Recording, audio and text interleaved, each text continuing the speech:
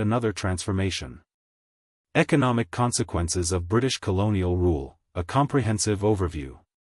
The advent of British colonial rule in India profoundly transformed the economic landscape, inducing significant changes in agrarian structures and practices. Over time, regions governed under the Rayatwari system witnessed a gradual emergence and entrenchment of landlord-tenant relationships. Wealth increasingly became concentrated in the hands of moneylenders, affluent merchants, and prosperous peasants, all of whom sought to acquire land and ended up employing tenants to cultivate it on their behalf. The allure for the Indian financial elite to invest in land ownership stemmed primarily from a lack of robust avenues for channeling their investments into industrial enterprises. Additionally, the trend of subletting played a crucial role in the proliferation of landlordism. Many owner-cultivators, along with occupancy tenants who retained permanent rights to their lands, often found it more advantageous to lease out their holdings to desperate tenants willing to pay exorbitant rents, instead of engaging directly in cultivation. Consequently, landlordism emerged as a dominant characteristic of agrarian relations, extending its roots not just in zamindari regions, but permeating Rayatwari territories as well.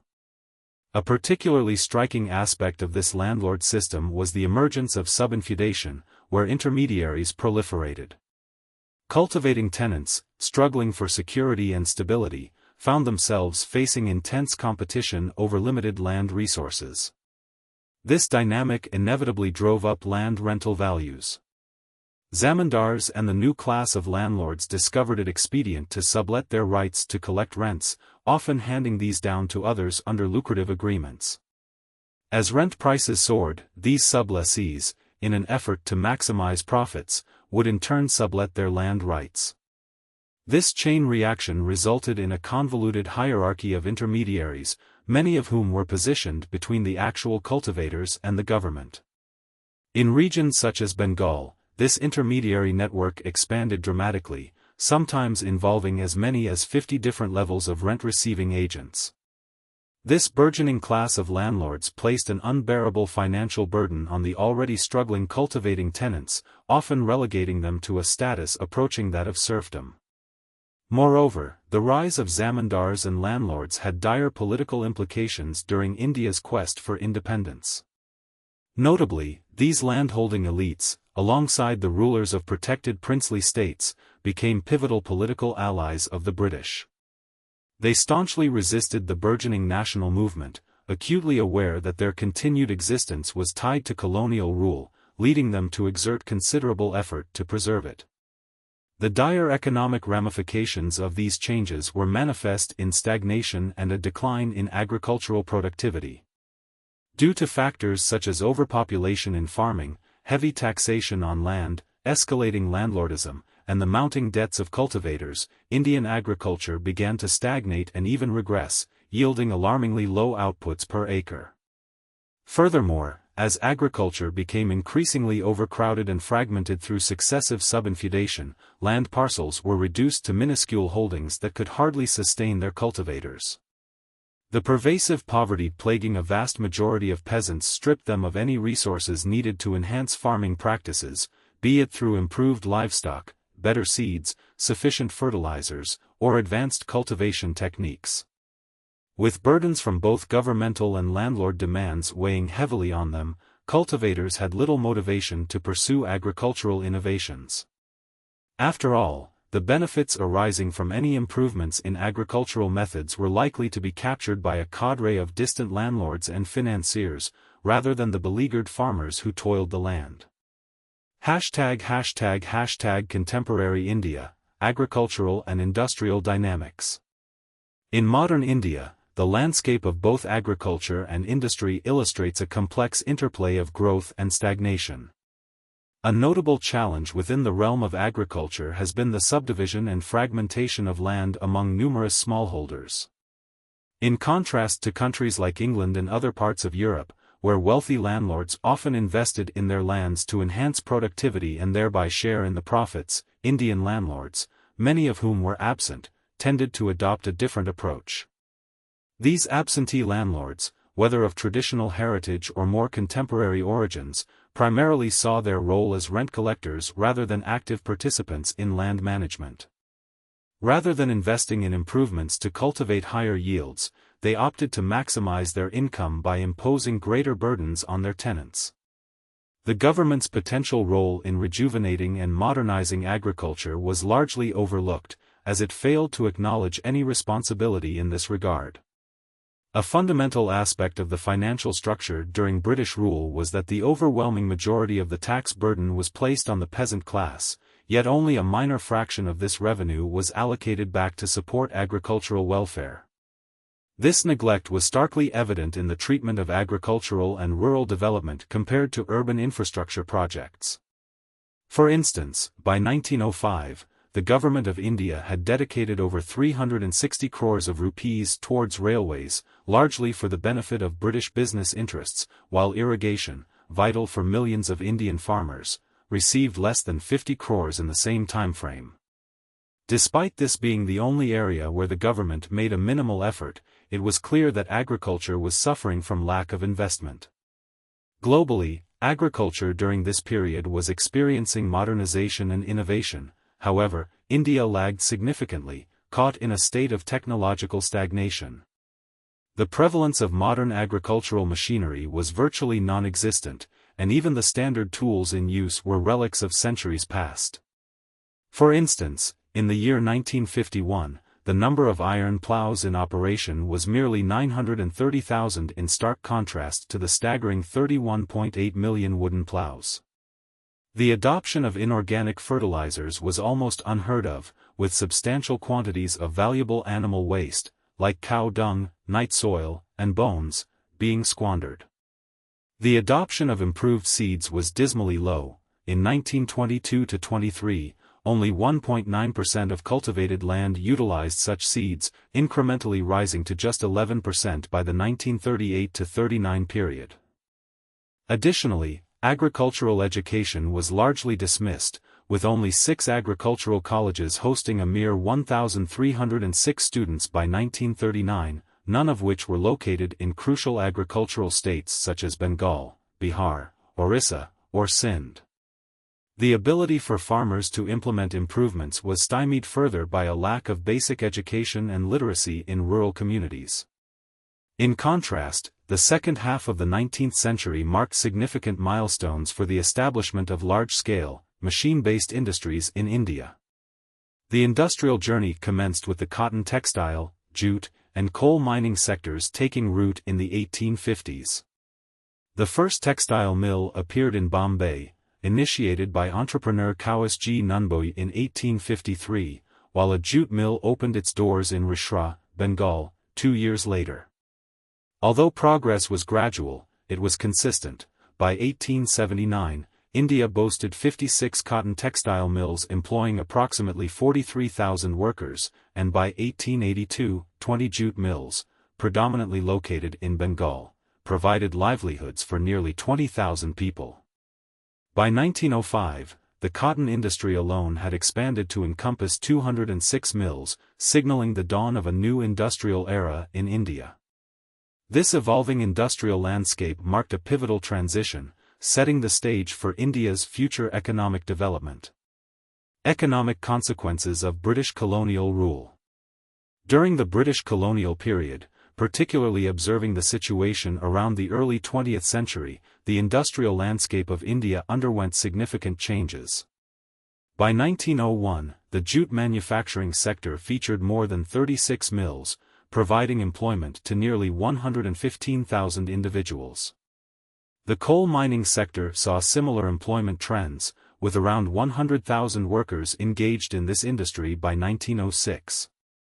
Additional sectors began to emerge and develop in the latter half of the 19th century and into the early 20th century, including cotton ginning and pressing facilities, rice and flour mills, timber processing units, leather tanneries, woolen textile manufacturers, as well as production plants dedicated to paper, sugar, iron, steel, and various mineral industries, such as salt, mica, and saltpetre.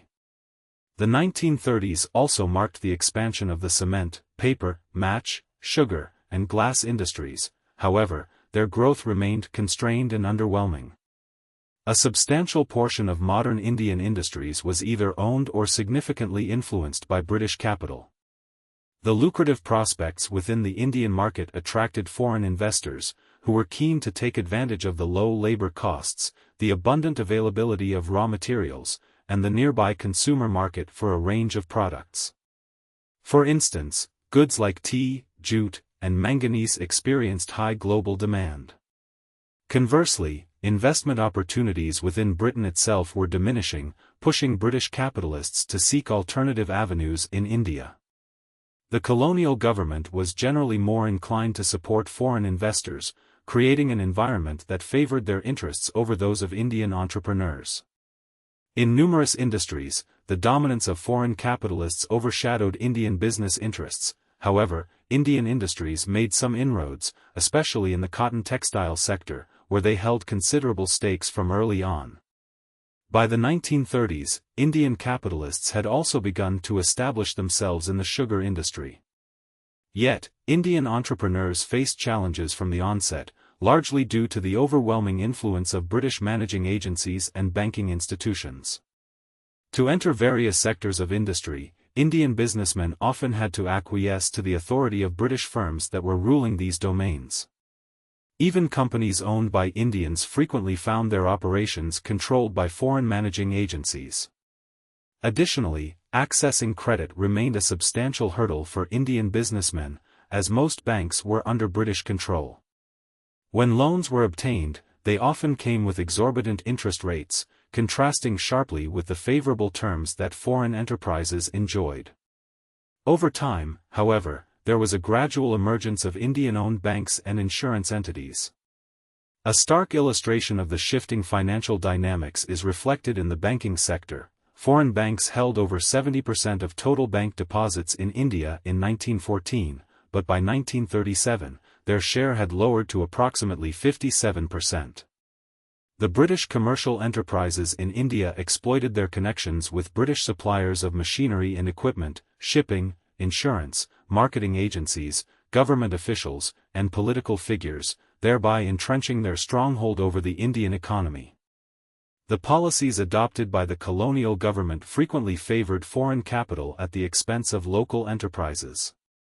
The railway system, for instance, featured freight rates that benefited foreign imports while disadvantaging Indian products, making the distribution of domestic goods more expensive and complex when compared to that of imported items. Perhaps one of the major shortcomings of Indian industrial endeavors was the glaring absence of heavy and capital goods industries, a vital component for rapid and sustainable industrial growth. India lacked substantial plants for iron and steel production, or the machinery necessary for engineering industries. What existed in this sector were primarily small-scale repair workshops and a limited number of iron and brass foundries, failing to meet the needs for larger-scale manufacturing essential for progressive and independent industrial growth. In the context of contemporary India, the nation's industrial landscape was heavily characterized by a lack of infrastructure in essential sectors, particularly metallurgical industries. It wasn't until 1913 that India produced its first steel, revealing a significant deficiency in foundational industries such as steel production, metallurgy, machinery, chemicals, and petroleum. Additionally, India was trailing in the advancement of electrical power generation. The 19th century marked not only the rise of machine-based industries but also the establishment of plantation sectors, notably indigo, tea, and coffee, which were predominantly under European control. Indigo, known for its use as a dye in textile production, saw its introduction to India at the close of the 18th century and soon blossomed mainly in Bengal and Bihar. However, the indigo planters gained a notorious reputation for their harsh treatment of local farmers, who were forced into cultivating indigo under oppressive conditions. This exploitation was poignantly captured by the prominent Bengali playwright Dinbandu Mitra in his 1860 drama, Nil Darpan.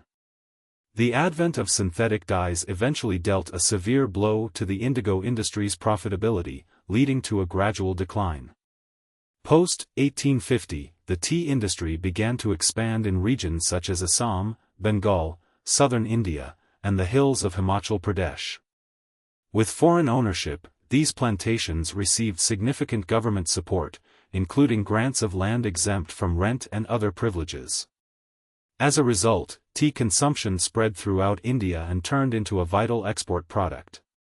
Similarly, coffee plantations began to emerge during this era in South India. Despite the growth of these foreign-owned plantation and industrial enterprises, the benefits to the Indian populace were minimal.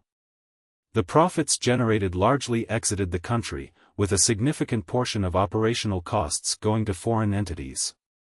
Most of the necessary equipment was acquired from abroad, and the majority of technical staff were non-Indians, further entrenching the foreign dominance in these sectors.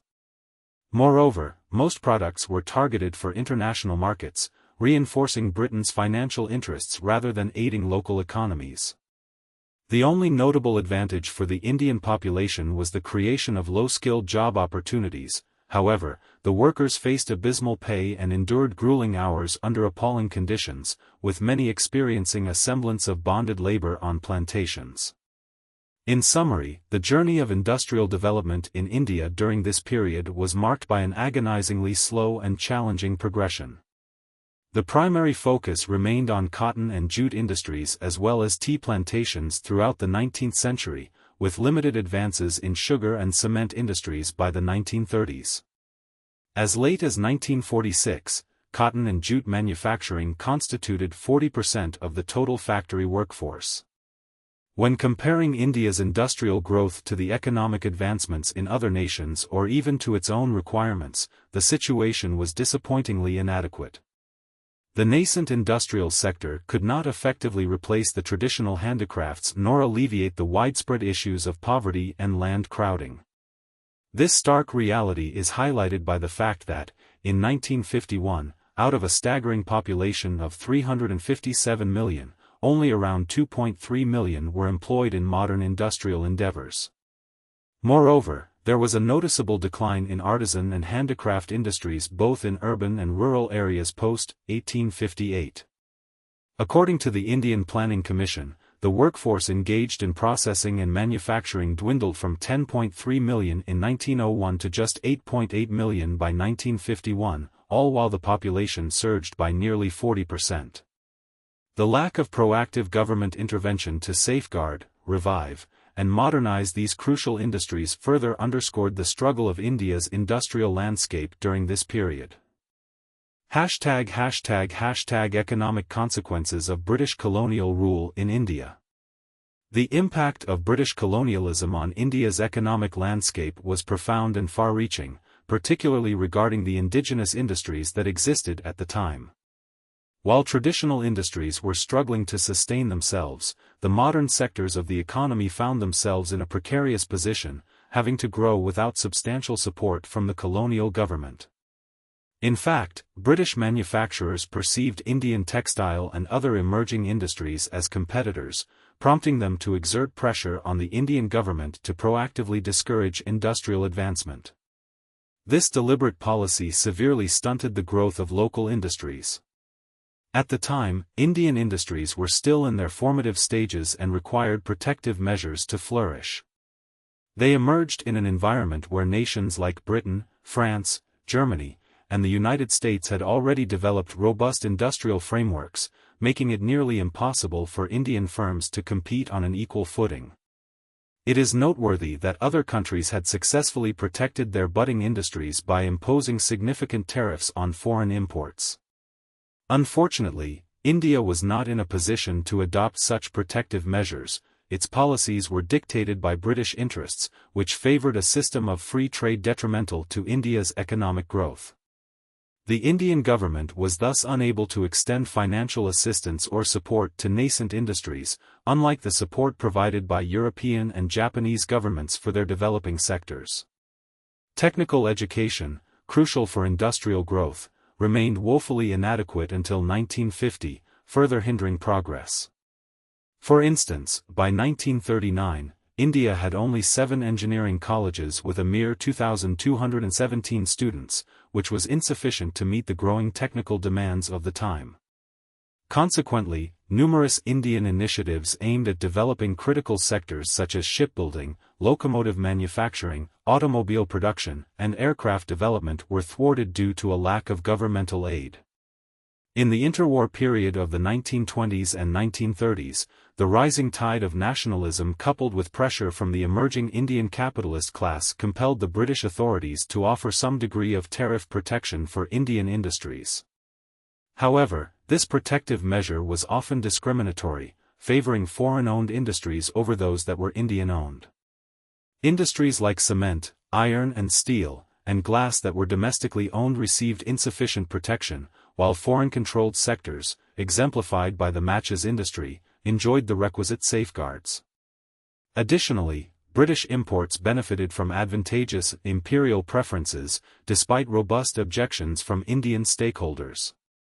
Another prominent characteristic of the industrial landscape during British rule was its uneven regional distribution. Industrial activities became heavily concentrated in specific cities and regions, leaving vast areas of the country underdeveloped. This uneven economic development resulted in stark regional income disparities, subsequently impacting national integration efforts.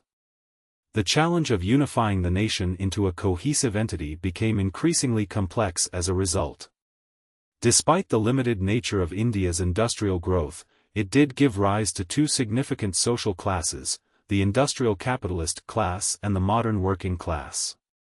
These new social groups were unprecedented in Indian history, evolving from the introduction of modern mines, industries, and transportation methods.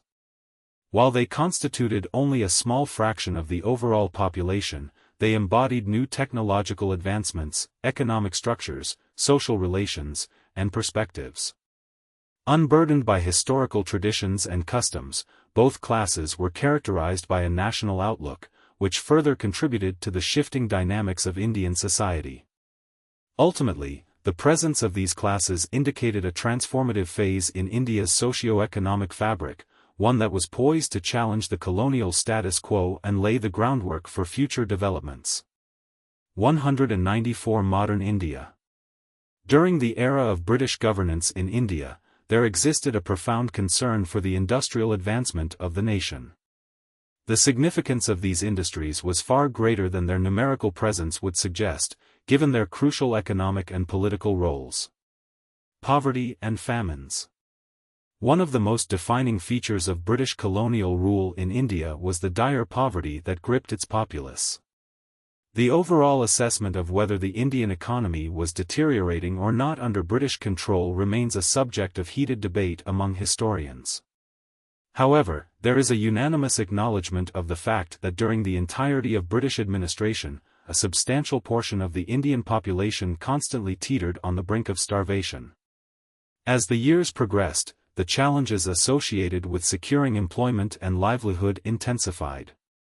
Various factors contributed to this grim reality, including the exploitation of India's resources by the British, the decline of local industries, the inability of emerging industries to supplant them, exorbitant taxation, the relentless outflow of wealth to Britain, and an antiquated agricultural framework.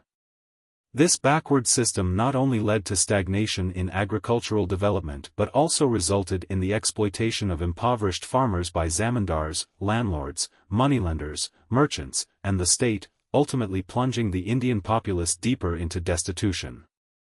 Consequently, the colonial economy of India languished at a minimal economic standing. The pervasive poverty experienced by the citizens climaxed in a series of catastrophic famines that devastated various regions of India during the latter half of the 19th century. The initial famine struck western Uttar Pradesh in the years 1860 to 1861, claiming the lives of over 200,000 individuals. Following that, the famine of 1865 to 1866 ravaged Orissa, Bengal, Bihar, and Madras, resulting in the death of nearly 2 million people, with Orissa alone suffering a loss of approximately 1 million souls. Another famine that occurred between 1868 and 1870 claimed more than 1.4 million lives across western Uttar Pradesh, Bombay, and Punjab, with certain states in Rajputana witnessing a loss of 1/4 to 1/3 of their population. Perhaps the most devastating famine recorded in Indian history up until that time occurred between 1876 and 1878, affecting Madras, Mysore, Hyderabad, Maharashtra, western Uttar Pradesh, and Punjab. This devastating famine led to the deaths of around 800,000 individuals in Maharashtra, close to 3.5 million in Madras, and nearly 20% of Mysore's population, while Uttar Pradesh accounted for over 1.2 million fatalities. The drought conditions fostered by this famine extended nationwide, culminating in further famines in 1896 to 1897 and again in 1899 to 1900.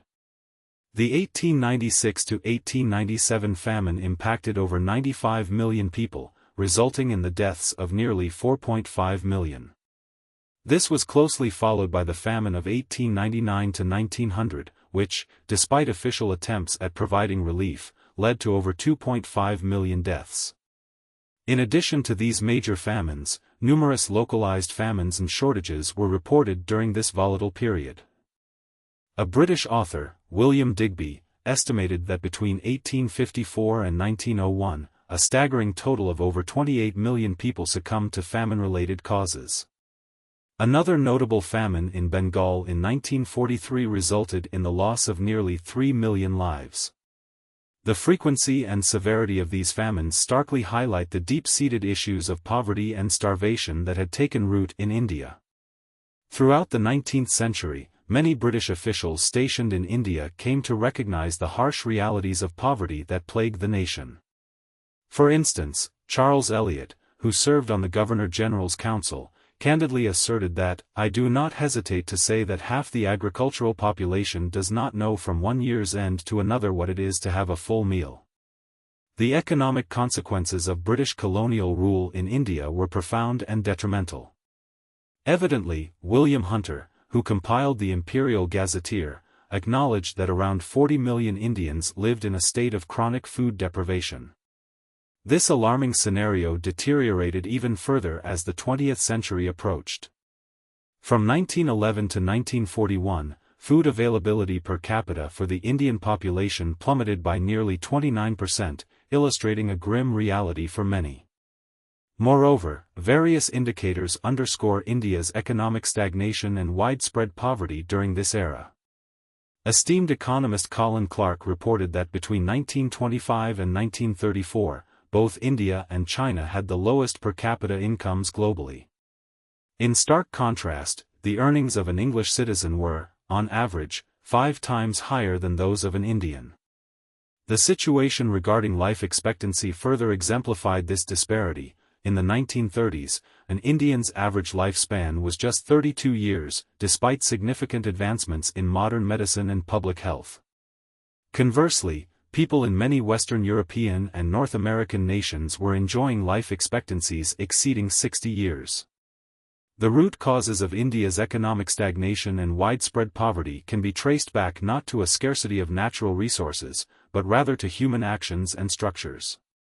India is endowed with abundant resources that, if managed effectively, could lead to substantial wealth and prosperity for its inhabitants.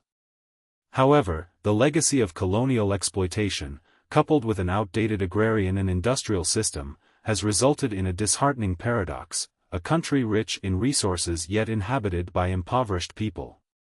This reality stems from a complex interplay of historical and social factors shaped over centuries.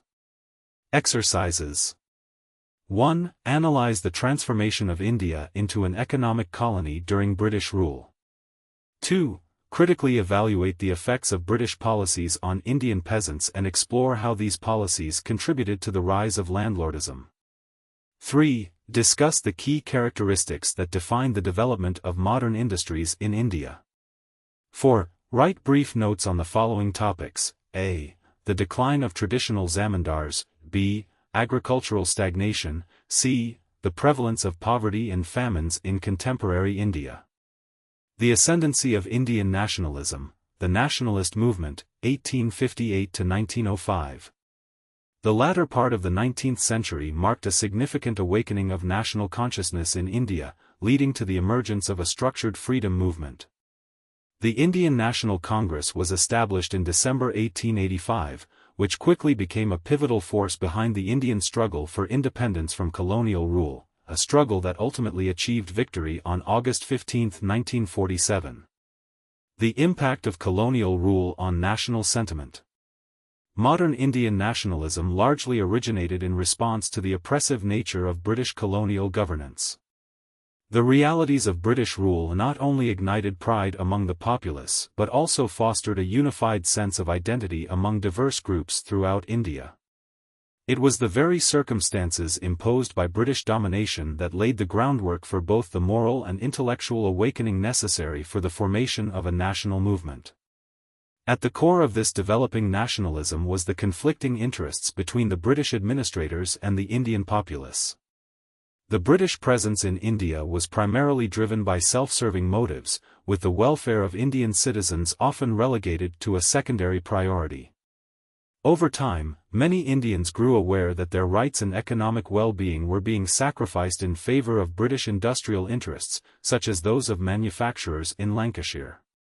The realization of these injustices led an increasing number of Indians to question the validity of foreign governance, recognizing that many of the hardships inflicted upon them could have been mitigated if local, rather than colonial, interests were placed at the forefront of policy making. The nationalist sentiment was further fueled by the recognition that British imperialism was a significant barrier to India's socio-economic and cultural advancement. This understanding began to resonate across a wider cross-section of society as various groups realized that their struggles against economic oppression were fundamentally linked to the overarching foreign rule. Farmers, for instance, became acutely aware that substantial portions of their harvests were being extracted by the government, while laborers faced similar exploitation.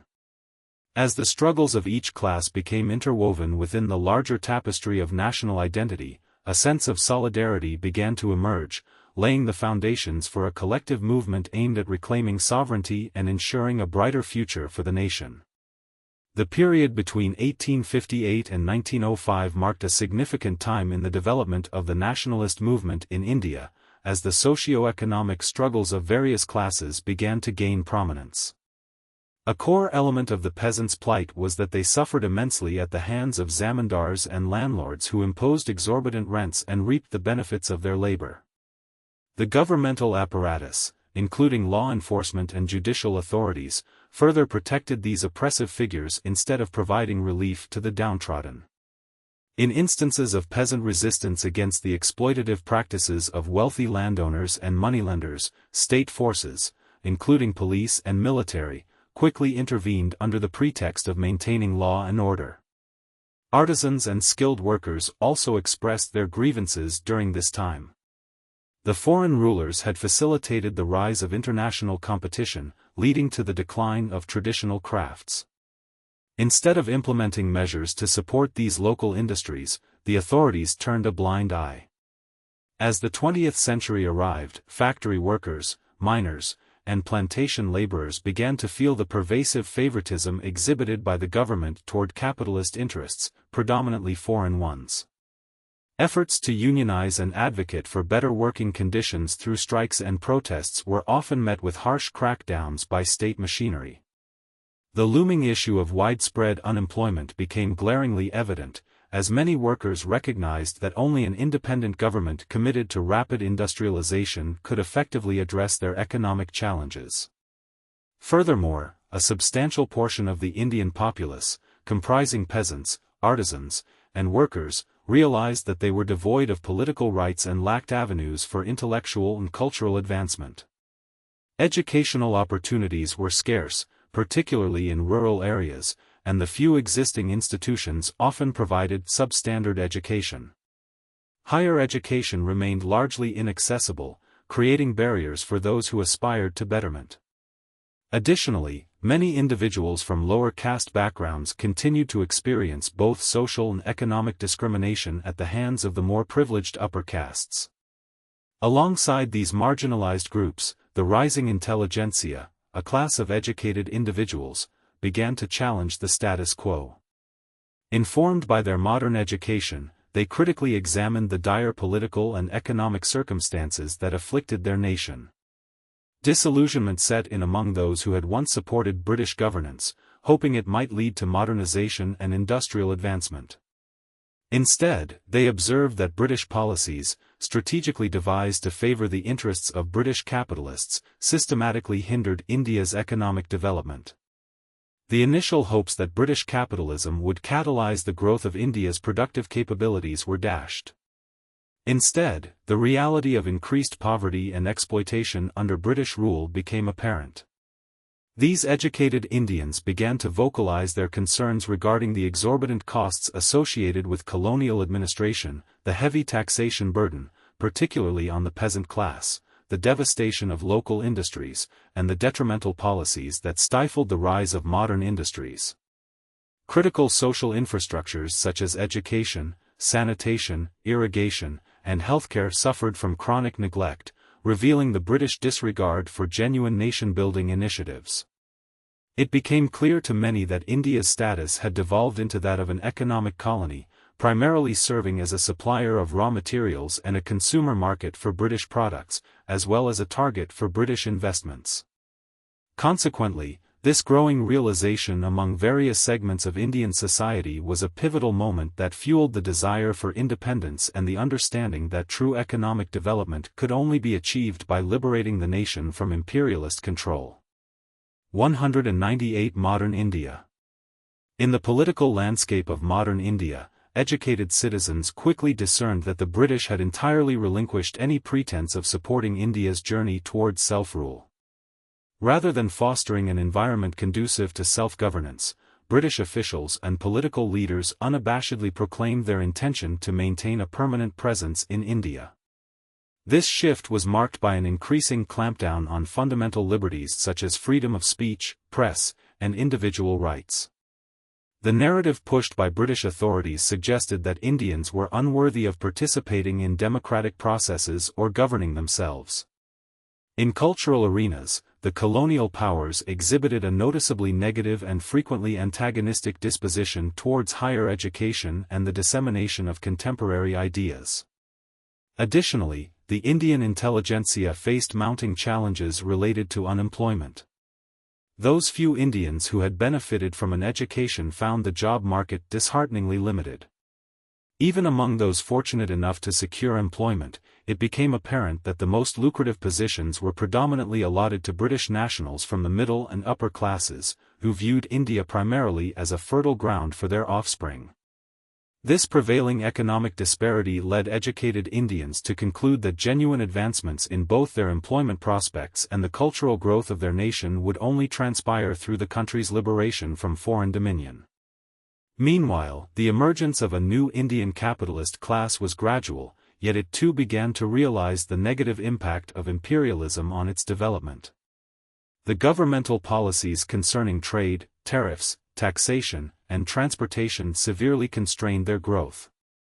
As a nascent and frail class, Indian capitalists were in dire need of substantial governmental support to mitigate their inherent vulnerabilities. However, instead of receiving assistance, they found the bureaucratic machinery favoring foreign investors, who arrived in India with extensive resources and effectively dominated the limited industrial sector. The Indian capitalists found themselves particularly challenged by the fierce competition posed by these foreign entities. Throughout the 1940s, a significant portion of the Indian industrial community began calling for the return of all British investments to their homeland. In 1945, M.A. Master, the then president of the Indian Merchants' Chamber, articulated a dire warning by stating that India would rather forego industrial advancement than permit the establishment of new East India companies on its soil, which would undermine not only its economic independence but also hamper its quest for political liberty. These sentiments echoed a growing recognition among Indian capitalists. There existed a profound contradiction between the forces of imperialism and their aspirations for independent growth.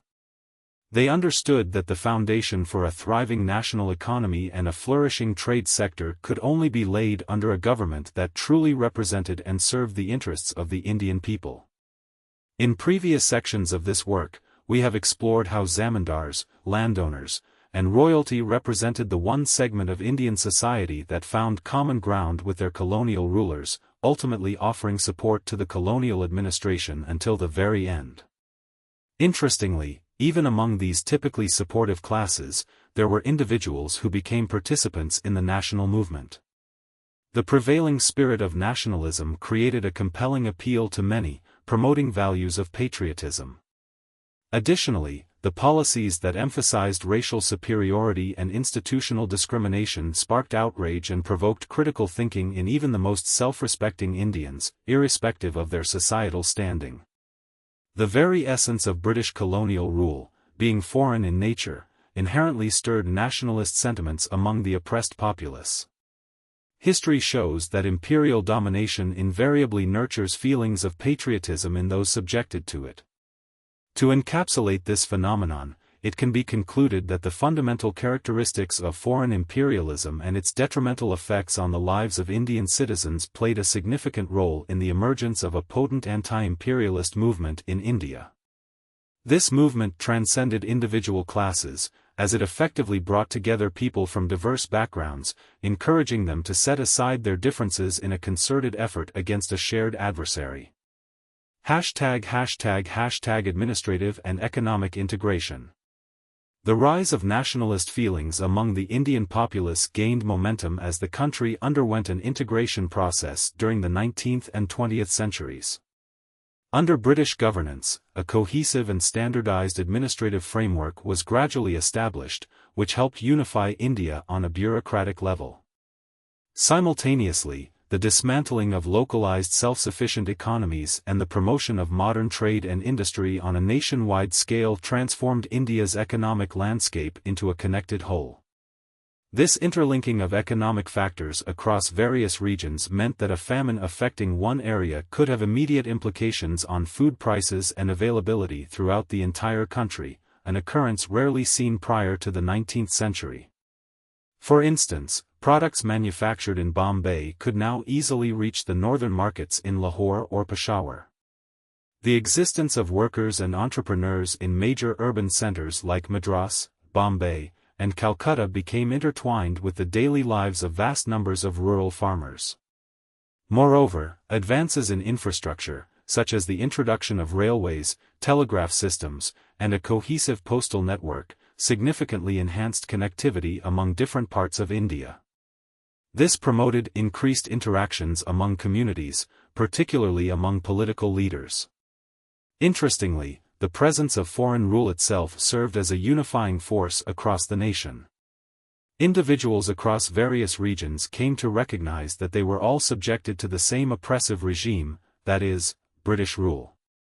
Consequently, the prevailing sense of anti-imperial sentiment contributed to a burgeoning national consciousness and a unified outlook. #Influence of Western ideals and education. The infusion of modern Western education and ideology into Indian society during the 19th century led many Indians to adopt contemporary rational, secular, democratic, and distinctly nationalist perspectives. This exposure inspired them to study and draw inspiration from the nationalist movements emerging in various European nations. Influential Western philosophers like Rousseau, Thomas Paine, John Stuart Mill, and others were seen as intellectual mentors, while figures such as Mazzini, Garibaldi, and Irish nationalist leaders emerged as celebrated heroes within this educated sphere. These enlightened individuals were among the first to experience the profound indignation associated with the experience of foreign domination.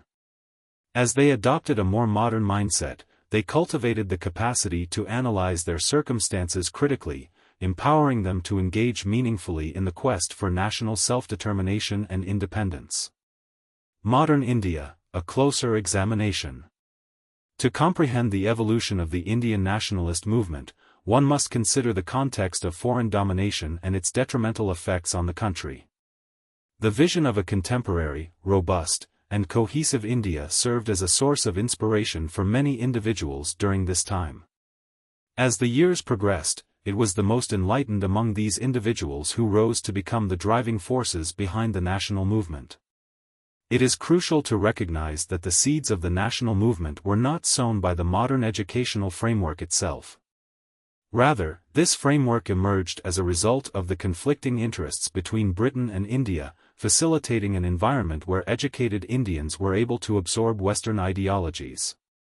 This educational backbone enabled these individuals to take charge of the nationalist agenda, guiding it towards a more democratic and modern ideology.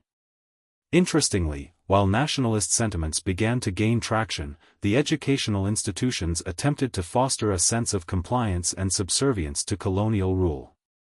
The propagation of modern and nationalist ideas was not unique to India. Similar trends could be observed in other Asian nations like China and Indonesia, as well as across various regions in Africa, despite the more limited presence of modern educational institutions there. This global spread indicates that the very concept of modernity was intertwined with nationalist sentiments in diverse contexts. Moreover, modern education contributed to creating a sense of uniformity among educated Indians, significantly aided by the English language. English emerged as a pivotal medium for sharing modern concepts, enabling a cross-regional dialogue among educated individuals from different linguistic backgrounds.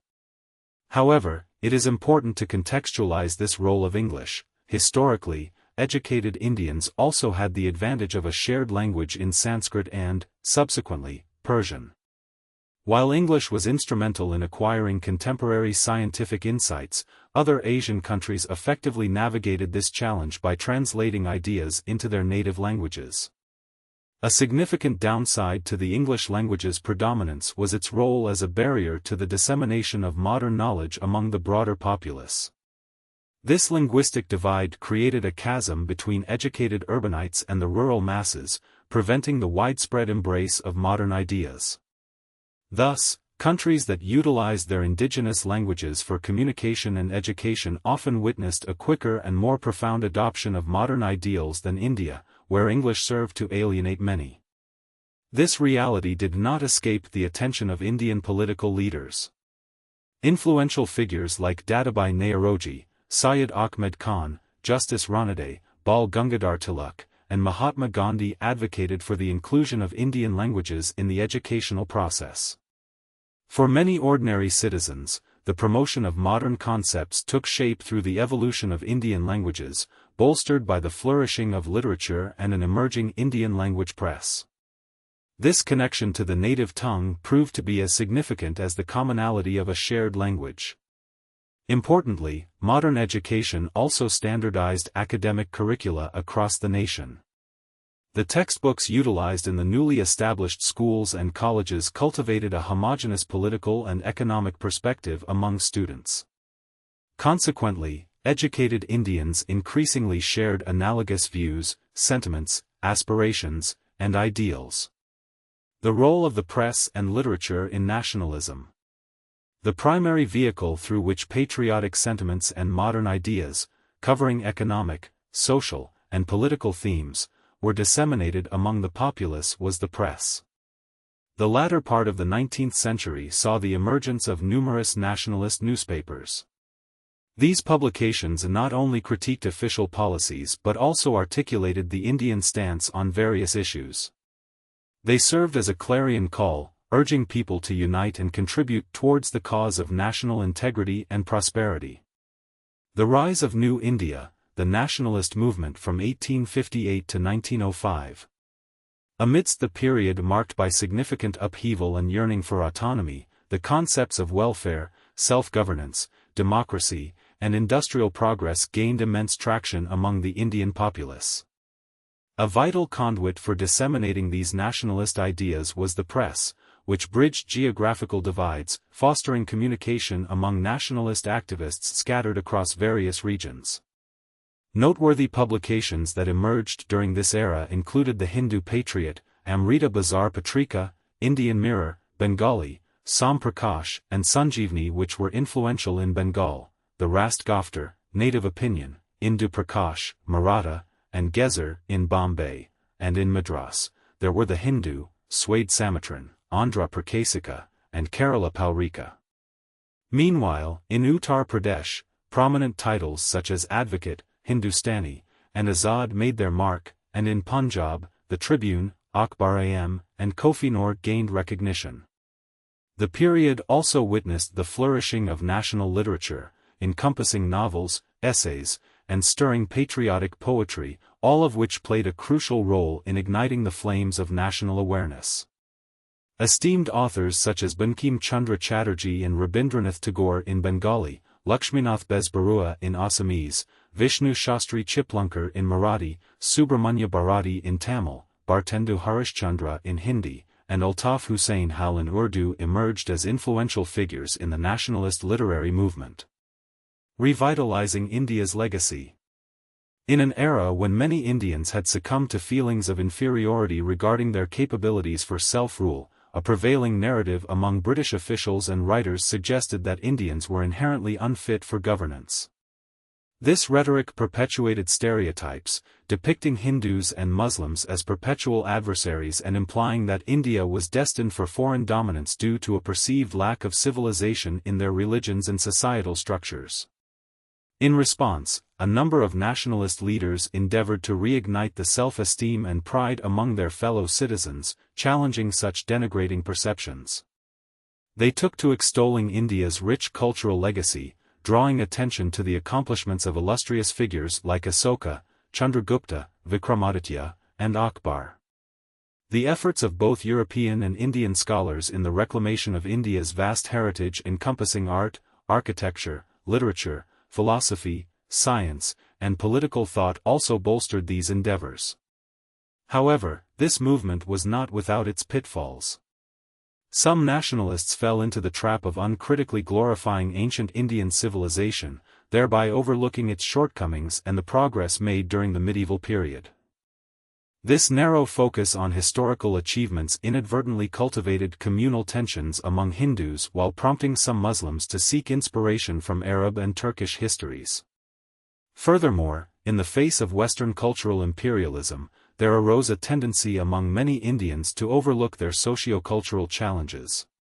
This surge of misplaced pride fostered a sense of complacency, hampering a critical evaluation of their own social conditions. Consequently, the momentum to confront prevailing social and cultural stagnation waned, leading to a reluctance among many Indians to embrace innovative ideas and progressive influences from other cultures.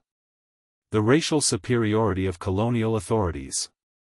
#### The emergence of national sentiment in modern India. One of the significant, albeit secondary, contributors to the rise of national consciousness among Indians was the pervasive attitude of racial superiority exhibited by many British officials during their interactions with the Indian populace. Numerous Englishmen did not hesitate to subject even the educated classes of Indians to open derision, and there were instances of physical assault as well.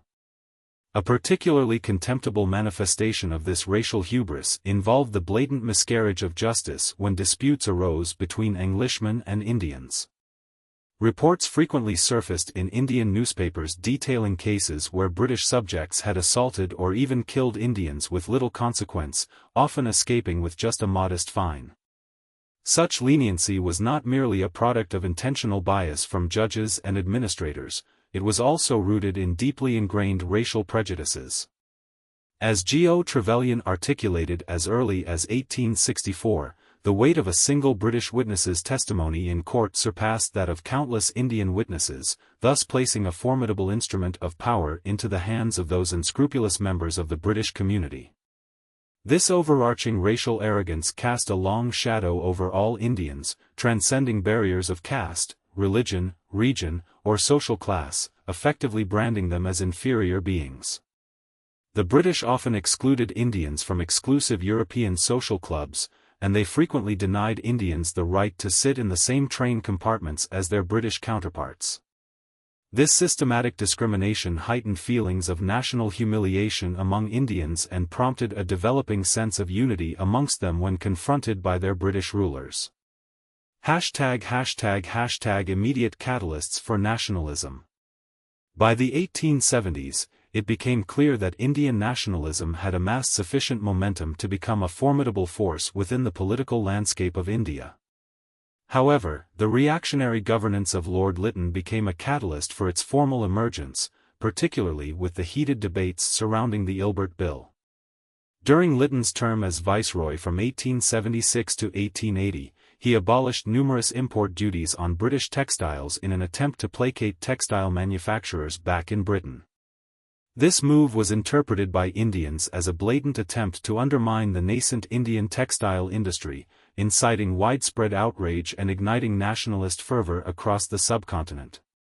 Further compounding the nationalists' grievances was the Second Anglo-Afghan War, which led to significant agitation regarding the heavy financial burden imposed on the Indian treasury due to the costs of this imperial endeavor. The Arms Act of 1878, which disarmed the population, was viewed as an effort to weaken the nation as a whole. Similarly, the Vernacular Press Act of the same year was denounced by politically aware Indians as a blatant attempt to stifle the burgeoning nationalist discourse critical of colonial rule. The extravagant imperial durbar held in Delhi in 1877, during a devastating famine that plagued much of the nation, reinforced perceptions that the British rulers were indifferent to the suffering of the Indian populace. Additionally, in 1878, new regulations were instituted that lowered the maximum age for taking the Indian Civil Service examination from 21 to 19 years. This change posed significant challenges for Indian students who were already struggling to compete against their British counterparts, especially since the examination was conducted in England and in the English language. The revised age limit only marginalized Indian students further, reinforcing their realization that the British were intent on maintaining their near-total dominance over the higher echelons of civil service positions within the administration. Thus, these factors collectively contributed to a growing sense of unity and purpose among Indians, laying the groundwork for a national movement that would seek to reclaim agency and self-rule from colonial hands. The emergence of a new India, the nationalist movement from 1858 to 1905. The tenure of Lord Lytton as Viceroy of India played a significant role in escalating dissatisfaction towards British colonial rule. His administration did not foster resentment on its own, but rather served as a catalyst for public agitation. Surendranath Banerjee, a pivotal figure in the early nationalist movement, noted that Lytton's governance awakened a dormant public sentiment, pushing the populace into a state of heightened political consciousness. The cumulative effects of years of unrest and struggle were perhaps further ignited through the actions of this viceroyalty, which set the stage for more organized opposition against colonialism. If Lytton's administration ignited the latent discontent against British authority, the real turning point came with the contentious Ilbert Bill controversy. In 1883, Lord Ripon succeeded Lytton and sought to pass legislation empowering Indian district magistrates and judges to adjudicate cases involving Europeans, a step aimed at addressing stark racial inequalities within the legal framework. This initiative was a modest attempt to correct a glaring anomaly in the legal system. Previously, even well-educated Indian civil service officers were barred from presiding over cases involving Europeans.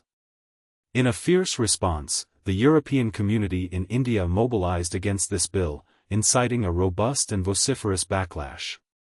They inundated discussions with derogatory remarks regarding Indian culture and questioned the competence of educated Indians to oversee cases involving Europeans, lamenting that even the most esteemed members of Indian society were incapable of such responsibility.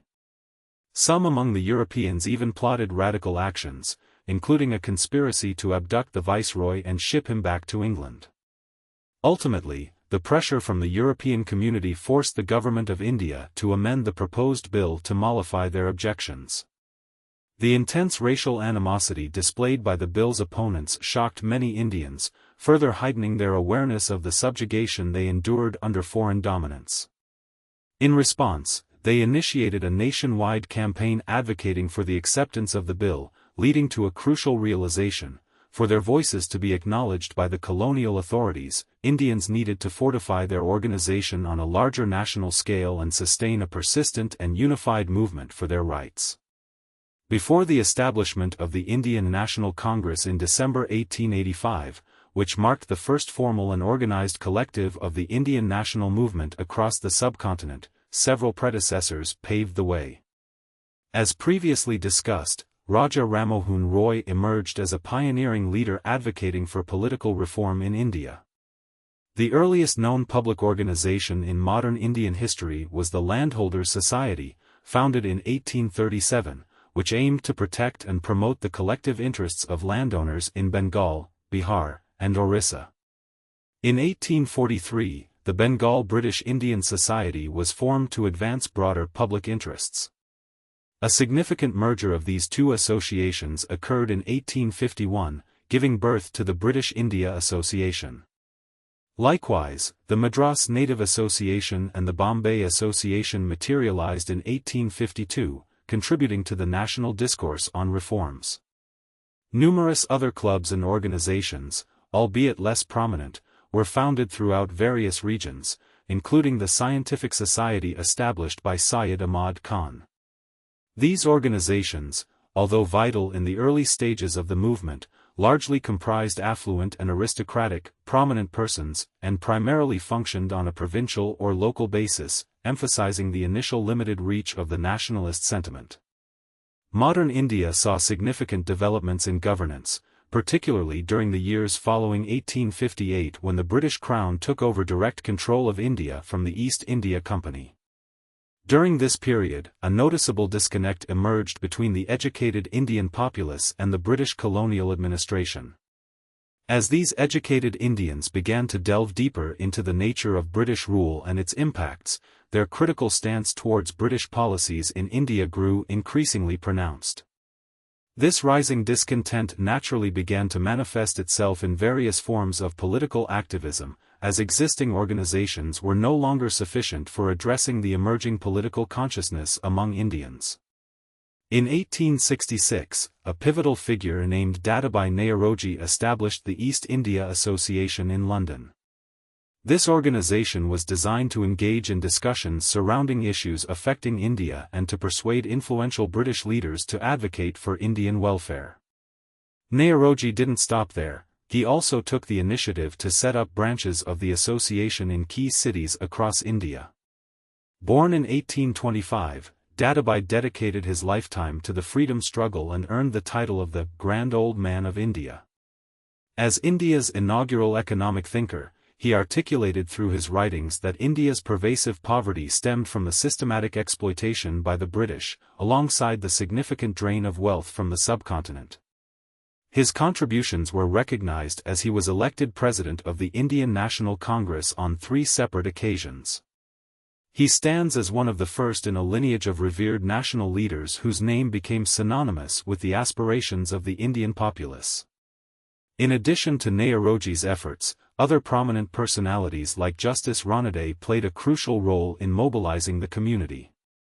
In the 1870s, they established the Pune Sarvajanik Sabha to address the social and political challenges of the time. The Madras Mahajan Sabha followed in 1881, and the Bombay Presidency also witnessed the formation of various organizations that sought to unite Indians under the common goal of self-governance and reform. These movements laid the groundwork for the larger nationalistic endeavors that would unfold in the years to come. #expansion of New India, the nationalist movement from 1858 to 1905. In 1885, the formation of various nationalist organizations marked a pivotal moment in the Indian struggle for self-rule, primarily focusing on scrutinizing significant administrative and legislative policies. Among these was the Pune Sarvajanik Sabha, which, under the guidance of Justice Ranade, published a quarterly journal that became instrumental in shaping the economic discourse of emerging New India. The Indian Association of Calcutta stood out as the most influential pre-Congress nationalist organization. Discontentment had begun to brew among the younger Bengali nationalists towards the conservative and landlord-favoring agenda propagated by the British India Association. These young reformists craved a more vigorous political movement addressing broader public concerns. Their quest for leadership led them to Surendranath Banerjee, a gifted orator and writer who, having been unjustly ousted from the Indian civil service due to his independent views, emerged as a significant figure in the nationalist landscape. Banerjee commenced his public journey in 1875, captivating students in Calcutta with compelling speeches on nationalist themes. In July 1876, he, alongside Anandamahan Bose, established the Indian Association, which was dedicated to fostering a robust political consciousness among the populace and unifying Indians under a common political agenda. To attract participation from a broader demographic, particularly the less affluent segments, the association instituted a modest membership fee. Among its initial campaigns, the Indian Association championed the reform of civil service regulations, advocating for an increased age limit for examinations. In a bid to galvanize widespread public support for this cause, Banerjee traversed the country in 1877–78, rallying citizens to engage in this important dialogue. The association didn't stop there. It also fought against the Repressive Arms Act and the Vernacular Press Act while advocating for tenant rights against the tyranny of zamindars. Between 1883 and 1885, it mobilized thousands of peasants to demonstrate for changes in the rent bill that favored tenants. Moreover, the organization sought to improve working conditions in English-owned tea plantations, which were notorious for inhumane treatment of laborers. Various branches of the Indian Association sprang up not only across Bengal but also in other regions of India. As the nationalist sentiment bloomed, it became increasingly clear that the time was ripe for a unified, all-India political organization that could unite against the common adversary of foreign domination and exploitation. Existing local organizations had served their purpose but were limited in their reach and influence. They primarily addressed local issues and were generally restricted to the membership and leadership of a few individuals from singular cities or provinces. Even the influential Indian Association had not broadened its scope to encompass the nation as a whole. Recognizing the necessity for broader collaboration, the Indian Association organized an All India National Conference in Calcutta in December 1883. The event attracted notable leaders from various regions outside Bengal and adopted a political agenda strikingly similar to that of the Indian National Congress, which would eventually merge with this movement. This convergence marked an important step toward the unification of Indian nationalists and a more coordinated approach to achieving self-determination. The emergence of New India, the nationalist movement from 1858 to 1905. In the year 1886, a significant endeavor was underway, although it struggled to emerge as a collective representation of political leaders and activists from all regions of India. Numerous Indians had been contemplating the formation of a unified national organization for political engagement.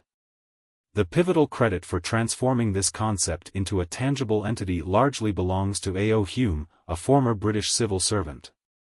Through his connections with prominent Indian figures, he was instrumental in convening the inaugural session of the Indian National Congress in December 1885 in Bombay.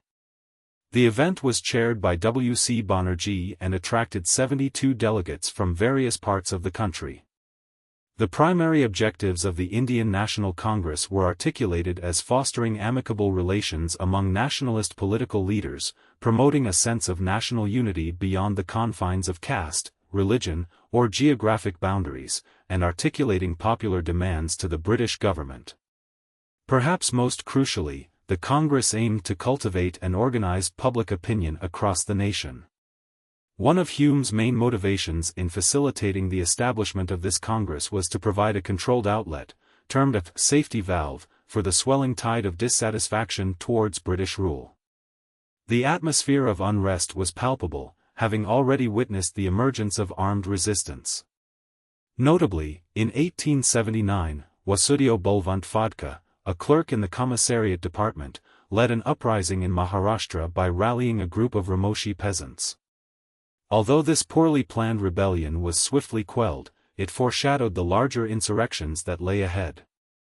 Hume, along with other British officials, harbored concerns that the educated Indian populace could galvanize the masses and lead a formidable rebellion against colonial authority.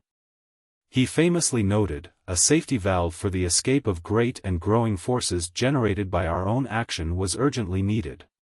Consequently, Hume believed that the National Congress would serve as a non-violent and constitutional avenue for the discontent brewing among educated Indians, helping to stave off potential upheaval. While the concept of a safety valve reflects a portion of the reality, it does not encapsulate the full picture. Fundamentally, the National Congress was a manifestation of the aspirations of politically aware Indians who sought to establish a national platform to advocate for political and economic progress. As we have observed, by this time, the national movement was already gaining momentum driven by various influential forces, and it is inaccurate to attribute the leadership of such a movement to any single individual or group. Hume's intentions were multifaceted. Beyond the pragmatic necessity of a safety valve, he harbored a genuine affection for India and its marginalized agricultural communities. Regardless, the Indian leaders who collaborated with Hume in founding the National Congress were patriotic individuals of high caliber, who accepted Hume's assistance, motivated by their desire to avoid provoking official backlash. Thus, the inception of the Indian National Congress marked a crucial turning point in India's journey towards self-determination and unity among its diverse populace. ###The emergence of a new India, the nationalist movement from 1858 to 1905. The seeds of nationalism were sown amidst various forms of resistance to colonial rule in India, which gradually began to take shape in an organized manner. The establishment of the Indian National Congress in 1885 marked a significant turning point in the Indian struggle for independence. This event catalyzed a more structured and cohesive approach toward the quest for freedom, initiating a movement that would persist passionately until liberation was achieved. In the initial phase, many influential leaders, particularly from Bengal, such as Surendranath Banerjee, were unable to attend the inaugural session of the Congress due to their simultaneous involvement in the Second National Conference held in Calcutta. However, by 1886, these leaders recognized the need for unity and allied with the Indian National Congress, which convened its second session under the leadership of the esteemed Dadabhai Naoroji. This gathering in December 1886 was pivotal as it transformed the National Congress into a platform that represented the aspirations of the entire nation. The number of delegates attending this session swelled to 436, and they were selected from various local organizations, thereby redefining the Congress as a truly national entity. In subsequent years, the Congress established an annual tradition of convening each December at different locations across India, witnessing a significant increase in participation, eventually attracting thousands of delegates. The composition of attendees predominantly comprised lawyers, journalists, traders, industrialists, educators, and landowners. A landmark moment for gender representation occurred in 1890 when Kadambini Ganguly, the first woman to graduate from Calcutta University, took the podium to address the Congress. Her presence was emblematic of a broader movement aimed not only at national independence but also at uplifting the status of women, who had long been marginalized within society. While the Indian National Congress served as a central pillar of the nationalist movement, it was not the sole avenue through which nationalist sentiment proliferated. Various provincial conferences, local associations, and an array of nationalist journals significantly contributed to the burgeoning movement. The press emerged as a particularly compelling force, playing an instrumental role in shaping public opinion and galvanizing support for nationalism. Prominent figures who served as early presidents of the Indian National Congress included notable statesmen such as Dadabhai Naoroji, Badruddin Tyabji, Pherozeshah Mehta, P. Ananda Charlu, Surendranath Banerjee, Ramesh Chandra Dutt, Ananda Mohan Bose, and Gopal Krishna Gokhale. Other key leaders who made substantial contributions to the Congress and the broader national movement in this period included Mahadev Govind Ranade and Bal Gangadhar Tilak, each of whom played a vital role in mobilizing the populace and articulating the aspirations for independence and self-determination. In summation, the journey towards the establishment of a free India was marked by persistent activism, collaboration among diverse stakeholders, and a commitment to social transformation, laying the foundation for the vigorous nationalist struggle that would unfold in the years to come. In the context of the Indian national movement's initial phase, spanning from 1885 to 1905, several pivotal figures emerged who played significant roles in shaping its trajectory. Notable among these leaders are Gangadhar Tilak, the sibling Sisir Kumar and Motilal Ghosh, Madari Mohan Malviya, G. Subramaniya Iyer, C. Vijayaraghavacharya, and Dinshaw-e-Wacha. Their collective efforts marked the beginning of a sustained struggle for Indian independence, characterized by various demands and reforms across multiple fronts. Constitutional reforms. The early nationalists exhibited a strong desire to secure a more significant role in the governance of their homeland, appealing primarily to democratic principles. Rather than demanding immediate and radical changes, they opted for a more tempered approach, aspiring to attain freedom through a series of gradual reforms. Their strategy was marked by careful consideration to avoid antagonizing the British authorities, as they were acutely aware of the potential for repression. During the period from 1885 to 1892, their focus was on seeking expansion and reform within the legislative councils. They advocated for the inclusion of elected representatives in these councils and sought to enhance their powers significantly. In response to persistent agitation from the nationalists, the British government enacted the Indian Councils Act of 1892. This legislation resulted in an increase in the number of members serving on both the Imperial Legislative Council and the provincial councils. A portion of these members had the opportunity to be indirectly elected by Indians. However, the composition still favored appointed officials, ensuring the latter retained a majority. Furthermore, the councils were granted the ability to discuss yearly budgets, although they were prohibited from voting on them. The Act of 1892 was met with widespread discontent from the nationalists, who deemed it a deceptive measure that failed to meet their expectations. They called for a more substantial representation of Indians within the councils and greater powers for Indian members. A particularly resonant demand was for Indian oversight of public finance, echoing the slogan that had galvanized the American colonies during their fight for independence: no taxation without representation. As the 20th century approached, nationalist leaders intensified their advocacy, articulating a demand for Swarajya, or self-governance, within the framework of the British Empire, drawing inspiration from self-governing colonies such as Australia and Canada. This demand was publicly articulated by Gokhale in 1905 and reiterated by Dadabhai Naoroji in 1906 from the Congress platform. Economic reforms. Turning their attention to economic issues, the early nationalists expressed deep concerns over the rising poverty and economic stagnation prevalent in India, which they attributed to British colonial policies.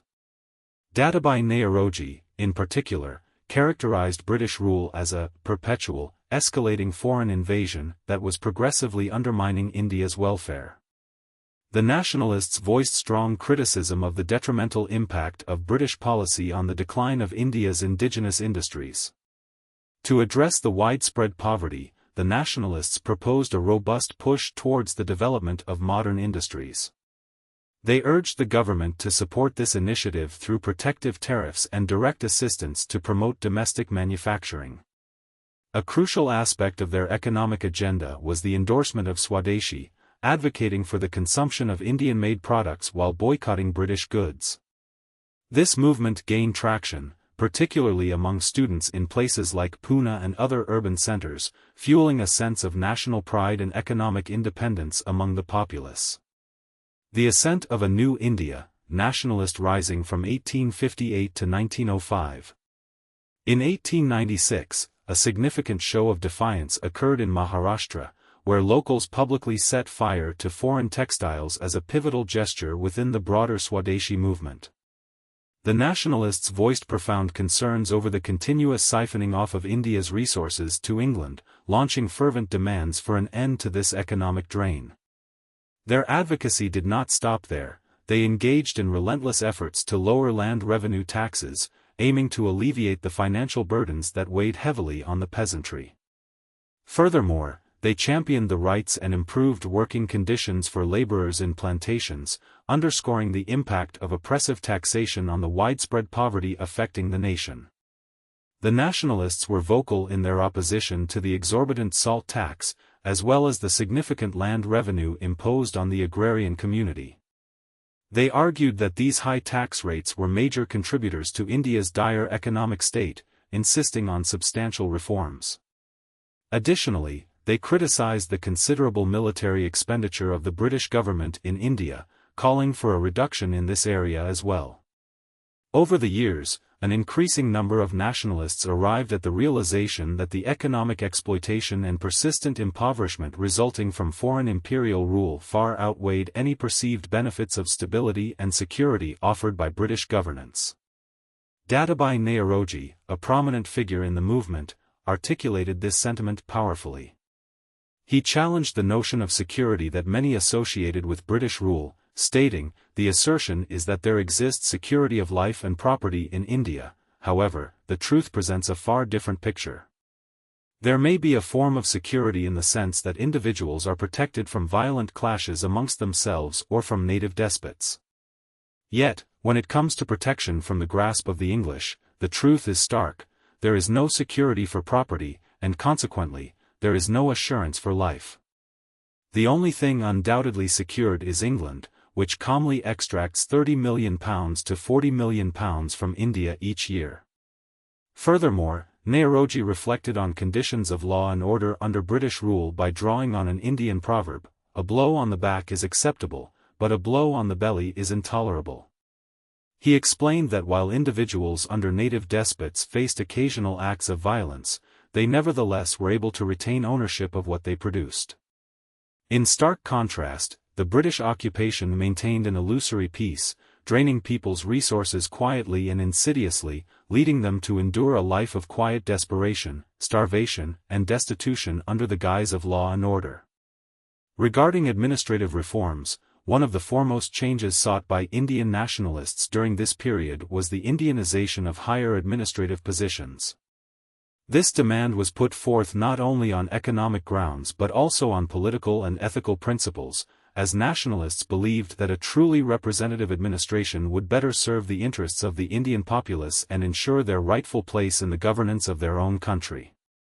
The economic consequences of the European monopolization of higher services in India were detrimental for a couple of significant reasons.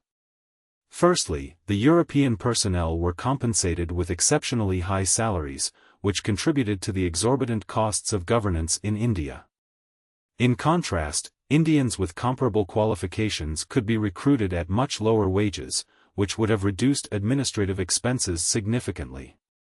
Secondly, a substantial portion of the earnings and pensions of these Europeans was repatriated to England, exacerbating the outflow of wealth from India and further straining its economy. On the political front, nationalists believed that integrating Indians into these civil services would make governance more attuned to the actual needs and aspirations of the Indian populace. The moral implications of the situation were articulated poignantly by Gopal Krishna Gokhale in 1897, who emphasized that the excessive financial burden of foreign officials was just one of the negative effects of this system. He highlighted a more profound moral dilemma: there was a systematic dwarfing of the Indian spirit under British rule. According to him, living in a constant state of inferiority stunted the potential of the Indian people. Gokhale lamented that unless there was a shift in this oppressive system, the full potential of Indian manhood could never be realized, leading to a decline that would render Indians permanently relegated to subservient roles, reminiscent of laborers sprawling under the weight of an unjust system. The nationalists called for a clear demarcation between judicial and executive powers. They stood firmly against any attempts to diminish the authority of juries.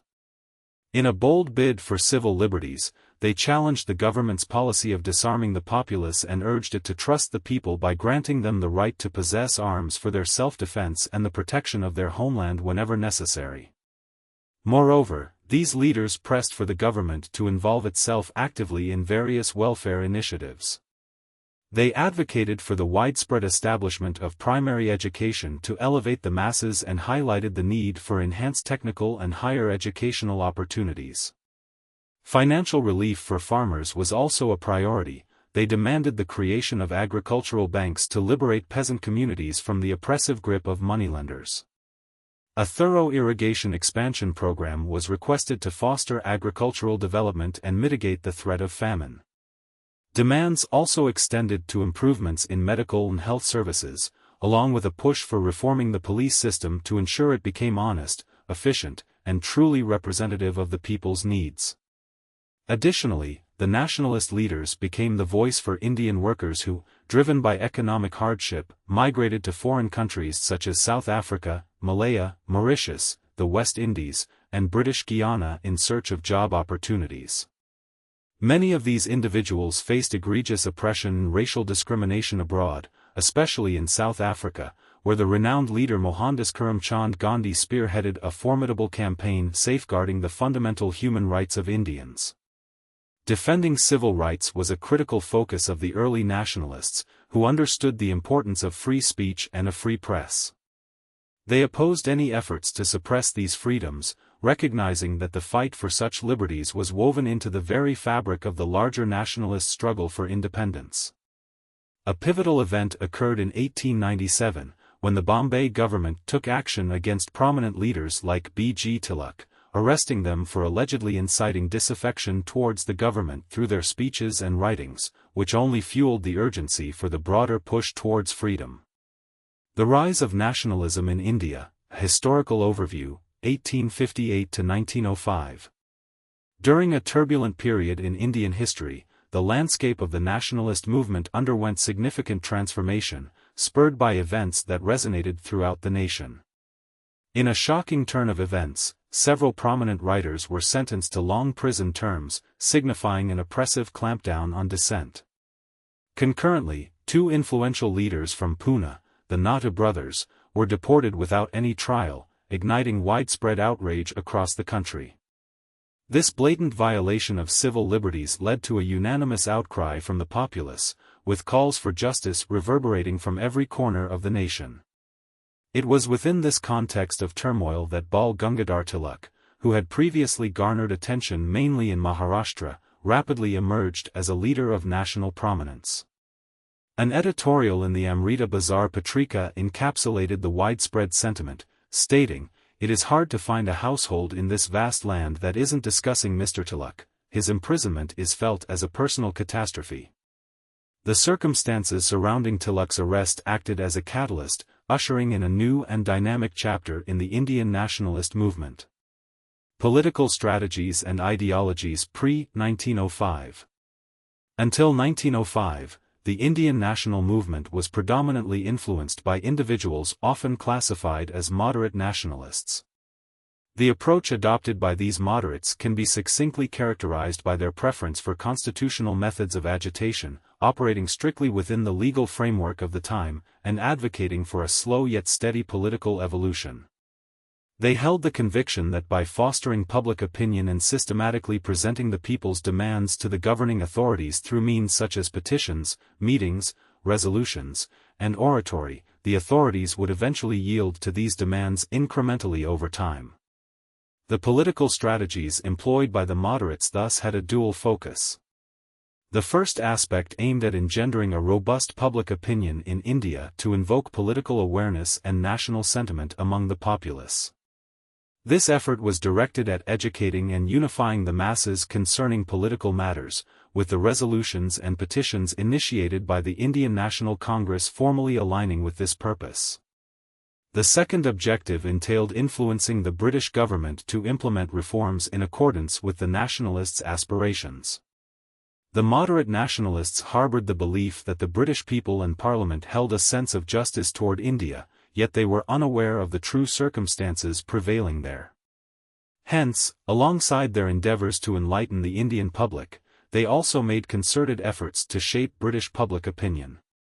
They conducted extensive propaganda in Britain, sending delegations of key Indian figures to promote their perspectives. The establishment of a British Committee of the Indian National Congress in 1889 marked a significant milestone in these activities, and the subsequent launch of the journal India in 1890 served as a platform to amplify their message.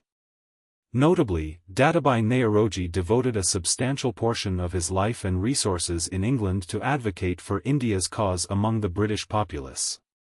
It is not uncommon for students of this period to feel perplexed by the overt expressions of loyalty to British authority articulated by many leading moderate figures. Such declarations should not be misconstrued as indications of insincerity or cowardice. Rather, these leaders genuinely believed that maintaining India's political ties with Britain benefited the country at that juncture in history.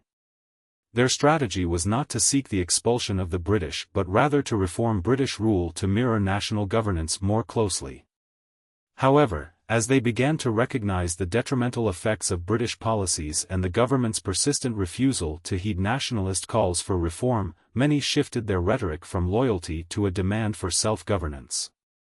Additionally, it is important to note that not all nationalists during this era subscribed to a moderate ideology. Some harbored doubts about the goodwill of the British from the very outset. ###The rise of national consciousness in modern India. The British colonial powers had clear motives guiding their actions in India, yet a significant counter-movement emerged driven by the very people living under their rule. Rather than relying solely on external intervention, this group believed in the power of Indian political activism and the combined strength of Indian society. Prominent figures like Lokmanya Bal Gangadhar Tilak, along with several influential newspaper editors and leaders of the time, championed a more assertive approach towards political and economic self-advocacy. This faction later became recognized as the extremists or radical nationalists, whose philosophies and activities will be examined in greater depth in the upcoming chapter. ###### Government's hostility towards nationalism. From the outset, British officials were wary of the burgeoning nationalist sentiment and grew increasingly distrustful of the Indian National Congress. High-ranking officials, starting from Viceroy Dufferin, labeled the nationalist leaders with derogatory terms such as disloyal babus, seditious Brahmins, and violent villains. Initially, this animosity was somewhat concealed, as there was hope that the leadership of A.O. Hume could temper the nationalist movement and render the National Congress ineffective as a challenge to British dominion. In a seemingly diplomatic gesture, the Viceroy hosted a garden party for delegates of the National Congress in December 1886. However, it soon became evident that the Congress was not merely an instrument of colonial governance, but was instead emerging as a prominent hub for Indian nationalism. As the reality of nationalist fervor grew more palpable, British officials resorted to openly disparaging the Congress and its representatives. In 1887, Dufferin publicly criticized the Congress, mocking it as nothing more than the voice of a microscopic minority. By 1906, Lord Curzon expressed his belief to the Secretary of State that the Congress is tottering to its fall, contemplating a strategy to aid its peaceful demise. The British authorities simultaneously implemented a divisive divide-and-rule approach, enlisting the support of individuals like Sir Syed Ahmed Khan and Raja Shiv Prasad to undermine the nationalist cause. Nevertheless, the attempts to stifle the spirit of patriotism largely failed. ##### Assessment of the early national movement. Some historians and critics argue that the initial phase of the nationalist movement and the Congress did not bring about significant achievements. They point out that only a handful of the reforms sought by nationalists were realized under British governance during this period. Additionally, they highlight that the nationalist movement lacked deep-rooted connections with the broader masses of India. While there is merit in these critiques, dismissing the early national movement as a failure would be an oversimplification. It played a pivotal role in generating a profound sense of national consciousness among the populace, fostering the belief in a singular Indian identity that transcended regional and cultural differences. The movement trained individuals in the mechanics of political engagement, popularized the principles of democracy and nationalism, and cultivated a modern outlook among the people. Most significantly, it unveiled the economic implications of British imperialism, revealing how Britain transformed India into a provider of raw materials, a consumer of British goods, and a viable territory for investment. This movement laid the groundwork for a cohesive political and economic agenda that united vast segments of the Indian population, empowering them to engage in collective political action in the years to come. #### The evolution of New India, the nationalist movement, 1858 to 1905. The period following the British annexation of India in 1858 marked a significant turning point in the country's political landscape. It became increasingly clear that governance in India had to be aligned with the welfare and interests of its indigenous population. This transformation laid the groundwork for a burgeoning sense of nationalism that would become a powerful theme in Indian society and politics. The early efforts and limitations of this movement, as faced by subsequent generations, would pave the way for a more robust push for national sovereignty in the years to come. Discussion questions. 1. How did the national movement emerge from the conflict between Indian and British interests in the subcontinent? Explore the intricate dynamics between the aspirations of the Indian populace and the objectives of British colonial rulers. Assess how these opposing interests ignited a collective desire for self-governance among Indians. 2. Evaluate the significant factors that contributed to the emergence of modern nationalism in India during the latter half of the 19th century. Discuss the influence of foreign domination, the consolidation of administrative and economic frameworks across the nation, the infusion of Western ideologies in education, the role of the press, the rich cultural legacy, the racial superiority exhibited by colonial authorities, and the administrative impacts of leaders like Lytton and Ripon. Delve into how each of these elements interplayed to foster a national consciousness among the people of India, prompting them to reconsider their identity in the face of colonial rule. 3. What objectives did the national movement aim for during its initial phase from 1885 to 1905? Why is this period referred to as the moderate phase? What were the accomplishments attributable to the moderate leaders of this era?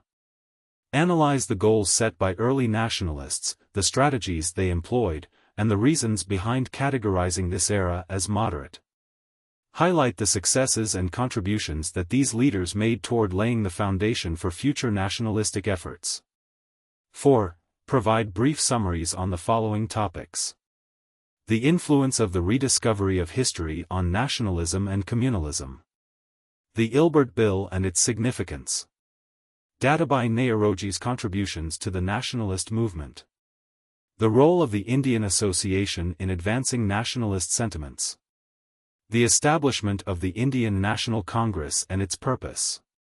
The British government's response to the initiatives of the National Congress. These prompts aim to encourage a deeper understanding of how the nationalist movement evolved during this crucial period in Indian history, as well as to examine the various forces that shaped its trajectory. Chapter 13, The Evolution of Modern India, Religious and Social Reform Post-1858. The surge of nationalism and the call for democracy that ignited the quest for independence also catalyzed efforts to reform and modernize the foundational social structures and religious beliefs of the Indian populace. A significant number of Indians came to the understanding that without a comprehensive social and religious awakening, true progress and unity could not be achieved in the nation's journey toward modernity. This realization underscored the belief that social reform was pivotal for fostering national cohesion and development. The advent of nationalist feelings, the rise of new economic conditions, the proliferation of educational opportunities, the influence of contemporary Western ideologies and cultures, as well as a growing awareness of global circumstances, all of these factors collectively illuminated the stark realities of Indian society's decline and stagnation. Consequently, there emerged a stronger commitment to initiate reformative actions. For instance, the reformer Keshub Chandra Sen commented on the alarming state of the nation, lamenting, "What we observe around us today embodies a fallen society, a civilization shrouded in the shadows of its former magnificence. The essence of our national identity, once vibrant in literature and wisdom, in commerce and industry, and in social and familial bliss, seems to have faded away. As we survey the grim landscape of spiritual, social, and intellectual desolation that surrounds us, it becomes challenging to recognize this land, once a beacon of literature, culture, and civilization." In a similar vein, Swami Vivekananda articulated a poignant portrayal of the Indian populace's plight.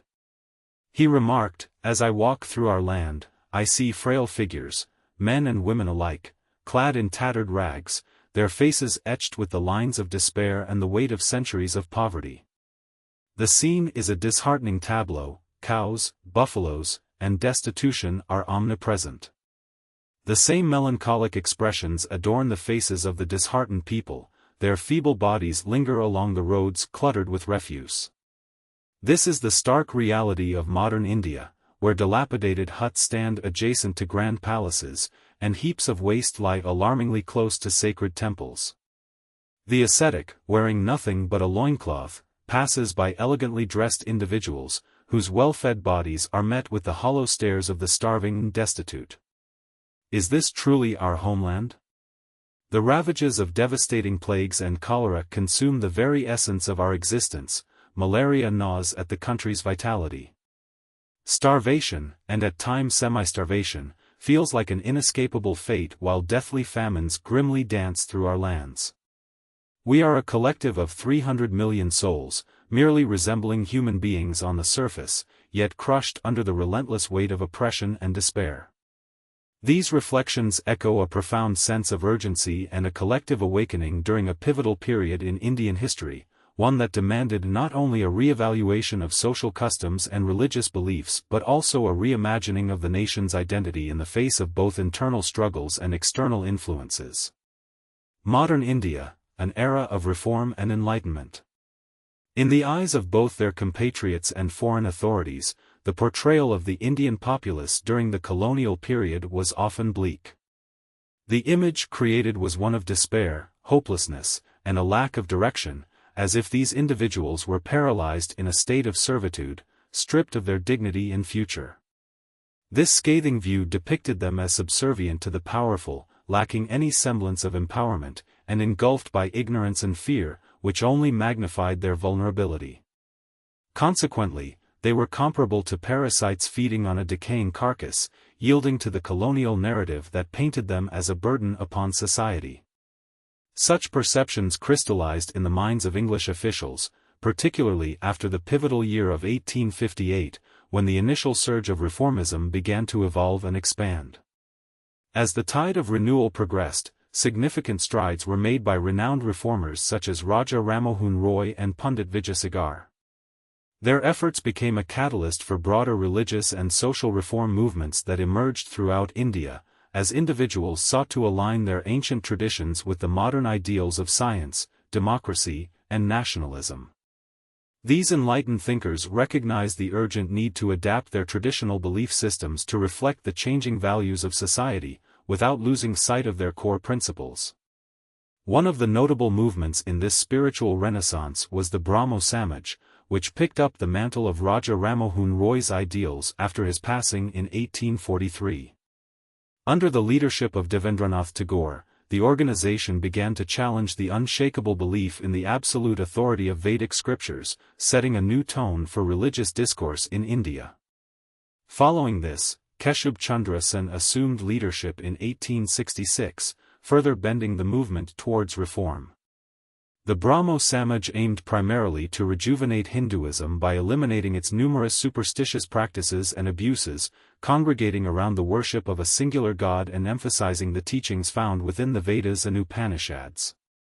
At the heart of their philosophy was the assertion of human reason as the ultimate measure of truth, an idea that encouraged individuals to critically analyze religious tenets rather than rely on the interpretations of a priestly class.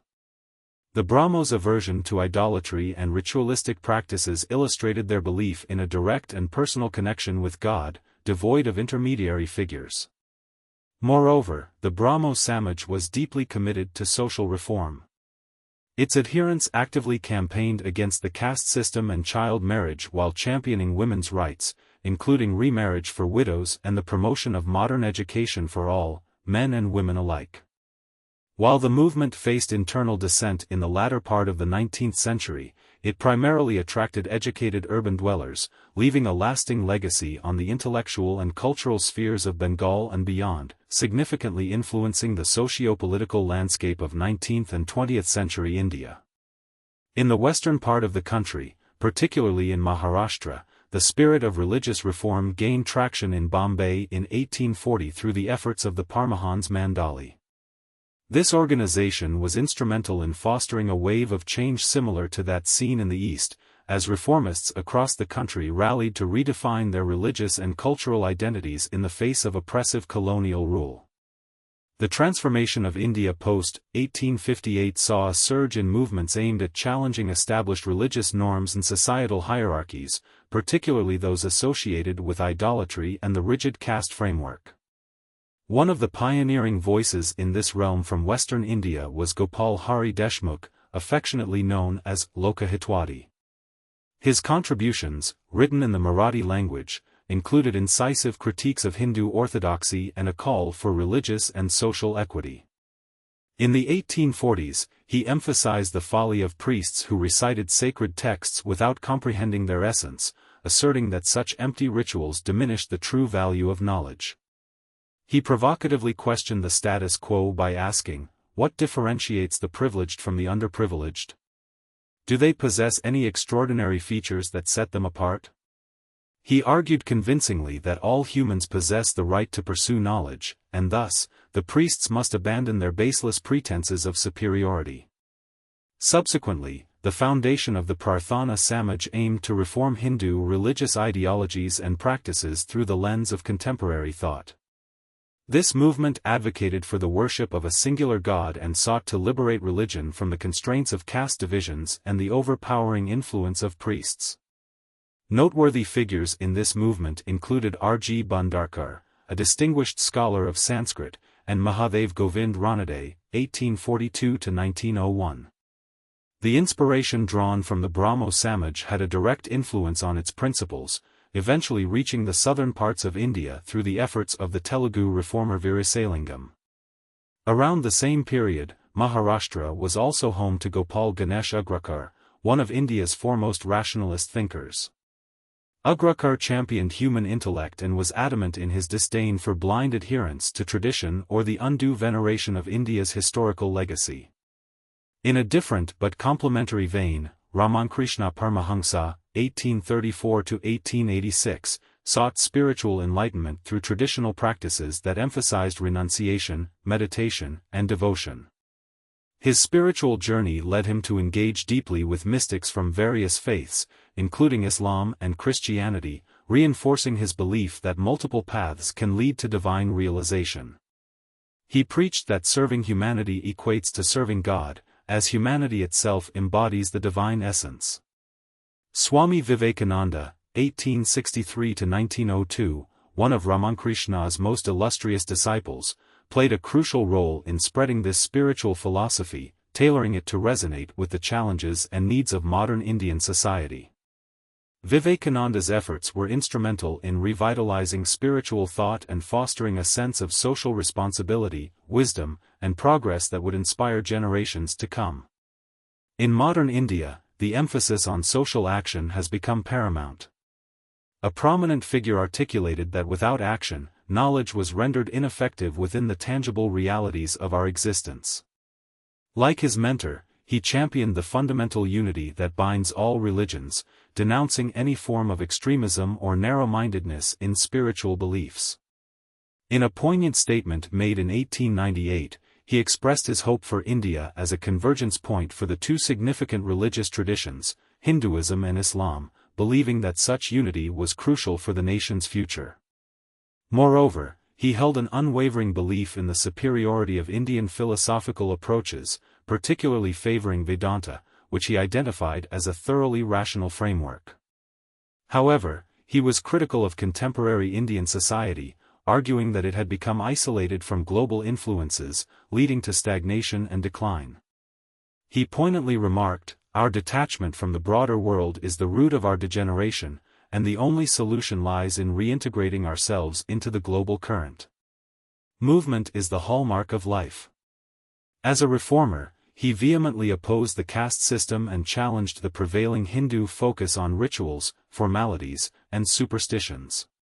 He urged his fellow countrymen to adopt principles of liberty, equality, and independent thought. He famously remarked on the necessity of freedom of thought by stating that liberty in both thought and action is the essential condition for life, growth, and prosperity, wherever it is stifled. In his view, a true awakening from stagnation required embracing these ideals wholeheartedly. The transformation of India after 1858 witnessed significant contributions from notable figures, one of whom was Swami Vivekananda. Like a compassionate ally, Vivekananda was deeply concerned about the prevailing poverty and suffering among the common populace. He articulated his sentiments with profound clarity, stating, "The only God I acknowledge is the sum total of all souls, particularly, I revere the God who suffers, my God embodies the impoverished of every race." He expressed his strong views to educated Indians, declaring that as long as the underprivileged languished in hunger and ignorance, anyone educated who disregarded their plight was, in essence, a traitor. In 1896, responding to the dire needs of society, Vivekananda established the Ramakrishna Mission, a humanitarian organization dedicated to alleviating suffering and engaging in social work. This mission expanded into numerous branches across the country, actively involved in various charitable endeavors. By establishing schools, hospitals, orphanages, and libraries, the Ramakrishna Mission prioritized the welfare of society over mere personal salvation, acting as a beacon of hope and support for the marginalized. Alongside Vivekananda, another pivotal player in the religious landscape of North India was Swami Dayanand Saraswati, who founded the Arya Samaj in 1875. Dayanand dedicated himself to reforming Hinduism, believing that the religion had been corrupted by selfish and ignorant priests who misinterpreted sacred texts, notably the Puranas, which he criticized for their misleading teachings. Seeking a pure source of knowledge, he turned to the Vedas, which he held as the ultimate authority and the true word of God. He regarded these texts as infallible, asserting that any subsequent religious interpretation conflicting with the Vedas should be rejected. While this unwavering reliance on the Vedic scriptures seemed to dismiss human reason as a guiding principle, it nevertheless bore an element of rationalism.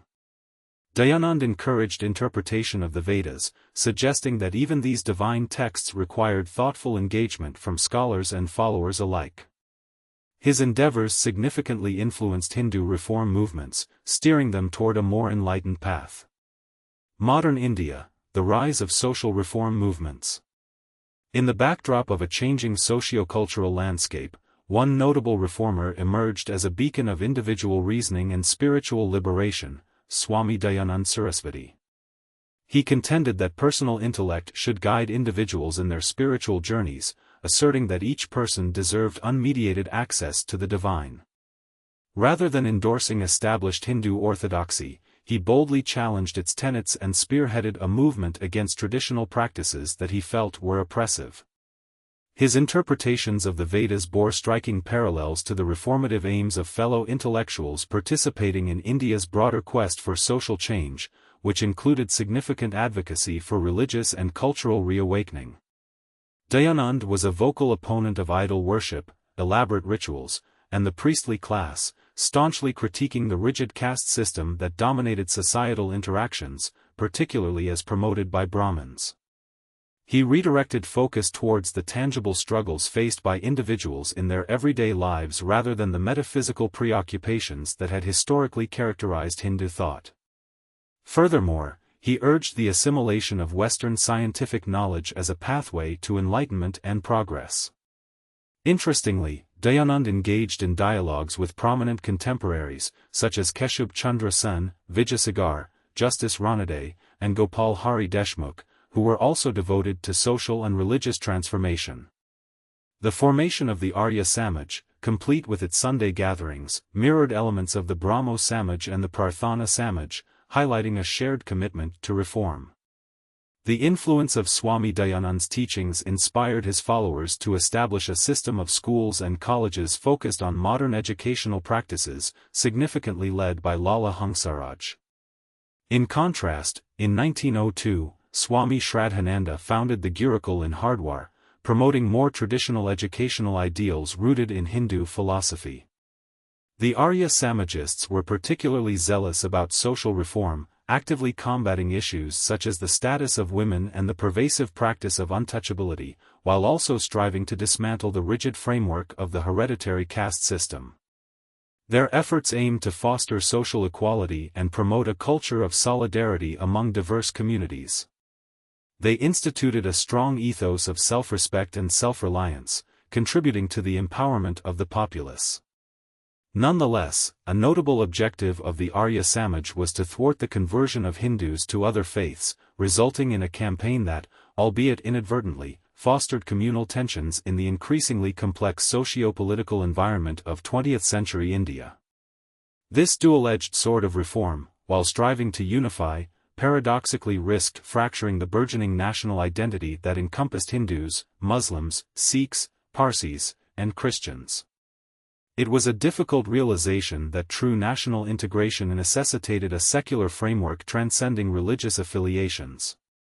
In a parallel movement, the Theosophical Society, founded in the United States by Madame H. P. Blavatsky and Colonel H. S. Olcott, made its way to India and established its headquarters in Udyar near Madras in 1886. Under the influential leadership of Annie Besant, who joined the Indian cause in 1893, the Theosophical movement flourished. Theosophists aimed to reinvigorate and solidify the foundations of ancient religions such as Hinduism, Zoroastrianism, and Buddhism while promoting the tenet of the soul's transmigration. They also championed the idea of universal brotherhood, striving to unite humanity beyond the confines of religious divisions, emphasizing spiritual unity in a time of significant transformation and upheaval. The period following 1858 marked a significant chapter in India's modernization, particularly through various socio-religious reform movements. Although the Theosophists, who sought to enkindle a revival of religious sentiments, struggled in their endeavors, they nevertheless played a unique role in promoting a renewed appreciation for India's spiritual and philosophical heritage. This movement, helmed primarily by Westerners, had the effect of assisting Indians in regaining confidence in their identities and traditions, albeit sometimes fostering an exaggerated sense of pride regarding their historical stature. One notable initiative led by Annie Besant was the creation of the Central Hindu School in Varanasi, a project that would be further advanced by the influential educationalist Madan Mohan Malviya, ultimately evolving into what we now recognize as Banaras Hindu University. Meanwhile, within the Muslim community, the quest for religious reform took longer to manifest. The elite classes of Muslims were often reluctant to engage with Western education and influences, a trend that began to shift primarily in the aftermath of the 1857 revolt. A significant step in this reformative journey was the establishment of the Mohammedan Literary Society in Calcutta in 1863. This institution emerged as a platform for exploring contemporary religious, social, and political issues, encouraging the educated Muslim upper and middle classes to embrace Western learning. Among the foremost figures advocating for reform within the Muslim community was Syed Ahmad Khan, who lived from 1817 to 1898. Deeply influenced by modern scientific thinking, he dedicated his life to harmonizing these advancements with Islamic principles. He asserted that the Quran should be regarded as the primary source of authority within Islam, deeming all secondary Islamic texts less significant. Moreover, he interpreted the Quran through the lens of modern rational thought and scientific discovery. Ahmad Khan posited that any interpretation contradicting human reasoning, scientific evidence, or the natural world was fundamentally flawed. His life's work was a relentless challenge against blind adherence to tradition, ignorance, and irrational beliefs. He championed the necessity of critical thinking and intellectual freedom, famously stating, "As long as freedom of thought is not developed, there can be no civilized life." Syed Ahmad Khan warned against the perils of fanaticism and narrow-mindedness, urging students and the broader community to cultivate open-mindedness and tolerance. He asserted that a close-minded attitude was indicative of both social and intellectual stagnation. He encouraged the study of classical texts from around the world, emphasizing that students would learn to appreciate the various perspectives great thinkers bring to significant issues and recognize that truth is often complex and multifaceted, extending far beyond one's own societal and cultural confines.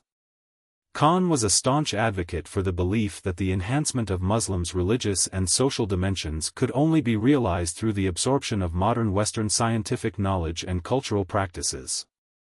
As a result, promoting contemporary education became his primary mission throughout his life. In his official capacity, he established schools in multiple regions and facilitated the translation of numerous Western texts into Urdu. In 1875, he founded the Mohammedan Anglo-Oriental College in Aligarh, setting it up as a bastion for the dissemination of Western sciences and ideas. This esteemed institution eventually evolved into the Aligarh Muslim University. In addition to his educational endeavors, Syed Ahmad Khan was a fervent proponent of religious tolerance, advocating for an inclusive approach to Islamic teachings and interfaith understanding. Modern India, a vision for unity. In the context of diverse faiths, there existed a core principle that could be identified as practical morality, a notion that had substantial resonance among various communities. This perspective was rooted in the belief that an individual's faith should remain a personal matter, free from the constraints of communal bias. A visionary leader, advocating for harmony, criticized any manifestations of religious intolerance that disrupted personal relations. He fervently opposed the friction that often arose between communities, urging both Hindus and Muslims to come together. In a poignant address made in 1883, he proclaimed, "Let us coexist on the fertile lands of India, savoring the blessings of the holy rivers that nourish our existence. We share a destiny intertwined in life and death, our bloodlines have mingled, our skin tones have blended, our physical features have grown alike over time. The community of Muslims has embraced numerous customs of Hinduism, while Hindus have incorporated various aspects of Islamic culture into their lives. Our shared history and experiences have given birth to the Urdu language, a unique blend that neither belongs solely to Hindus nor to Muslims.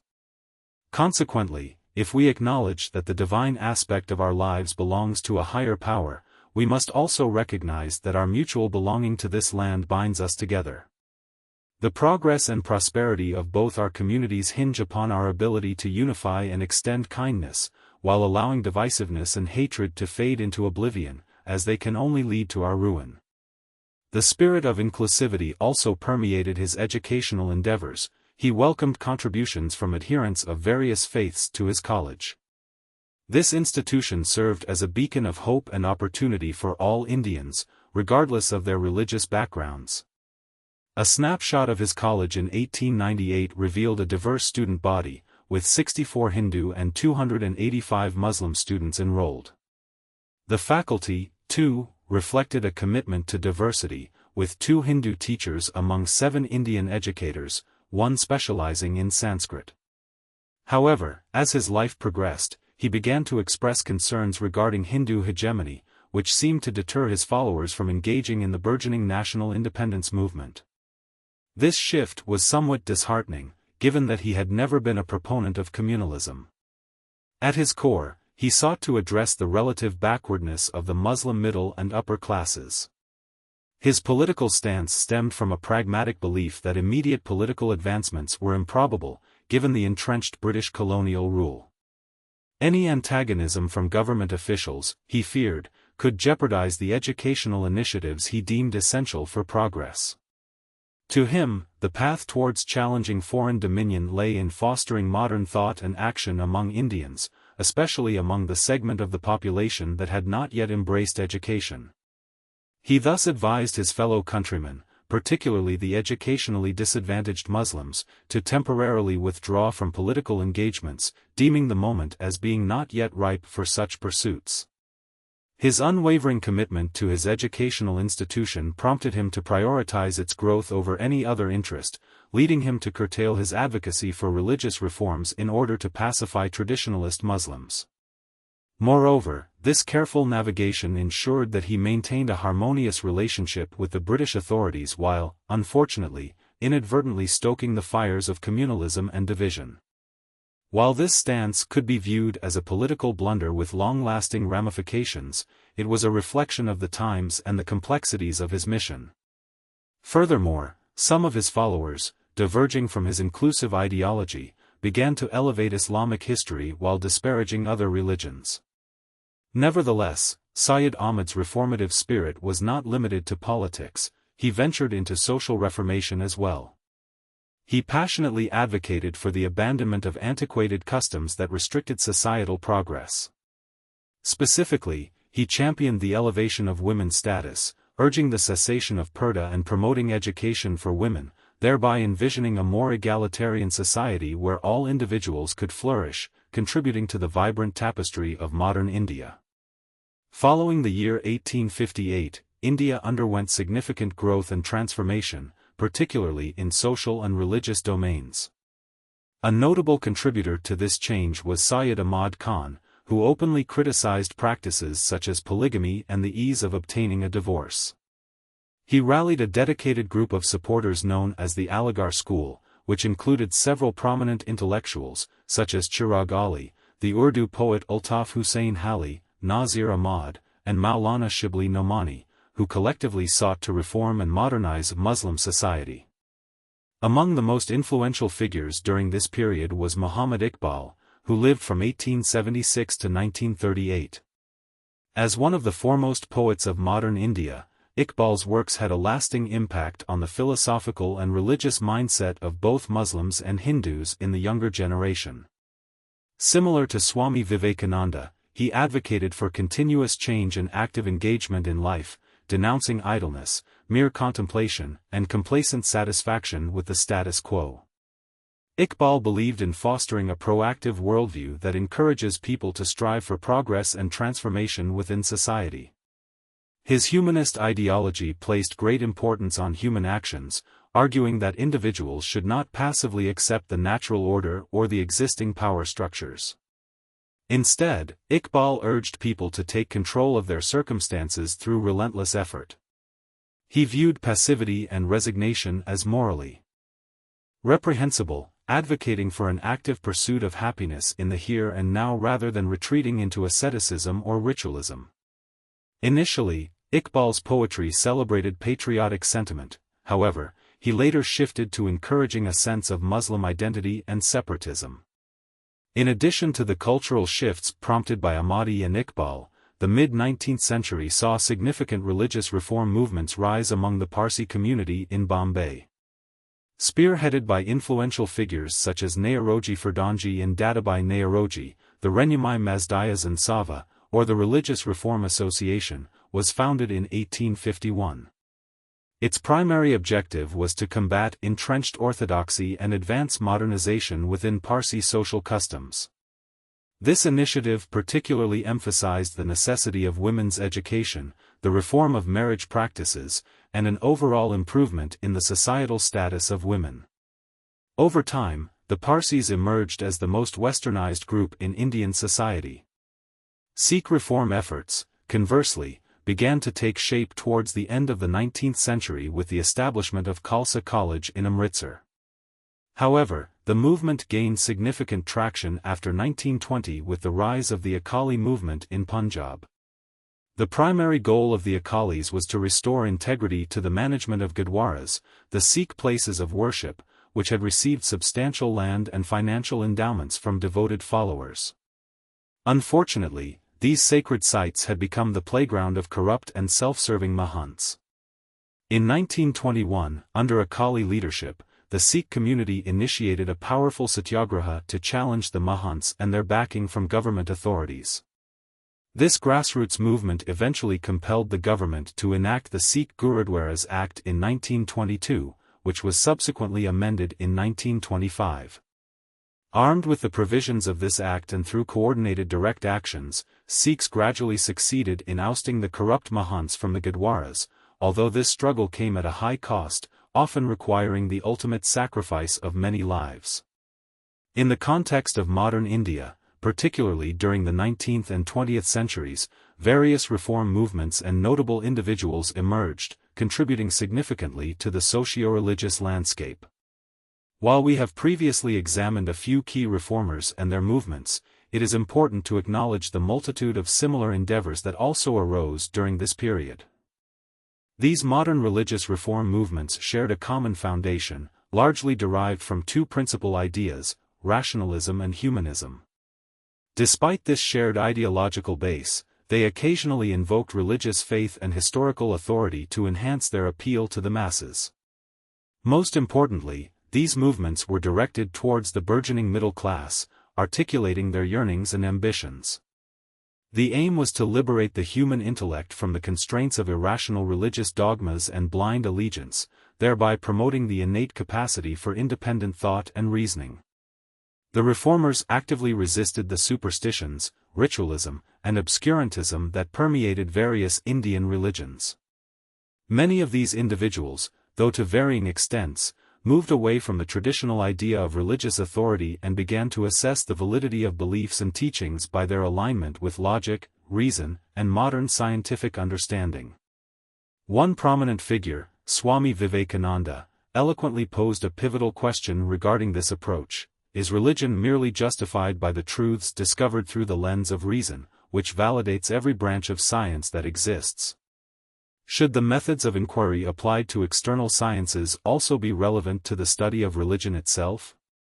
He strongly believed that addressing these inquiries would only enhance our understanding. Some reformers contended that they were simply resurrecting the authentic beliefs and practices rooted in tradition, claiming a revivalist stance.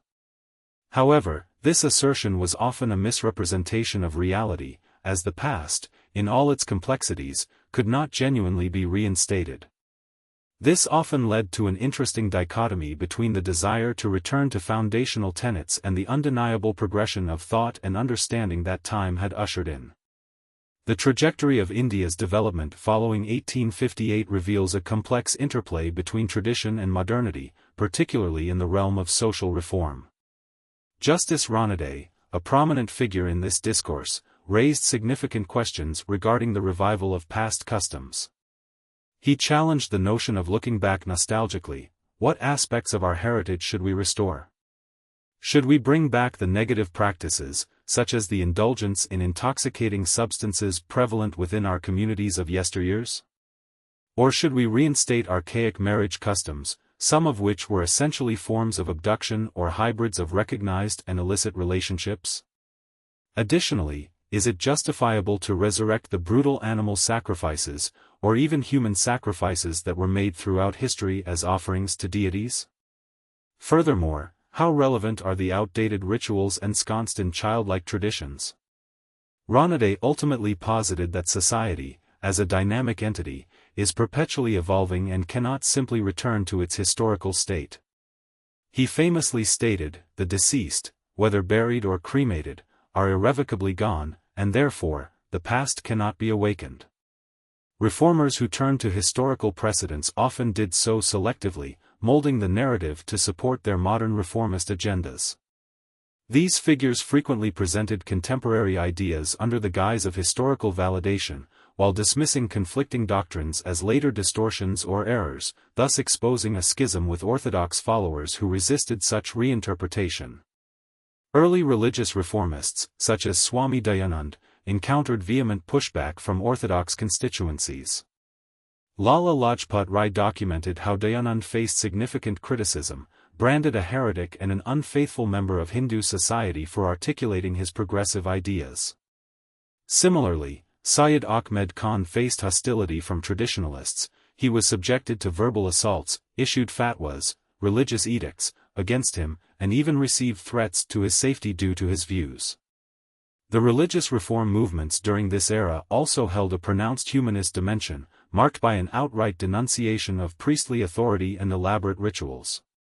They emphasized the individual's capability to interpret religious texts through a lens of human reasoning and a commitment to human welfare. This infusion of humanist values heralded a new moral framework rooted in the belief that humanity is capable of progress, and that moral standards should ultimately elevate human well-being. Moreover, these movements extended beyond mere theological discourse, fostering a heightened sense of self-respect, self-confidence, and national pride among Indians. By reframing their religious narratives in rational terms and actively purging many irrational and corrupt practices from 19th-century religious lives, reformers empowered their followers to counteract notions of societal decay or inferiority that colonial powers often asserted. As Jawaharlal Nehru articulated, the emerging middle class sought not just a spiritual connection, but a cultural anchor that affirmed their value and alleviated the feelings of frustration and humiliation stemming from foreign domination and exploitation. This quest for identity and dignity marked a significant shift in the collective consciousness of Indian society, aligning traditional values with contemporary aspirations for progress and reform. Modern India, a critical examination of religious reform movements. The emergence of various religious reform movements in India played a crucial role in helping many individuals engage with the rapidly evolving modern world. These movements sought to reinterpret and reshape traditional religions to align them with the aspirations and realities of new social groups that were emerging in society. While many Indians took pride in their historical and cultural legacies, they did not shy away from embracing the undeniable advancements brought forth by modern civilization, particularly in the domain of science and technology.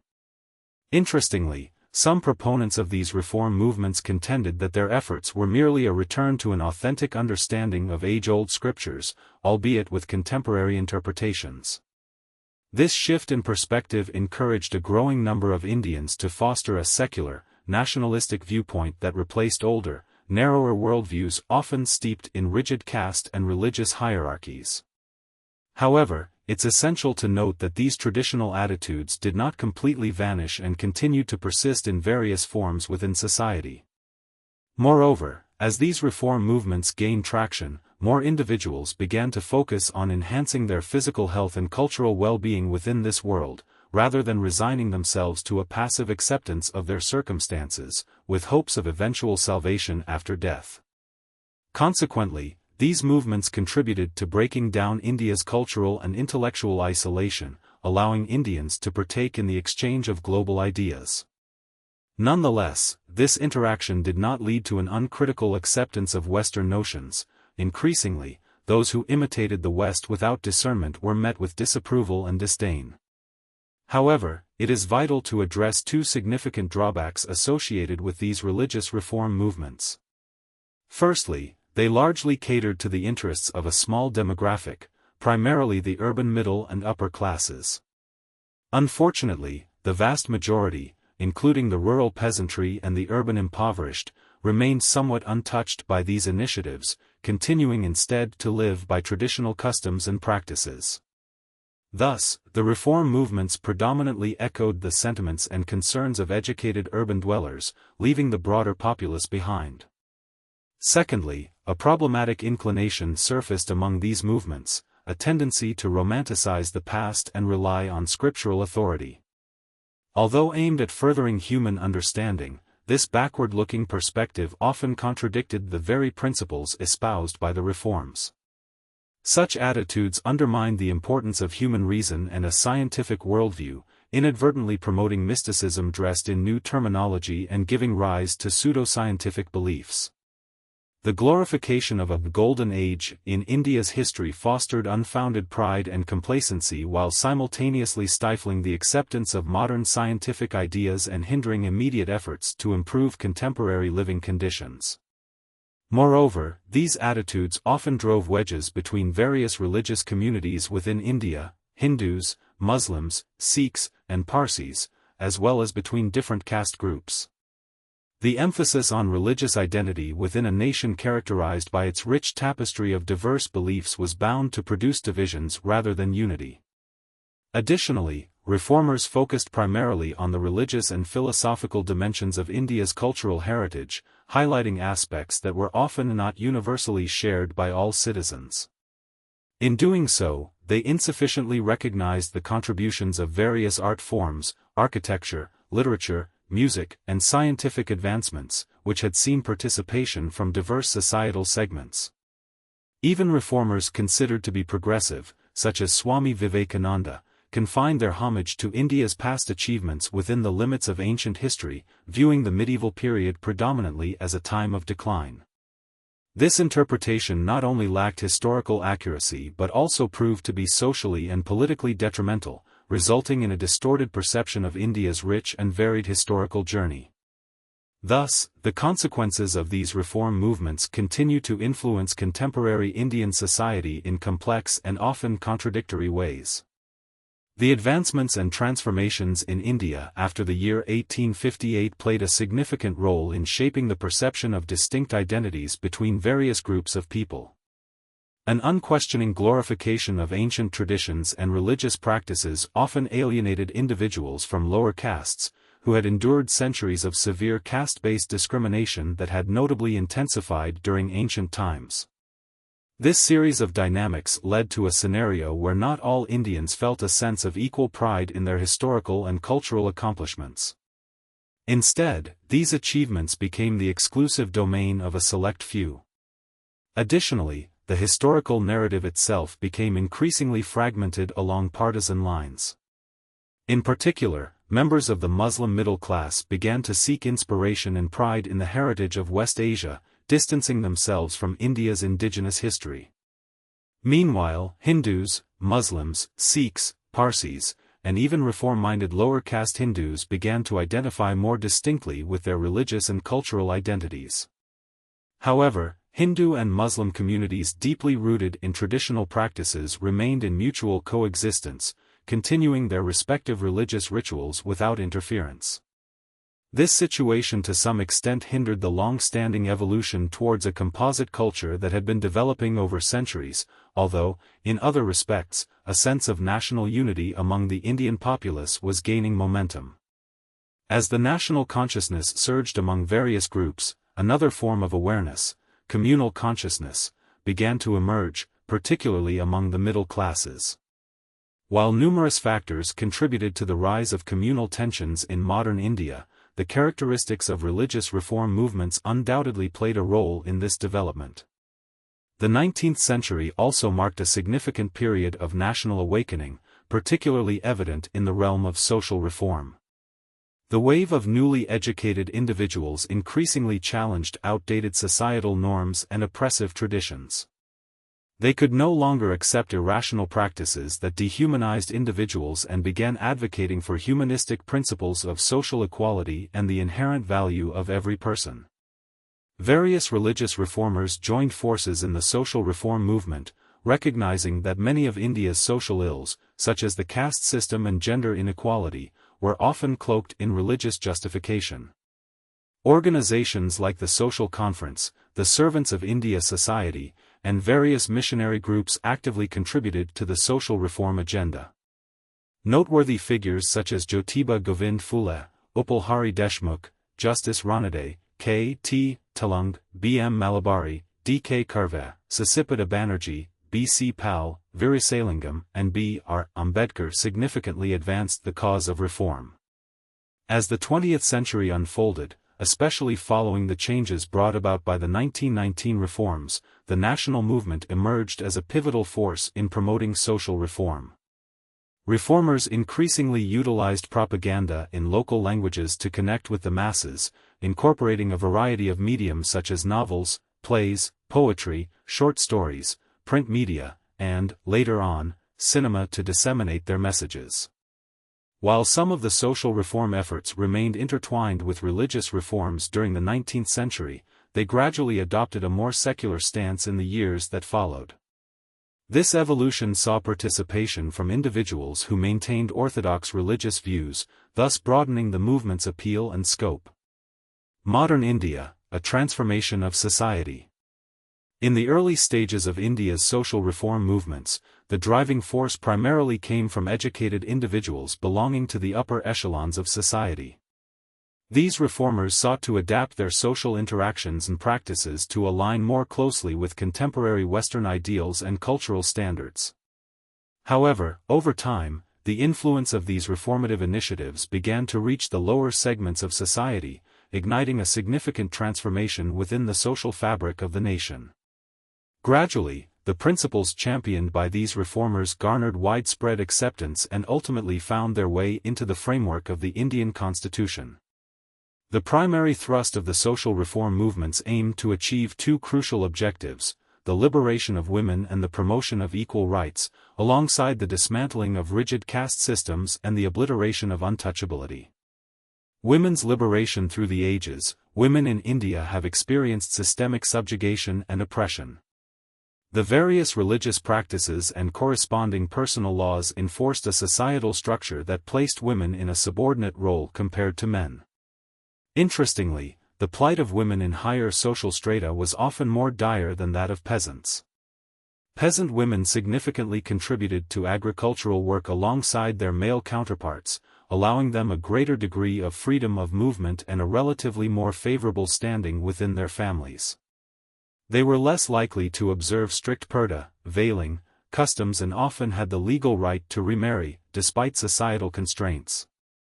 In contrast, the traditional view exalted women primarily for their roles as wives and mothers, neglecting their identities as individuals. Their societal status was diminutive, often described as merely an extension of their husbands. For instance, Hindu women were bound by the norm of monogamous marriage, whereas men were permitted to take multiple wives. This practice also extended to Muslims, contributing to the prevalent custom of polygamy. Moreover, many women lived under the constrictions of purdah, often enduring the harsh realities of early marriages, sometimes even at the tender ages of 8 or 9. Widows faced severe restrictions, with societal expectations discouraging them from remarriage, thus compelling them to lead a life of austerity and seclusion. In various regions, the abhorrent tradition of sati, the self-immolation of widows, still persisted. Hindu women were systematically denied the right to inherit property, while Muslim women could only claim half of what men could inherit, demonstrating glaring inequities in property rights. Furthermore, the notion of divorce was skewed, with Muslim women often fearing its stigma and repercussions, reinforcing their dependence on men. Both Hindu and Muslim women shared a similar socio-economic landscape, characterized by a lack of autonomy and self-sufficiency. Access to education was largely denied to the majority, propagating a cycle of ignorance. Social conditioning further ingrained the acceptance of their subordinate status, often framing it as a mark of honor. Notable figures, such as Razia Sultana, Chand Bibi, and Ahilyabai Holkar, occasionally emerged, displaying strength and capability, but these instances were exceptions in a predominantly oppressive landscape. In response to the humanitarian and egalitarian ideologies that blossomed during the 19th century, a resurgence of social reformers arose, dedicated to advancing the status of women. While certain reformists advocated for principles rooted in individualism and equality, others pursued alternative methodologies, all aiming to dismantle the archaic structures of oppression and foster a more equitable society for women in India. The period following 1858 marked significant advancements in the status of women in India, as numerous reformers, religious groups, and social organizations worked tirelessly to enhance women's rights and elevate their societal standing. They contended that authentic teachings of religions such as Hinduism, Islam, and Zoroastrianism did not endorse the subjugation of women, rather, these faiths afforded women a prominent role in society. These advocates championed various causes, including the education of women, the remarriage of widows, the upliftment of their living conditions, the prevention of child marriages, the movement away from purdah practices, the promotion of monogamy, and the encouragement of middle-class women to pursue careers and engage in public service. In the wake of the 1880s, the establishment of Dufferin hospitals, named after Lady Dufferin, the Viceroy's wife, significantly improved access to modern medical care and childbirth education for Indian women. The push for women's liberation gained momentum during the 20th century alongside the burgeoning nationalist movement. As active participants in the struggle for independence, women joined the protests against the partition of Bengal and rallied for the Home Rule movement. Following 1918, their involvement deepened. They participated in political marches, boycotted stores selling foreign goods and alcohol, produced khadi, endured imprisonment during the non-cooperation efforts, and faced violence from authorities during demonstrations. Notable figures, such as the poetess Sarojini Naidu, emerged as leaders, with Naidu serving as president of the National Congress. Furthermore, during the popular ministries of 1937, many women ascended to positions of political authority as ministers or parliamentary secretaries. The growing trade union and labor movements of the 1920s saw women at the forefront, showcasing their unwavering commitment to social justice. The national movement proved pivotal in awakening the consciousness of Indian women, dispelling notions of inferiority and rejecting the constraints that once defined their existence as mere household ornaments or subjugated beings. The courage displayed by these women in the face of oppression ignited a collective demand for recognition of their human rights. A pivotal transition occurred as women began to lead their own movements. Whereas previously, enlightened men had championed women's causes, the 1920s heralded the emergence of self-aware and assertive women taking the initiative. They established numerous organizations aimed at promoting women's equality, with the All India Women's Conference, founded in 1927, standing out as a landmark institution. The struggle for gender equality experienced significant advancement with India's attainment of independence. The Indian Constitution, enacted in 1950, enshrined principles of equality under Articles 14 and 15, empowering women with legal rights. The Hindu Succession Act of 1955 granted daughters equal inheritance rights alongside sons, while the Hindu Marriage Act of the same year allowed for divorce under certain circumstances. Furthermore, monogamy was mandated for both men and women. Despite these legal advancements, the deeply entrenched custom of dowry persisted, despite the formal prohibition against its practice. The Constitution also guarantees women equal opportunities in the workforce and access to employment within government entities, guided by directive principles that advocate for social and economic justice for all citizens. Modern India: Progress towards equality and the fight against caste discrimination. In the contemporary landscape of India, there is a strong push for the principle of equal pay for equal work to be upheld for individuals of all genders. However, a myriad of both overt and subtle challenges continues to impede the realization of true gender equality. The establishment of a supportive social environment remains essential to foster and facilitate this progress. Fortunately, movements aimed at social reform, the struggle for independence, the advocacy for women's rights, and the principles enshrined in the Constitution of a liberated India have significantly contributed to this journey toward equality. Opposition to caste discrimination. During the era of social reform, another critical issue that came under scrutiny was the deeply entrenched caste system. At this point in history, Hindu society was fragmented into a multitude of castes, or jatis, each with rigid boundaries determining various aspects of life. One's caste, often determined at birth, profoundly influenced personal choices, such as marital prospects and social interactions, including dining companions.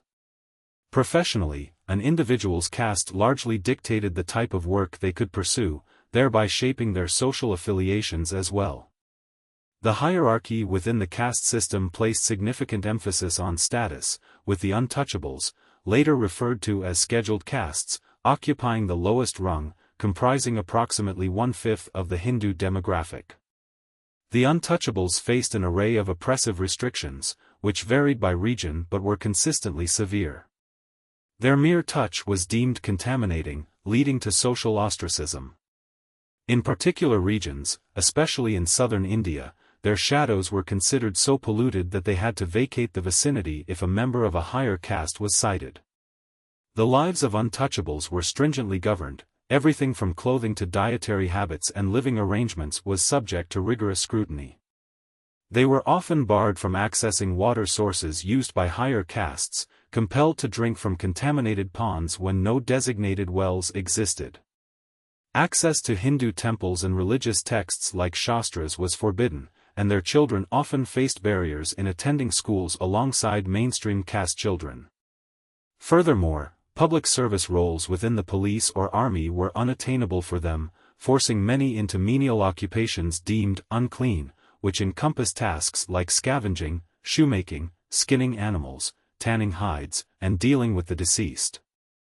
Lacking land ownership, many untouchables resorted to servitude as laborers or tenants under exploitative conditions. The caste system was an affront in multiple regards. Not only did it degrade and dehumanize individuals based on arbitrary criteria of birth, but it also fractured society into factions. In modernity, this division emerged as a significant barrier to fostering a collective national identity and advancing democratic values. It's important to note that this extraordinary level of caste consciousness also seeped into the lives of people from other religious backgrounds, including Muslims, Christians, and Sikhs, who sometimes practiced untouchability, albeit in a less pronounced manner. The forces unleashed during British colonial rule began to erode the foundations of the caste system over time. Advancements such as the development of modern industries, the advent of railways and buses, and the swell of urbanization facilitated interactions across caste lines, particularly in urban centers. The burgeoning landscape of modern commerce and industry paved pathways for economic opportunities, breaking down some of the rigid caste barriers. For instance, it became increasingly impractical for an upper caste merchant to eschew trading in items like shoes or animal skins, as such opportunities were essential for professional growth. The evolution of India post-1858 marked a significant turning point in the societal fabric of the nation, particularly concerning the caste system and its entrenched societal norms. With the British colonial rule in place, opportunities for various professions began to expand. People were increasingly able to pursue careers as doctors or soldiers, roles that had traditionally been limited by caste. The introduction of free land also disrupted the caste equilibrium in numerous villages, making it evident that the deep-seated links between caste and occupation could not sustain themselves in a progressively modern Indian society that was driven by profit motives and economic gains. In terms of governance, the British established a system that promoted equality under the law, stripping caste panchayats of their judicial powers and gradually making civil service positions accessible to individuals from all castes. Additionally, the new educational framework was secular in nature, inherently opposing the traditional caste hierarchies and perspectives prevalent in society. As democratic ideals and rational thought began to gain traction among the Indian populace, there was a burgeoning reformist voice that began challenging the caste system. Prominent groups and movements such as the Brahmo Samaj, the Prarthana Samaj, the Arya Samaj, and various reformist organizations of the 19th century openly criticized not just the four-varna system, but specifically the rigid caste structure, jati. Many of these reform movements vehemently denounced the inhumane practices associated with untouchability. They recognized that achieving national unity and fostering progress across political, social, and economic domains would be impossible as long as millions were denied their basic rights to live with dignity and respect. The rise of the national movement significantly contributed to the dismantling of the caste system. This movement was fundamentally against any structures that divided the Indian populace. Participation in mass protests, large public gatherings, and the pursuit of non-violent struggle, satyagraha, all played a role in reducing caste identity in consciousness. It was paradoxical for those fighting against foreign oppression to uphold a caste system that fundamentally contradicted the principles of liberty and equality. Consequently, the Indian National Congress and the broader national movement opposed caste privileges and advocated for equal civic rights and freedoms, fostering individual development devoid of distinctions based on caste, gender, or religion. Mahatma Gandhi was particularly vocal throughout his life in championing the cause of abolishing untouchability, which was central to his public endeavors. In 1932, he created the All India Harijan Sanghh to further this mission. Since the mid-19th century, various individuals and organizations have been proactive in enhancing education for the untouchables, now often referred to as depressed classes or scheduled castes. Their efforts encompassed opening schools and temples to these marginalized groups and advocating for their rights to access public wells and tanks, while seeking to eliminate the social disabilities that constrained their existence. As education and awareness began to proliferate, individuals from lower castes started to assert themselves, gradually awakening to their fundamental human rights and taking a stand against oppression from higher castes.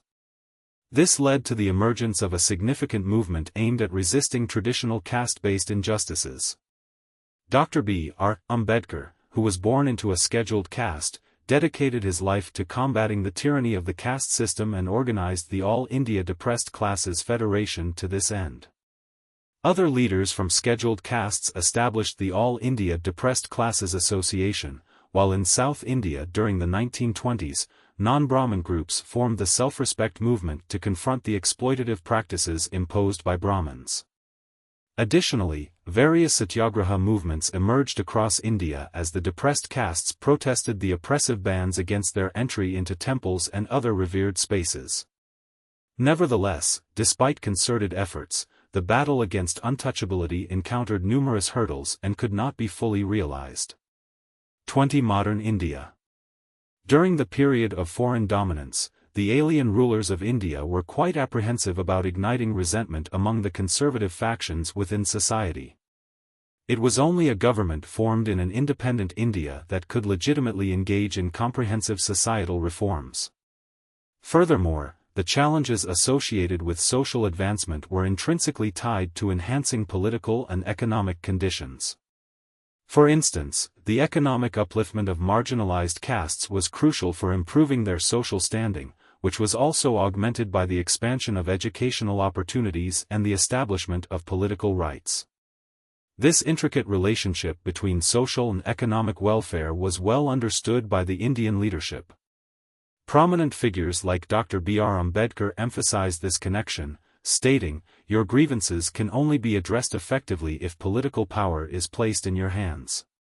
A government that is fearful of the people will never have the courage to reform the social and economic conditions that demand change based on justice and practicality." The British government, by its nature, is incapable of fulfilling this role. Only a true Swaraj or self-governing body, of the people, for the people, and by the people, can realize this vision, and such reforms cannot be achieved without seizing political power. The Constitution of India, enacted in 1950, lays down an essential framework for the total eradication of practices associated with untouchability.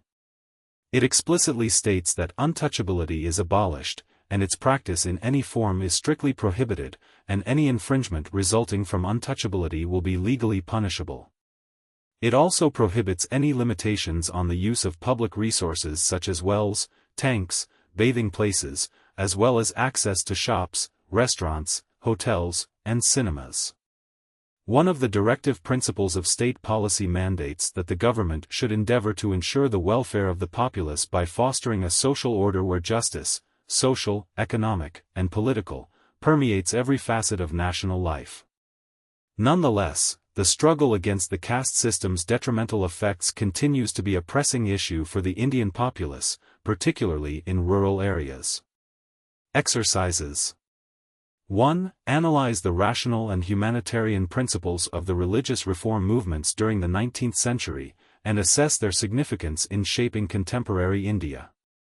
2. Identify the various forms of discrimination faced by women in traditional Indian society, and elaborate on the measures undertaken by modern reform movements aimed at their liberation. 3. Discuss the reasons that propelled modern social reformers to confront the caste system. Explore how transformations in the economy, society, and politics, along with reform initiatives, contributed to diminishing its influence. 4. Write brief descriptions on the following topics. A. Brahmo Samaj. B. Religious reform in Maharashtra. C. Ramankrishna Paramahansa. D. Swami Vivekananda. E. Swami Dayanand and Arya Samaj. F. Syed Ahmad Khan. G. The Akali Movement. Chapter 14, The Rise of Nationalist Movements, 1905 to 1918. The Ascendance of Militancy in Nationalism. Throughout the years leading up to 1905, there has been a marked increase in militant nationalism, often referred to as extremism, within the nation. This surge of activism was vividly demonstrated by the widespread opposition to the partition of Bengal, a pivotal event that brought together various factions of the population in a common cause. In its nascent stages, the Indian national movement successfully raised awareness among countless individuals about the detrimental impacts of foreign subjugation and the paramount importance of nurturing a sense of patriotism. This movement served as a crucial platform for political education for the Indian elite, fundamentally transforming the mindset of society and igniting a renewed sense of life and purpose among the populace. Simultaneously, the British authorities' persistent disregard for vital nationalist demands led to a growing sense of disenchantment among the politically aware segments of society, particularly with the prevailing moderate leadership's approaches and ideologies. There emerged a robust call for a more assertive strategy for achieving political objectives, one that extended beyond mere gatherings, petitions, memorials, and speeches in legislative councils. Understanding the reality of British rule. The moderate nationalists operated under the premise that British colonial governance could be reformed from within the system. However, as knowledge regarding both political and economic contexts gradually disseminated, this optimistic belief began to unravel. The political campaigns initiated by the moderates played a significant role in this realization. Group leaders, writers, and activists within the nationalist sphere increasingly attributed the persistent poverty of the Indian populace to the exploitative mechanisms inherent in British rule. A growing number of politically engaged Indians came to a consensus that the primary objective of British dominion was economic exploitation, enriching England at the expense of India's welfare. It became increasingly apparent that India's advancement in economic matters was nearly impossible under the existing conditions of British imperialism. The nationalists particularly recognized that the flourishing of Indian industries was contingent upon the establishment of a government led and managed by Indian hands, which would advocate for and safeguard local enterprise. This exploitative nature of British rule was starkly illustrated to the public through the catastrophic famines that gripped India between 1896 and 1900, resulting in the tragic loss of more than 9 million lives.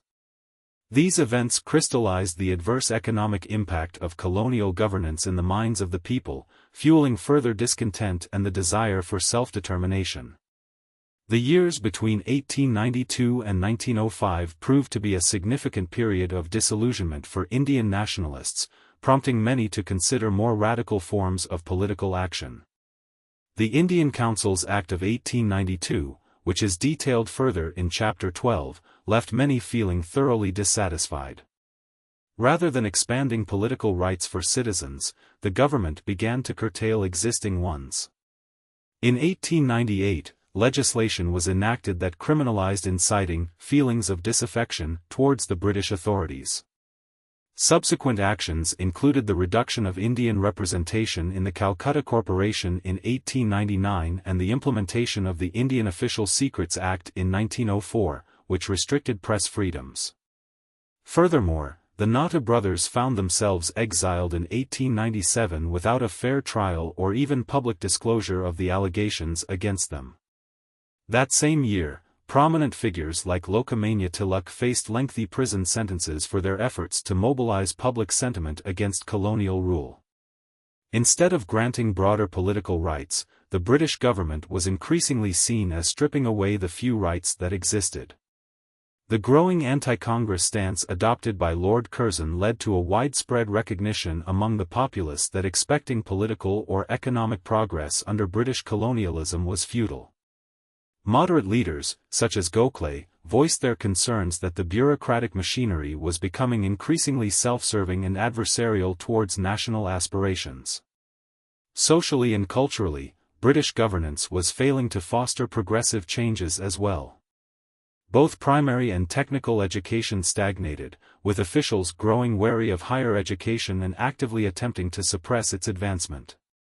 The introduction of the Indian Universities Act in 1904 was perceived by nationalists as a means to impose stricter control over Indian universities, thus hampering the growth of advanced education.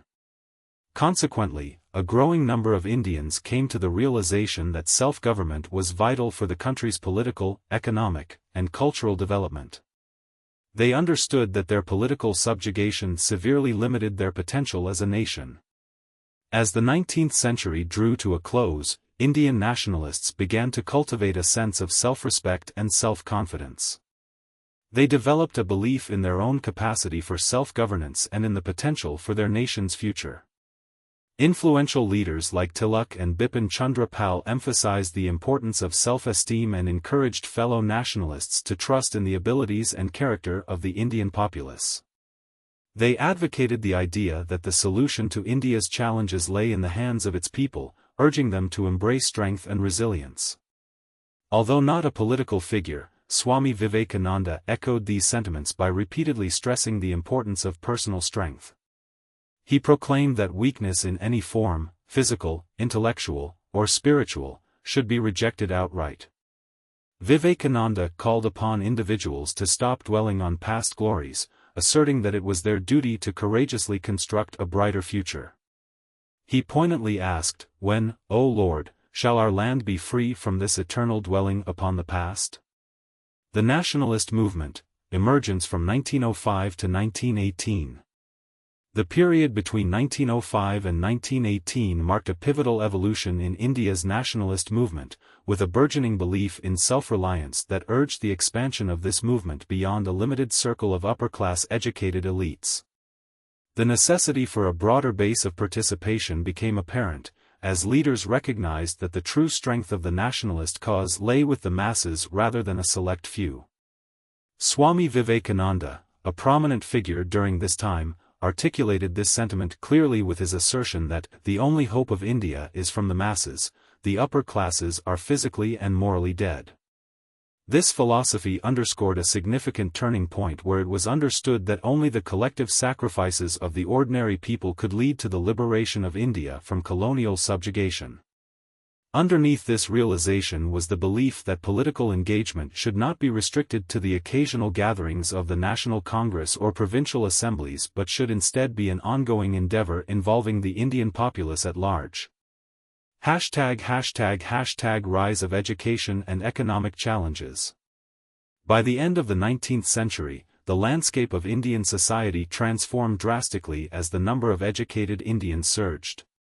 However, many of these individuals found themselves employed in administrative roles that offered meager salaries, and a significant portion faced unemployment altogether. This dire economic situation forced them to reassess British rule critically. Their struggles often drew them toward radical nationalist ideologies as they sought greater empowerment and self-determination. The ideological shift fueled by increased education was equally vital. As more Indians gained access to education, they also became more receptive to Western concepts of democracy, nationalism, and revolutionary thought. These educated individuals, grappling with their low-paying jobs or joblessness, not only started to advocate for change but also absorbed and disseminated ideas of militant nationalism.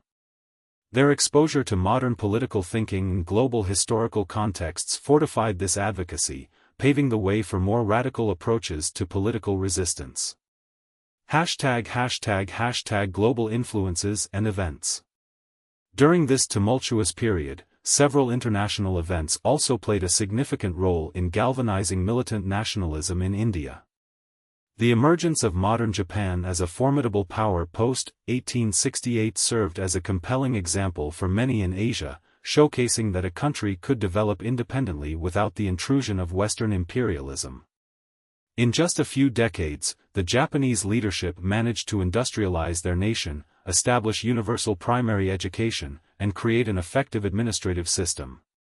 The victories of Japan against Russia in 1905 and the Ethiopian success against Italy in 1896 shattered the facade of European superiority and catalyzed admiration throughout Asia. These events galvanized hope and encouragement for nations under colonial rule, including India, by demonstrating that a small, seemingly disadvantaged Asian country could successfully challenge and defeat a vast European power. In the Marathi newspaper, the Kesari, edited by the influential leader Bal Gangadhar Tilak, readers found stimulating commentary on the implications of the Russo-Japanese War. The publication reflected a growing belief that Asian nations were capable of self-determination and the formation of independent states. Similarly, the Karachi Chronicle echoed this sentiment on June 18, 1905, voicing the widespread enthusiasm regarding these victories. Such sentiments fostered a growing fervor for independence, further propelling the nationalist movement toward greater ambition and resolve during this formative period in Indian history. 268 Modern India. A powerful statement rings true: if one nation in Asia can triumph against a formidable foe, then others can follow suit. Just as Japan successfully defeated Russia, India too has the potential to confront British colonial rule with comparable strength. It is imperative that we embrace the immense spirit of our nation, rising together alongside Japan as equals among the great powers of the globe. Throughout history, revolutionary movements in various regions, including Ireland, Russia, Egypt, Turkey, and China, as well as the Boer War in South Africa, have proven to the people of India that unity and sacrifice can indeed challenge even the mightiest of oppressive regimes. The essence of what is needed here is a fervent sense of patriotism coupled with an unwavering commitment to self-sacrifice. ### Emergence of a militant nationalist ideology. From the early stages of the independence movement, a current of militant nationalism began to take shape within the country.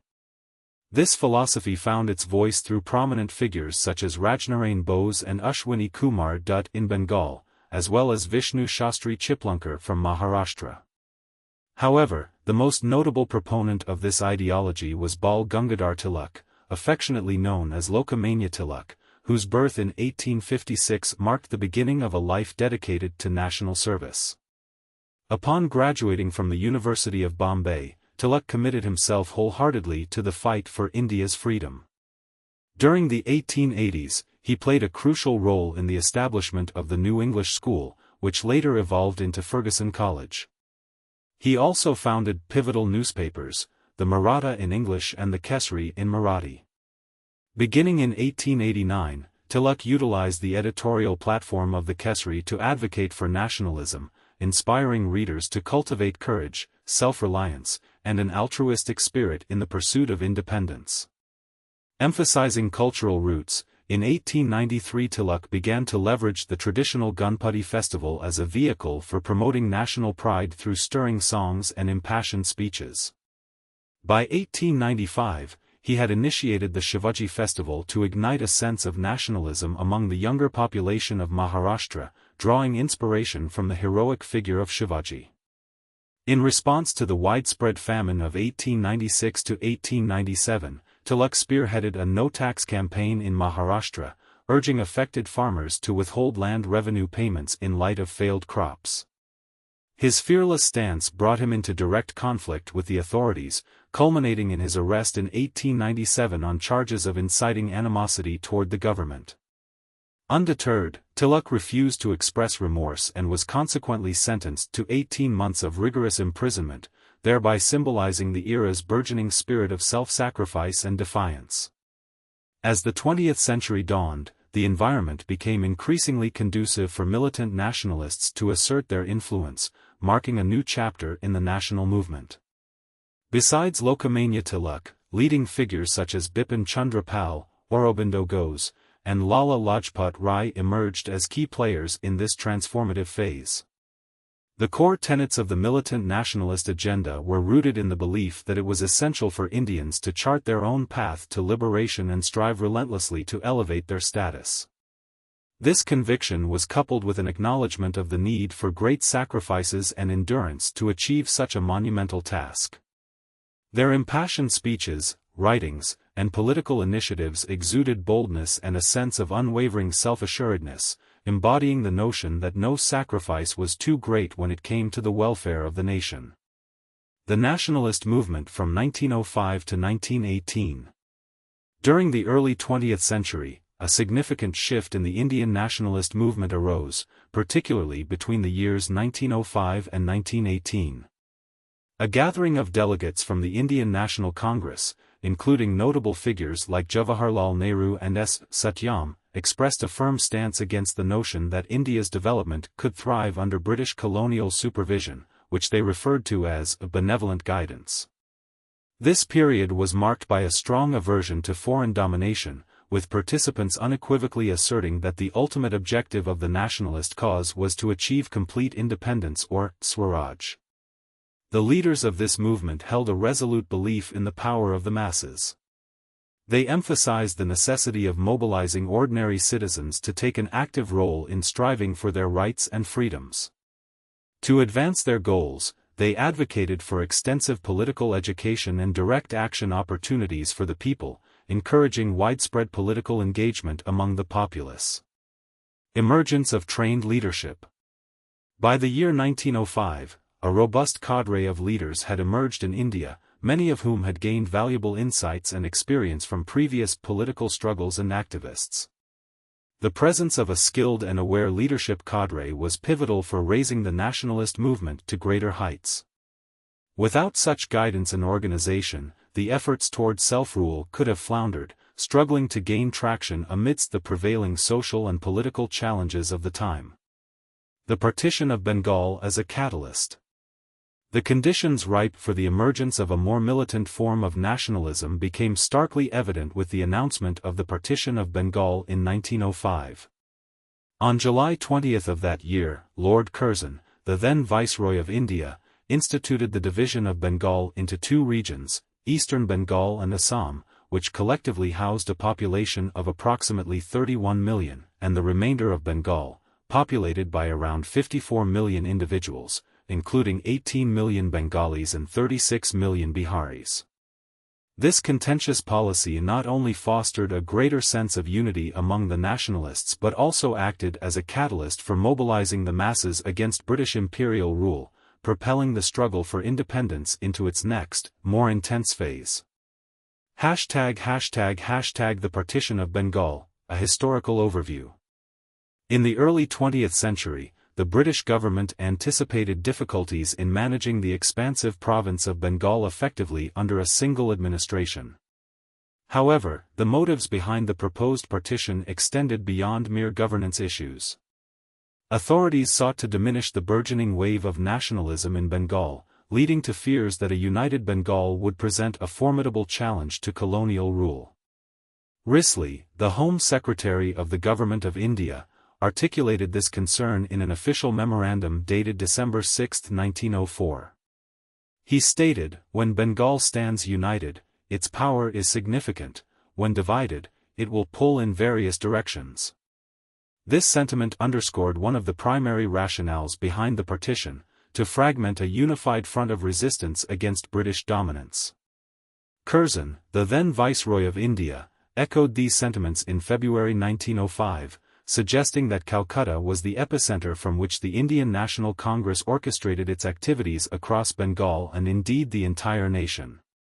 He posited that any policy that fragmented the Bengali-speaking populace would not only permit various independent centers of influence to emerge but would also diminish Calcutta's predominance as the main hub of nationalist dissent. This insight highlighted the colonial administration's strategy to stifle the growing threat posed by organized Indian nationalism. The response from the Indian National Congress, alongside the nationalists of Bengal, was one of vehement resistance to the partition. A diverse array of societal groups within Bengal, including zamindars, merchants, legal professionals, students, the urban poor, and even women, mobilized against the division of their province. Nationalist leaders perceived the partition not simply as an administrative action but rather as a direct affront to the spirit of Indian nationalism. They recognized it as a calculated move to fracture Bengali unity and ultimately undermine the robust sense of nationalism flourishing in the region. In addition, proponents of Bengali culture argued that the partition would impede the development of the Bengali language and cultural identity. They contended that administrative efficiency could have been achieved more effectively by separating the Hindi-speaking population of Bihar and the Oriya-speaking residents of Orissa, rather than disrupting the homogeneity of Bengali speakers. Furthermore, the decision to partition was made with little regard for public sentiment, leading to widespread indignation among the populace. The intensity of Bengal's opposition can be understood as a manifestation of the deep-seated emotions and resilience of its people. #The Anti-Partition Movement and its Evolution. The anti-partition movement emerged as a unified response from Bengal's entire national leadership, transcending any singular faction within the struggle. Initially, this movement found its most prominent advocates in moderate leaders such as Surendranath Banerjee and Krishna Kumar Mitra. However, as the struggle progressed, more militant and revolutionary factions garnered influence, highlighting a rare collaboration between moderate and extremist elements. The movement formally ignited on August 7, 1905, when a significant demonstration took place at the town hall in Calcutta to oppose the impending partition. Following this rally, delegates were dispatched to various areas throughout the province to rally support and spread awareness of the movement. The official implementation of the partition occurred on October 16, 1905, but the leaders of the protest and a united public were far from silent. The public outcry and organized resistance not only showcased the determination of the Bengali people but also marked a significant chapter in the broader narrative of India's struggle for independence. Nationalist Movement 1905 to 1918, a period of resistance in Bengal. In the years between 1905 and 1918, Bengal witnessed a profound nationalist movement that sought to express the region's grief and resolve against colonial rule. A significant day was marked as a national day of mourning, wherein communities throughout Bengal engaged in fasting as a form of protest. In Calcutta, the atmosphere was charged with a spirit of solidarity. Crowds participated in a hartal, taking to the streets barefoot and immersing themselves in the holy waters of the Ganges at dawn. Prominent Bengali poet Rabindranath Tagore composed 2 patriotic songs for this occasion, which resonated deeply with the populace. These anthems were fervently sung by large groups who paraded through Calcutta, transforming the streets into a chorus of unity with the cries of Band Mataram. This stirring song soon emerged as an emblematic anthem of the broader national movement. On this day, traditional festivals like Raksha Bandhan were infused with new meaning. People across Bengal began tying Rakhi threads around each other's wrists, symbolizing their indomitable solidarity and a reimagining of the fractured Bengal divided by colonial forces. In the afternoon, a notable demonstration took place, heralded by the respected leader Anandamohan Bose, who laid the foundation stone for a federation hall. This event underscored the unwavering unity of Bengal. Bose addressed an enthusiastic crowd exceeding 50,000, where attendees collectively resolved to strive tirelessly for the preservation of this unity. As the movement progressed, leading figures in Bengal recognized that standard protests, meetings, and formal resolutions would have limited influence on their colonial rulers. They called for more impactful actions that would genuinely reflect the awakened national consciousness and sentiments of the people. This necessitated the adoption of the Swadeshi movement and a call for boycotting British goods. Throughout Bengal, mass gatherings erupted, promoting the use of indigenous products while denouncing foreign merchandise. In numerous locations, public incinerations of foreign textiles took place, and establishments selling non-Indian fabrics were subjected to boycotts. The impact of the Swadeshi movement was monumental. Surendranath Banerjee noted how it left a vibrant imprint on the social fabric of daily life. Couples would return gifts comprising foreign goods that could easily be produced within India. Priests often refused to conduct ceremonies where offerings included imported items, and guests actively opted out of celebrations utilizing foreign products, such as sugar. Furthermore, the Swadeshi initiative significantly bolstered Indian industries. A multitude of textile mills, soap and match factories, handloom weaving establishments, national banks, and insurance firms emerged during this period. Notably, Acharya P.C. Ray founded the renowned Bengal chemical Swadeshi stores, and even the illustrious Rabindranath Tagore contributed to establishing a Swadeshi shop. Culturally, the Swadeshi movement catalyzed an explosion of nationalist literature and arts. This era birthed a plethora of patriotic poetry, prose, and journalistic endeavors. The stirring songs crafted by poets like Rabindranath Tagore, Rajani Sen, and Mukunda Das continue to resonate in Bengali society. Another critical initiative that emerged from this fervent nationalism was national education. New educational institutions sprung up, emphasizing literature, technical training, and physical education, establishments created by nationalists who viewed the existing educational paradigm as merely a tool of denationalization, believing it fundamentally inadequate for India's aspirations. This period of fervent nationalism in Bengal not only mobilized the public but also redefined the cultural and educational landscape in response to colonial oppression. On August 15, 1906, a significant milestone in Indian education was achieved with the establishment of the National Council of Education. This initiative saw the inception of the National College in Calcutta, with the distinguished Aurobindo Ghosh taking on the role of principal.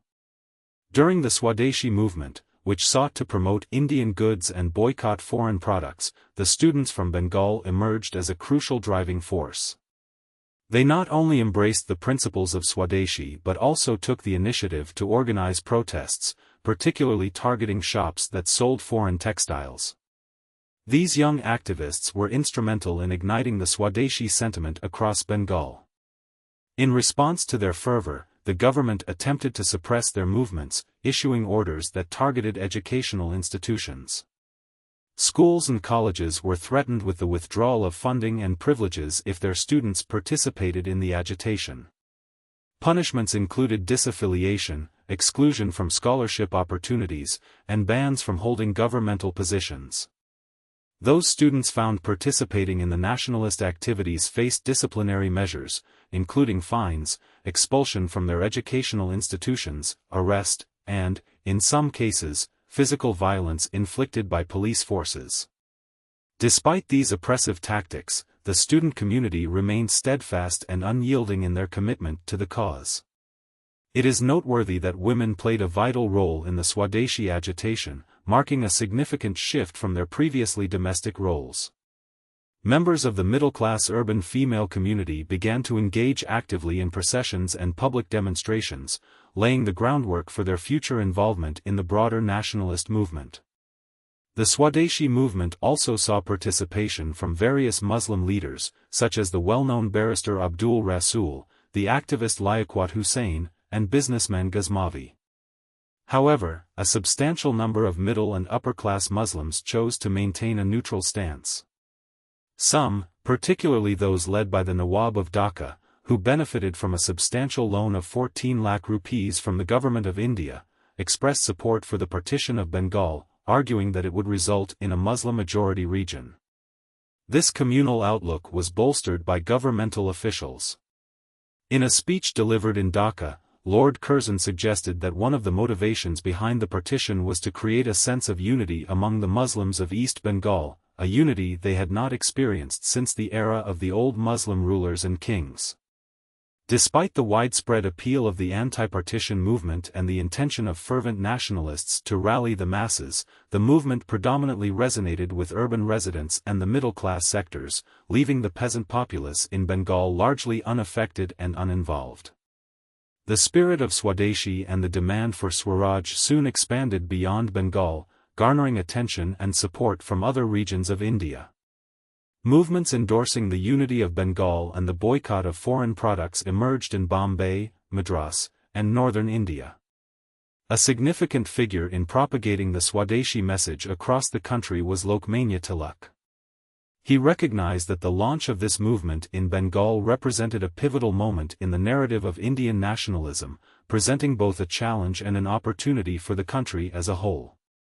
The period spanning from 1905 to 1918 marked a pivotal era in India's nationalist movement, providing a significant platform for the consolidation of a widespread resistance against British colonial rule.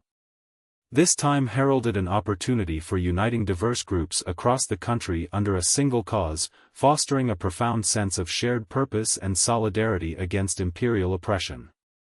#Emergence of militancy. As the initial phase of the anti-partition movement unfolded, authority began to gravitate towards more militant nationalists, such as Lokmanya Tilak, Bipin Chandra Pal, and Aurobindo Ghosh.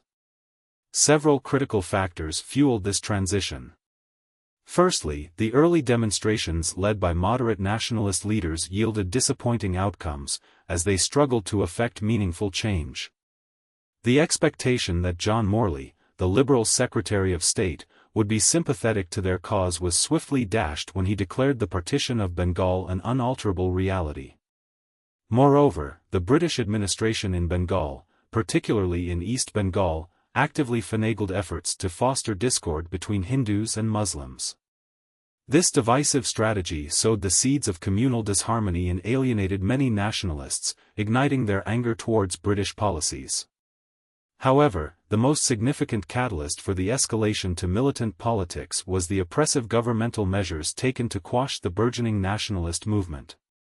The authorities in East Bengal, in particular, were relentless in their efforts to suppress any semblance of dissent.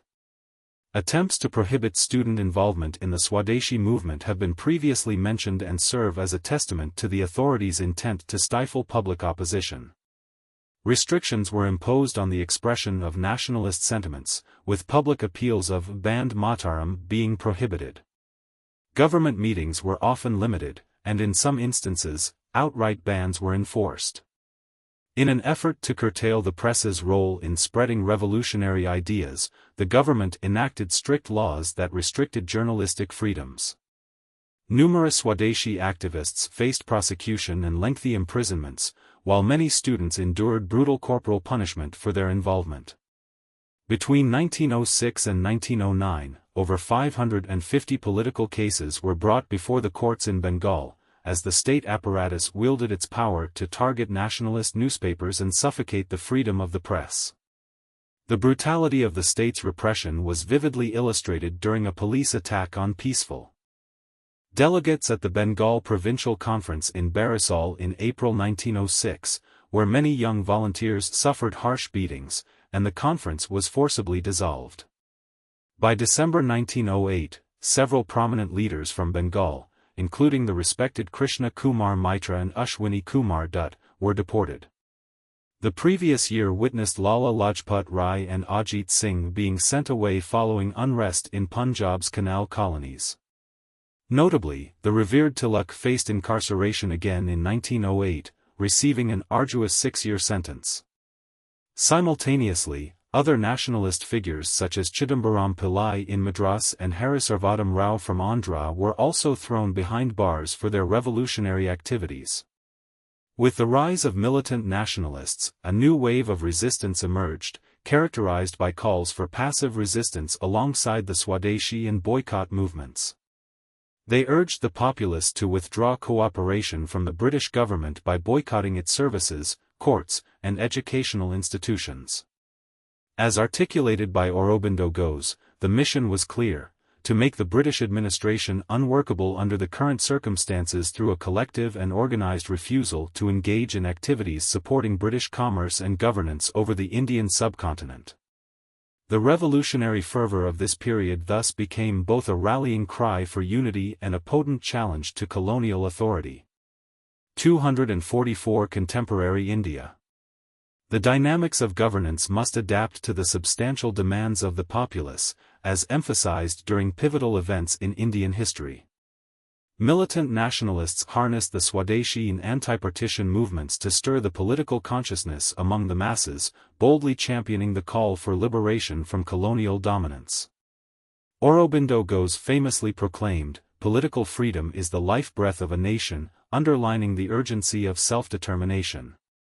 As such, the issue of Bengal's partition became a secondary concern, effectively shifting the focus towards India's broader quest for independence, which assumed the status of a primary political urgency. These nationalists also advocated for self-sacrifice, positing that no noble cause could be fulfilled without it. A wave of fervor swept through the youth of India, who responded with enthusiasm to this rallying cry. In his autobiography, Jawaharlal Nehru described this period, noting the palpable unrest and awakening among young Indians, who were stirred by the bold stands of leaders like Aurobindo Ghosh and the Swadeshi movement, which gained traction even in faraway England. Nevertheless, it is crucial to recognize the limitations of these militant nationalists. While they ignited passions and drew attention to the cause, they struggled to provide effective leadership or establish robust organizational frameworks to guide the emerging movement.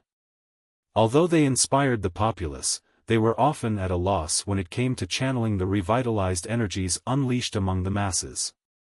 Their ideological stance, while radical, often fell back on constitutional methods, thus failing to engage a significant portion of the Indian populace, particularly the rural peasantry. Their campaign predominantly resonated with urban lower and middle classes, and within this demographic, they grappled with challenges in forming a cohesive political entity.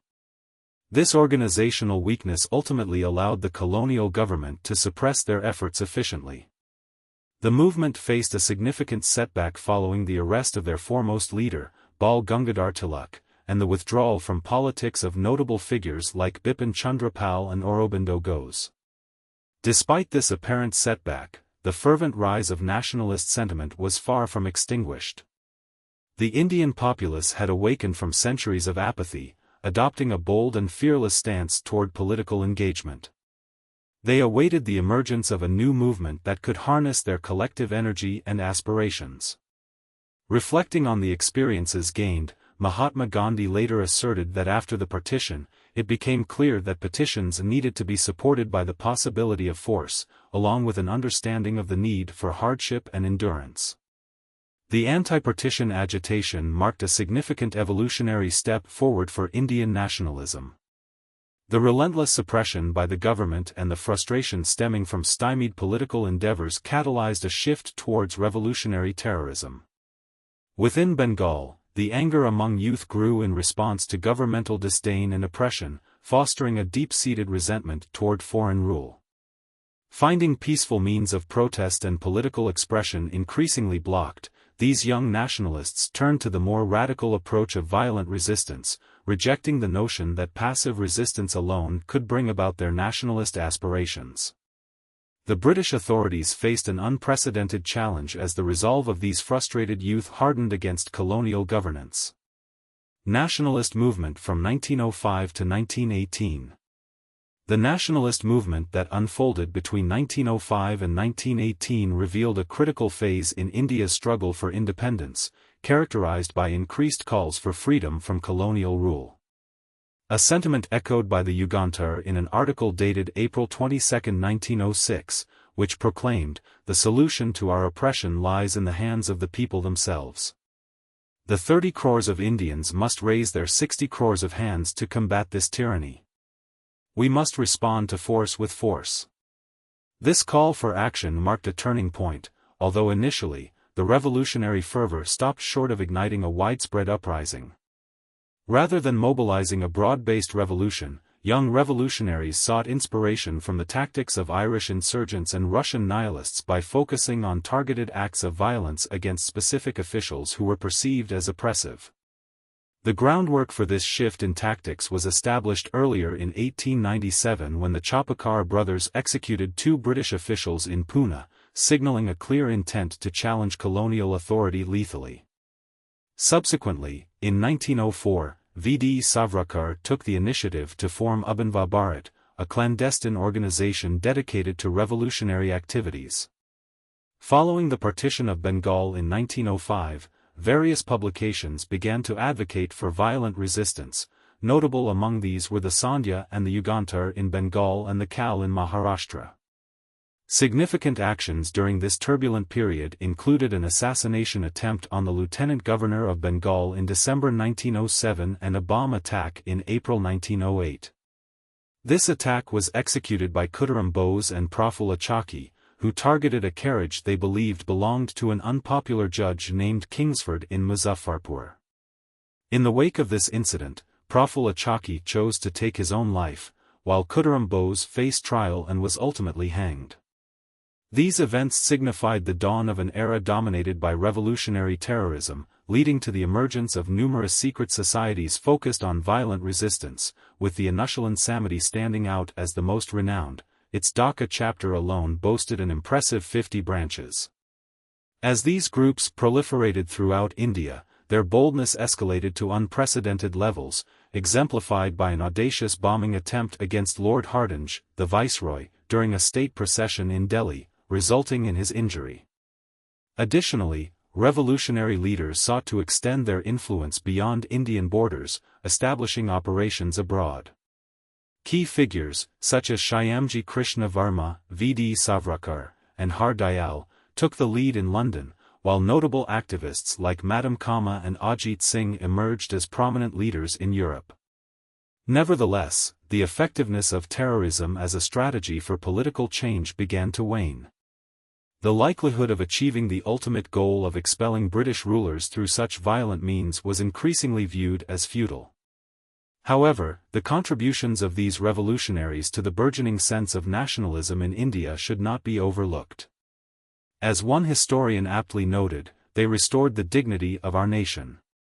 Their acts of bravery and sacrifice endeared them to the Indian populace, even as many politically aware individuals did not fully endorse their violent methodologies.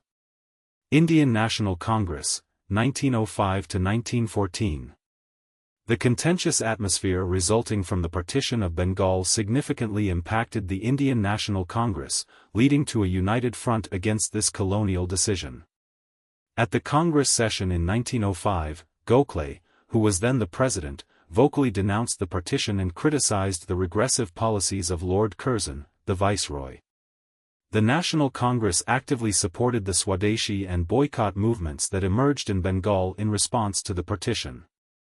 This crucial period, however, was marked by noticeable divisions within the Congress itself, particularly between moderate and militant nationalists. The latter sought to expand the momentum generated by the resistance in Bengal to fuel nationalist sentiments across the entire nation, while the moderates advocated for a more measured approach, preferring to keep the movement focused within the confines of Bengal rather than risking widespread agitation. This internal struggle highlighted the complexities of the nationalist movement as it navigated the challenges of colonial repression and sought to unite diverse strategies for the quest for independence. Modern India, a new chapter in nationalism. In the early 20th century, the Indian nationalist movement grappled with internal divisions, particularly between the factions advocating for peaceful reform and those calling for more aggressive approaches to attaining independence. As the focus shifted toward Bengal, where the concepts of Swadeshi and boycott emerged, a power struggle unfolded within the National Congress. Ultimately, a compromise was reached when the esteemed Dadabhai Naoroji, a figure revered by nationalists for his patriotism, was elected president. During his presidential address, Naoroji invigorated the nationalist cause by articulating the aspiration for self-government or Swaraj, akin to that enjoyed by both the United Kingdom and its colonies. However, this newfound unity was short-lived, as deep-seated differences surfaced once more. The moderate leaders of the movement found themselves at odds with the changing tides of nationalist sentiments and were unable to adapt their strategies to the evolving circumstances. Their previous methods had indeed been effective during earlier phases of the struggle, yet they failed to recognize that the nature of the movement had advanced, and their traditional outlook was now insufficient. Conversely, the more militant nationalists grew increasingly frustrated with being stifled and sought a more radical path forward. The mounting tensions culminated in a significant rift during the Surat session of the National Congress in December of 1907. Here, the moderates managed to seize control of the party's machinery, resulting in the exclusion of the militant nationalists. Although this division was meant to solidify each faction's agenda, it ultimately led to a disconnect that would not serve either side well in the long term. The moderate leaders drifted further away from the aspirations of the younger generation of nationalists, while the British government seized the opportunity to apply their divide and rule policy.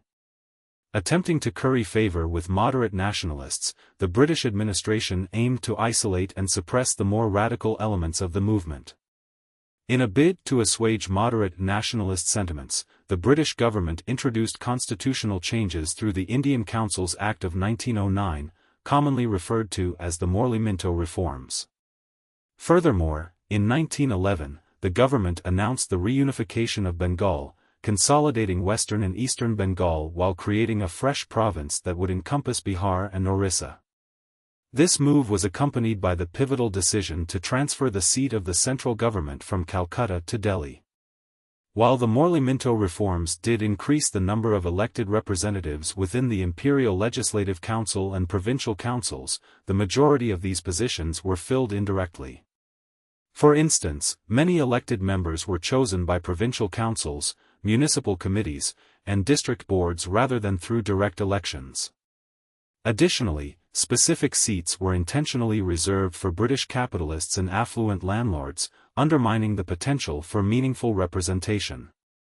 Out of the 68 members in the Imperial Legislative Council, only 27 were elected, with a significant portion comprised of officials and nominated non-officials, further solidifying the disparity in power dynamics. Crucially, despite these reforms, the councils possessed no substantive authority and functioned merely as advisory bodies. The democratic ideals purportedly aimed at by these changes were illusory, as the fundamental characteristics of British rule remained largely unchanged. This sentiment was echoed by Morley himself, who famously stated that he wanted nothing to do with any reforms that might lead to a parliamentary system in India. His successor, Lord Crewe, further elaborated on this intent and clearly defined the limitations imposed on Indian governance, indicating that the transformative aspirations of a segment of the Indian populace would remain unmet for the foreseeable future. Nationalist Movement, 1905 to 1918. During the period between 1905 and 1918, the concept of self-governance was presented to India, echoing the independence already enjoyed by colonial dominions. However, I foresee no future for India to achieve true autonomy along those lines. The primary objective behind the reforms of 1909 was not to liberate, but to create a facade that would perplex moderate nationalist figures, instigate division within nationalist ranks, and inhibit the establishment of unified Indian resistance against colonial rule. Among the significant changes introduced by these reforms was the establishment of separate electorates. This system segregated Muslims into distinct constituencies that allowed only Muslim candidates to be elected. Ostensibly, this was framed as a protective measure for the Muslim minority, but in reality, it served as a strategic maneuver aimed at fostering disunity between Hindus and Muslims, ultimately ensuring the British maintained their dominance over India. The rationale for this separation was based on an unfounded assumption that Hindus and Muslims possessed distinct political and economic interests. This assumption lacks a solid scientific foundation, as it is misguided to base political and economic alliances solely on religious affiliations. Moreover, practically speaking, this system significantly hindered the ongoing movement towards Indian unification, which had been a persistent historical endeavor. Instead, it gave rise to enhanced communal tensions among both Hindu and Muslim populations within the country. Rather than alleviating the educational and economic struggles faced by the middle-class Muslims and integrating them into the broader struggle for Indian nationalism, the separate electorates entrenched their isolation from the evolving nationalist movement, fostering separatist sentiments. It diverted attention from the shared economic and political issues that affected all Indians, regardless of religion. The moderate nationalists did not wholeheartedly endorse the Morley-Minto reforms.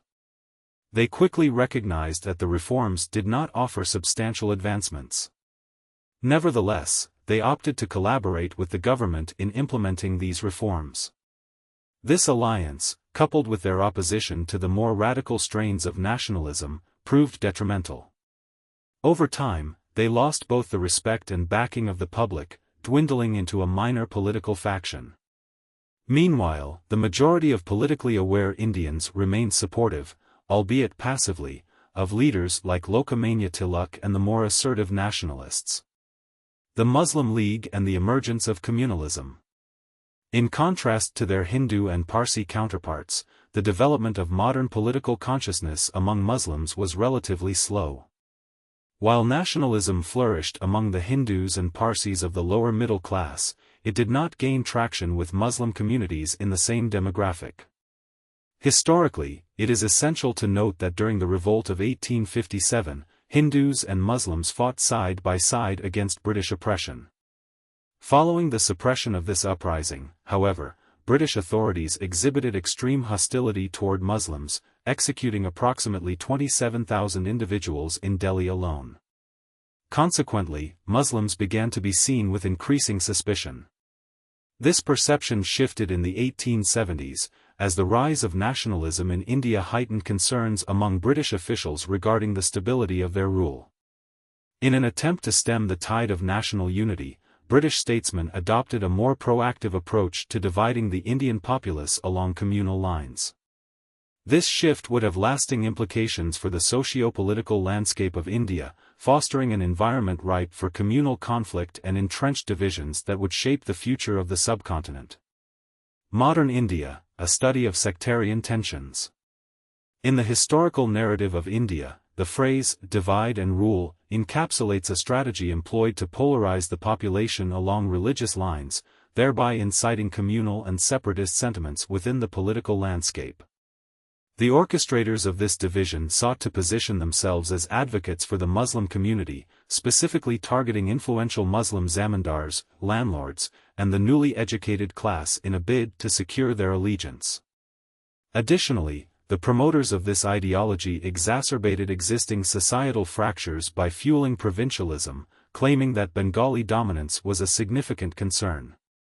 They also tactically manipulated India's caste system, inciting non-Brahmins to rise against the Brahmin class, while creating animosity between lower castes and their higher counterparts. In the regions of Uttar Pradesh and Bihar, where Hindus and Muslims had historically coexisted peacefully, a significant effort was put forth to replace Urdu with Hindi as the official court language. This attempt was not merely administrative but sought to exploit the legitimate aspirations of various communities within Indian society as a means of sowing division among the populace. Among the figures that contributed to the rising communal tendencies was Syed Ahmad Khan. Although Khan was initially renowned as a progressive educationist and a reformer, his political stance shifted towards conservatism in later years. It was during the 1860s that he laid the groundwork for Muslim communalism, fundamentally altering his earlier beliefs by asserting that the political aspirations of Hindus and Muslims were fundamentally distinct and frequently at odds. He advocated for unwavering loyalty to British governance and, upon the establishment of the Indian National Congress in 1885, positioned himself in opposition to it. Together with Raja Shiva Prasad from Varanasi, he spearheaded efforts encouraging loyalty to British authority, highlighting the demographic reality that Hindus comprised the majority of the Indian population. He posited that, should British control wane or dissolve, Hindus would inevitably overpower Muslims, cautioning them against aligning with leaders like Badruddin Tayyabji who advocated for Muslim participation in the National Congress. Such claims, however, lacked scientific rigor and were devoid of factual support. While Hindus and Muslims adhered to different religious practices, their economic and political priorities were often aligned, and socially, they shared numerous cultural experiences. For instance, a Bengali Muslim and a Bengali Hindu shared far more commonalities than a Bengali Muslim would with a Punjabi Muslim. Furthermore, both communities faced the dual specter of oppression and exploitation at the hands of British imperialism. In 1884, Syed Ahmad Khan himself acknowledged this shared plight, asking rhetorically, "Do you not inhabit the same land? Are you not distinguished by the same soil? Remember, Hindus and Muslims alike are part of this common existence." He subsequently urged unity among the various sects for the country's common good. Nonetheless, this raised an important question: what were the factors contributing to the rise of communal and separatist ideologies among Muslims? A significant aspect lay in the relative educational and economic disadvantage experienced by many in this community. The upper echelons of Muslim society primarily consisted of zamindars and aristocrats who, throughout the first 70 years of the 19th century, embraced an anti-British sentiment. This class displayed a conservative aversion to modern education, which in turn stymied the growth of an educated Muslim populace. The period between 1905 and 1918 witnessed significant nationalist movements in India, influenced by a myriad of socio-political dynamics. One major observation was the minimal penetration of modern Western ideologies, particularly those valuing science, democracy, and nationalism, into the Muslim intellectual spheres, which largely adhered to traditional ways of thinking. This gap in modern thought was gradually addressed through the dedicated efforts of figures like Syed Ahmad Khan, Nawab Abdul Latif, and Badruddin Tayyabji, who championed modern education for Muslims. Nevertheless, the literacy and educational advancement among Muslims lagged considerably behind that of Hindus, Parsis, and Christians. This disparity in education was mirrored in economic engagement, as Muslims were also underrepresented in trade and industry. The limited presence of educated individuals and entrepreneurs within the Muslim community facilitated the grip of reactionary landlords over the Muslim populace.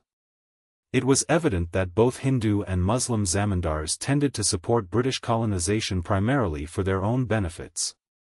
In contrast to the Hindus, who saw the emergence of modern intellectuals and a burgeoning commercial class that challenged aristocratic dominance, the Muslim community largely remained under the sway of traditional landlords. The consequences of such educational shortcomings were profound.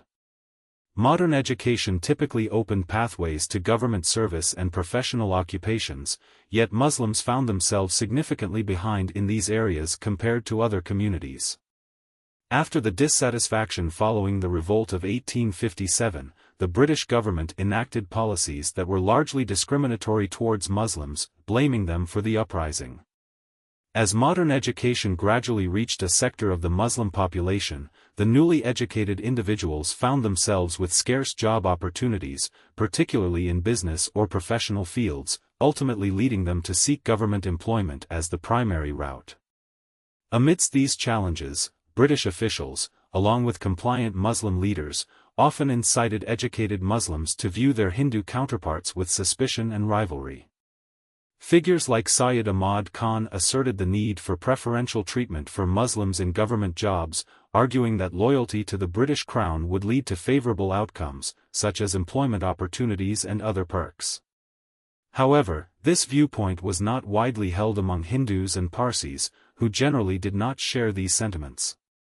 As a result, while across India a new wave of nationalist leaders emerged from among independent lawyers, journalists, students, merchants, and industrialists, the political landscape for Muslims remained dominated by loyalist landlords and retired bureaucrats. Interestingly, Bombay emerged as an exception where the Muslim community seemed to embrace commerce and education earlier than others. Influential Muslim figures, such as Badruddin Tayyabji and Muhammad Ali Jinnah, found their place within the ranks of the Nationalist Congress in this province. In reflecting on these circumstances, Jawaharlal Nehru aptly captured the divergence in the development trajectories of Hindu and Muslim classes in his work, The Discovery of India, noting a generational gap that created a distinct psychology among Muslims, characterized by apprehension and insecurity. A thorough understanding of this historical context helps illuminate how central issues of education and socio-economic engagement shaped the trajectory of nationalist movements in India. In the educational institutions of the time, the narrative surrounding India's history was heavily influenced by the colonial ideologies of British and later Indian historians. They characterized the medieval era of Indian history primarily as a Muslim period, attributing the governance of Turk, Afghan, and Mughal rulers exclusively to Muslim dominance. This view perpetuated the notion that all Muslims were rulers while all non-Muslims were subjected to their authority. However, this narrative conveniently overlooked the shared plight of both Muslim and Hindu communities, who faced similar economic hardships and oppression under the burdensome taxation imposed by rulers, nobles, and local chieftains, regardless of their religious affiliations. The simplistic binary established by these historians ignored the complexities and nuances of ancient and medieval Indian politics. In reality, governance and resistance were largely driven by economic and political motivations rather than strictly religious beliefs. Politicians and rebels alike often cloaked their ambitions in religious rhetoric, masking the true nature of their material interests. Furthermore, colonial and communal historiography dismissed the idea of a composite culture in India, despite the fact that regions displayed a rich tapestry of diverse cultural expressions not defined solely by religion. Instead, common cultural patterns emerged within regions, transcending social class distinctions. Despite its lack of scientific underpinning and being rooted in regressive thinking as well as British colonial tactics, the communal perspective resonated with those who harbored fears about their status as a minority. In light of this, it was crucial for the religious majority to engage with the minority in a manner that alleviated these genuine concerns.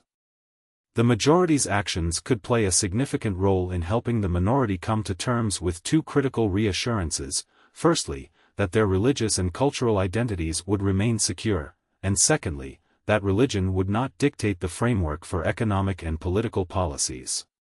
The founders of Indian nationalism understood that forging a unified Indian identity would be a gradual and challenging endeavor, necessitating an extensive political education process for the populace. Their mission was to reassure the minorities that the burgeoning nationalist movement would safeguard their religious and social rights while striving to unite all Indians under shared national, economic, and political objectives. In his presidential address to the Indian National Congress in 1886, Dadabhai Naoroji explicitly stated that the Congress would focus solely on national issues, deliberately refraining from engaging in religious or social matters. This principle was firmly established when, in 1889, the Congress agreed not to entertain proposals deemed detrimental to Muslims by a significant majority of Muslim delegates. In those formative years, many Muslims actively participated in the Congress, highlighting the early nationalists' commitment to redefining the political landscape. They advocated for a political ideology that rejected communalism, promoting the idea that governance should transcend religious identities and instead be based on the collective interests of the people. The Nationalist Movement, 1905 to 1918. The period from 1905 to 1918 marked a crucial phase in the nationalist movement of India, characterized by a militant form of nationalism that, while advancing many goals, unfortunately hindered the development of national unity among diverse communities. A significant aspect of the rhetoric employed by militant nationalists was its strong grounding in Hindu religious sentiments, which tended to overshadow the rich tapestry of medieval Indian culture.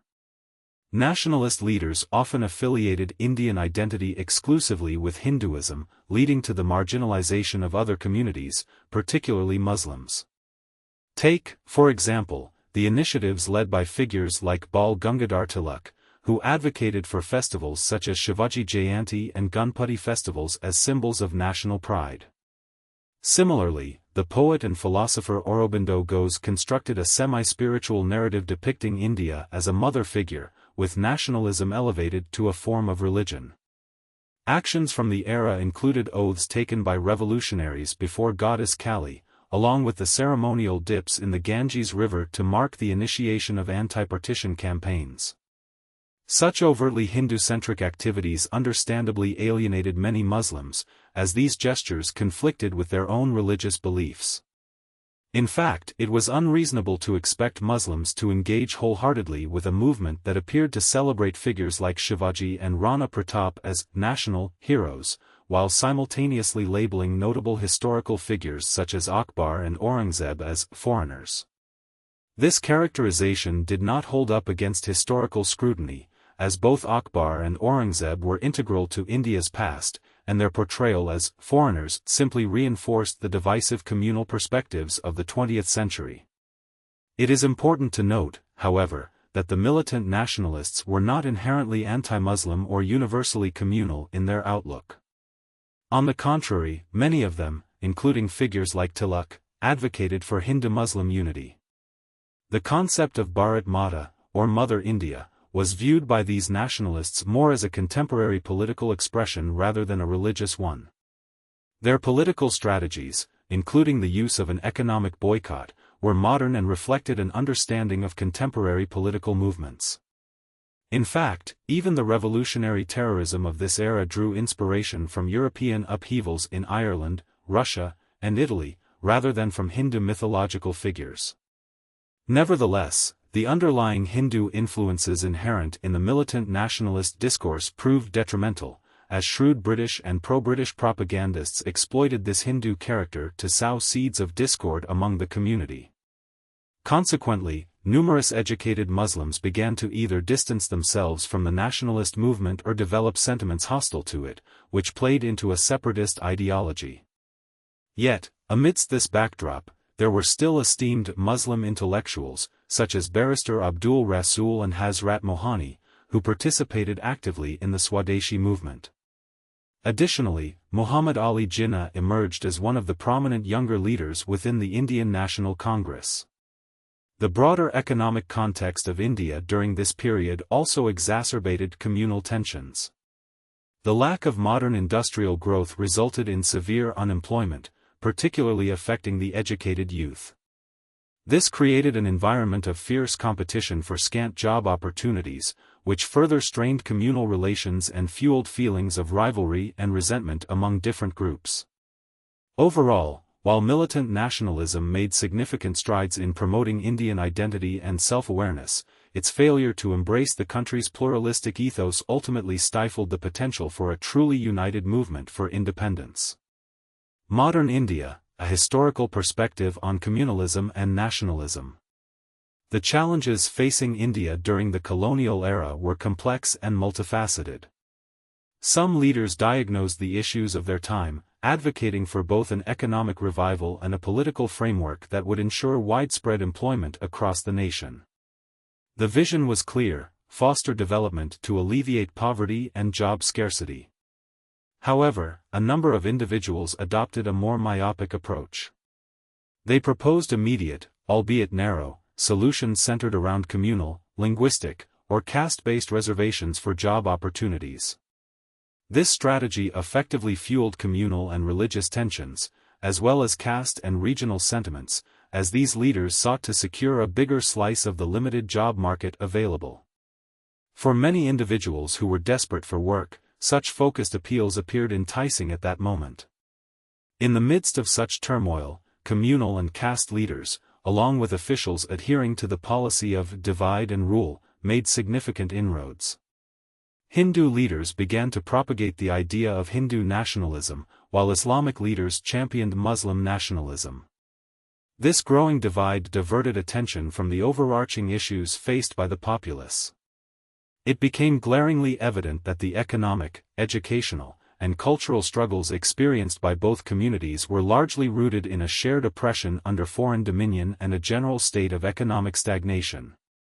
The realization that collective action was the pathway to national liberation and economic advancement remained obscured by communal rhetoric. By 1906, the schism between educated Muslim elites and other segments of society deepened, culminating in the formation of the All India Muslim League.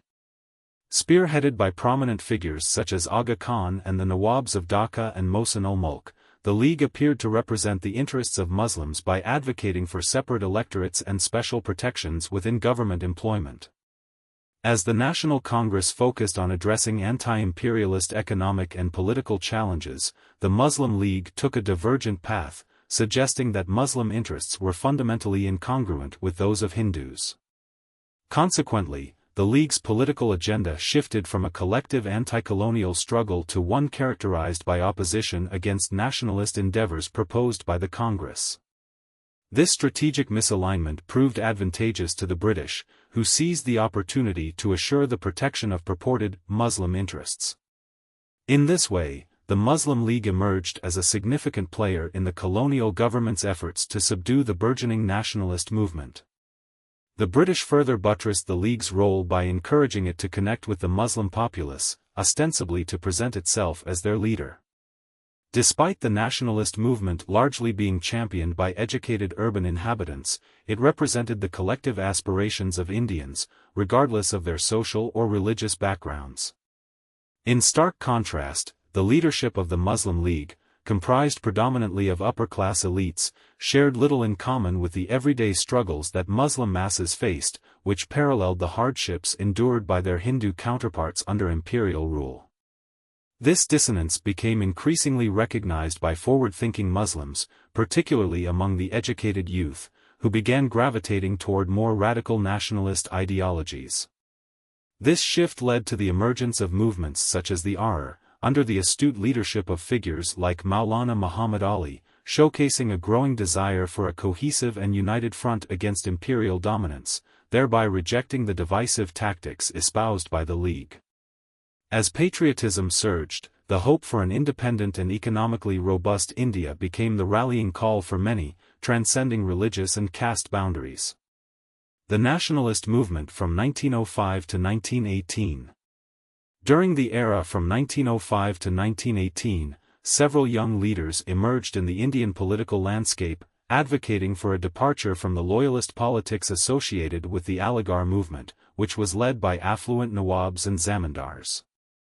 Key figures such as Ajmal Khan, Hassan Imam, Maulana Zafar Ali Khan, and Mazhar-ul-Haq were notably critical of these entrenched loyalties. Fueled by contemporary notions of self-governance, they argued for a more active role in the burgeoning militant nationalist movement. Concurrently, within the realm of traditional Islamic scholarship, nationalist fervor was gaining traction, particularly among scholars from the Deoband school. One of the most distinguished advocates from this group was the young Maulana Abul Kalam Azad.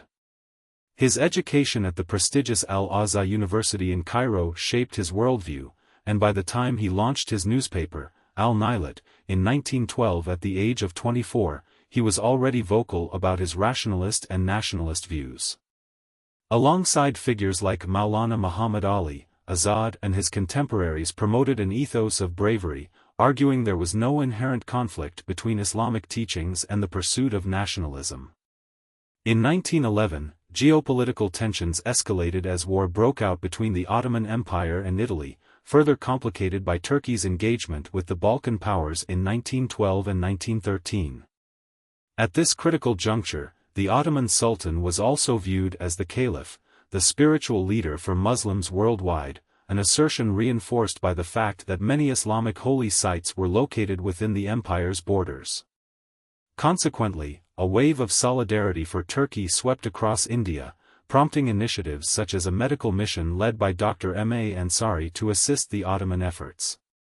As Britain's policies throughout this period were largely unfavorable to Turkey, anti-imperialist sentiments became intertwined with pro-caliphate feelings.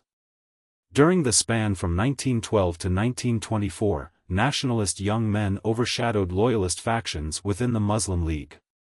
However, with the exception of enlightened thinkers like Azad who embraced rationalism, many militant nationalists struggled to fully grasp and accept secular political frameworks. Instead of championing political independence as their primary concern, their focus shifted towards the preservation of sacred sites and the integrity of the Ottoman Empire. Their responses to imperialism centered not on its broader economic and political ramifications, but rather on the religious stakes tied to the Sultanate and Islam's holy places. Their support for Turkey was predominantly influenced by religious convictions, and their political discourse often appealed to religious sentiments rather than a secular interpretation of governance. While this approach initially did not directly contradict the overarching narrative of Indian nationalism, it did cultivate a mindset that frequently viewed political issues through a religious lens. Although such activism spurred a wave of anti-imperialist sentiment and bolstered nationalist inclinations among urban Muslims, it ultimately perpetuated a limitation in political discourse, inhibiting the development of a modern, secular approach toward pressing political and economic challenges. Simultaneously, even though no organized political body representing Hindu communal interests emerged during this time frame, the seeds of Hindu communalism began to sprout. Numerous Hindu writers and political activists began to echo the narratives and objectives of the Muslim League, framing their discourse around concepts of Hindu nationalism and expressing views that positioned Muslims as a separate entity within the national narrative. The complexities of this period underscore a critical interplay of identities as various groups sought to navigate the evolving landscape of Indian nationalism. Modern India, the foreign influence and the rise of nationalism. During the early 20th century, the presence of foreign nationals in India ignited significant concern among the local populace. These foreigners not only engaged in commercial ventures but also actively campaigned for a more equitable representation of Hindus in legislative assemblies, municipal councils, and government positions. This push for a Hindu share in governance reflected a burgeoning consciousness among Indians regarding their political rights and representation. Nationalism and the First World Conflict. The First World War erupted in June 1914, pitting a coalition of Great Britain, France, Italy, Russia, Japan, and the United States against a rival alliance comprised of Germany, Austria-Hungary, and Turkey. The stage had been set for this conflict by the fierce competition among industrialized nations, a rivalry that took root in the latter half of the 19th century. These capitalist powers had increasingly clashed in their pursuit of exclusive territorial claims and colonial dominance, and by the dawn of the 20th century, the struggle had become even more intense as the world's unclaimed territories dwindled. Countries such as Germany and Italy, which had only recently entered the fray of global imperialism and lacked the extensive colonies amassed by earlier powers like Britain and France, began to agitate for a redistribution of colonial territories. Their desire for a fair share sometimes escalated to calls for armed conflict. In response, nations across the globe began gearing up for potential warfare, as they aimed to defend their existing assets or to seize new ones. This period was characterized by an intense arms race, with a fervent belief among the population that national prestige was intrinsically linked to the extent of colonial holdings. The media played a crucial role in promoting this narrative, with newspapers serving as the primary channels of nationalistic propaganda. For instance, the British boasted that the sun never sets on the British Empire, while the Germans clamored for their own rightful place in the sun. As fears of political and military isolation grew, countries sought to forge alliances with one another, leading to the formation of rival blocs. Tensions escalated until the war officially commenced in August 1914, altering the landscape of global politics. In India, this global conflict marked a significant turning point in the nation's journey towards self-discovery and independence, catalyzing the evolution of nationalist sentiments. Initially, prominent Indian nationalist figures, including Lokmanya Tilak, who was released from imprisonment in June 1914, chose to support the war effort, perhaps believing this alignment could yield political concessions and increased recognition of Indian aspirations in the post-war landscape. As the war unfolded, however, the drive for Indian autonomy began to crystallize, setting in motion events that would dramatically reshape the future of India's political landscape. From the years 1905 to 1918, a significant political atmosphere shaped the Indian nationalist movement in the midst of the First World War. This era, rather than stemming from genuine allegiance or affinity towards British interests, was largely motivated by a miscalculation of what loyalty to Britain could yield for India. As Prime Minister Jawaharlal Nehru reflected in his autobiography, India's nationalists had been misguided in believing that their support for the British would garner appreciation and ultimately lead to greater autonomy for India. They failed to grasp that the primary objective of the warring powers was to maintain control over their existing territories rather than to support India's aspirations for self-rule. Concurrently, Indian leaders recognized that substantial change would not materialize without significant public pressure on the colonial government. This realization spurred the necessity for a robust mass political movement. Furthermore, the war shattered the prevailing illusions of European superiority and highlighted the imperialist rivalry among Western nations. The impact of the conflict on ordinary Indians was devastating, as they faced heightened taxes and escalating prices for essential goods, leading many to seek refuge in any movement advocating for resistance. Thus, the war years marked a period of fervent nationalist agitation. However, the Indian National Congress, then under moderate leadership, had devolved into a passive political entity incapable of effectively engaging the masses. This created an opening for alternative leadership that could galvanize popular support. Visionaries such as Lokmanya Bal Gangadhar Tilak and later, Annie Besant, emerged with their own initiatives. They established two Home Rule Leagues in 1915, igniting a widespread campaign aimed at securing self-governance for India post-war. During this vigorous movement, Tilak famously proclaimed, "Home rule is my birthright, and I shall have it," which resonated throughout the land, energizing masses across the nation. The wartime environment also witnessed an upsurge in revolutionary fervor. Groups advocating for direct action burgeoned, originating from regions like Bengal and Maharashtra and extending their influence across India. Many individuals began contemplating armed rebellion against British rule. One notable organization, the Ghadar Party, was founded by Indian expatriates in North America in 1913, primarily comprising Sikh peasants and soldiers, but led by educated individuals from various backgrounds including Hindus and Muslims. This organization expanded its reach, establishing connections in countries such as Mexico, Japan, China, and several nations in Southeast Asia. With the onset of World War I in 1914, the Ghadarites resolved to instigate an uprising in India by dispatching arms and fighters with the assistance of local revolutionaries and soldiers. They mobilized thousands willing to return to India, garnering financial support that amounted to millions of dollars. Many supporters sacrificed their life savings or sold their possessions to fund the rebellion. Additionally, the Ghadar Party made concerted efforts to engage Indian troops stationed across the Far East and other regions, persuading numerous regiments to align with their revolutionary cause. In the annals of modern India, the horizon of revolt was unmistakably marked by the agitation brewing in the Punjab, culminating in the fateful date of February 21, 1915, which was designated for an armed insurrection. Regrettably, the authorities swiftly caught wind of these rebellious intentions and responded with forceful measures. The military units that were ready to rise against the government were disbanded, and their leaders faced severe repercussions, including imprisonment and execution.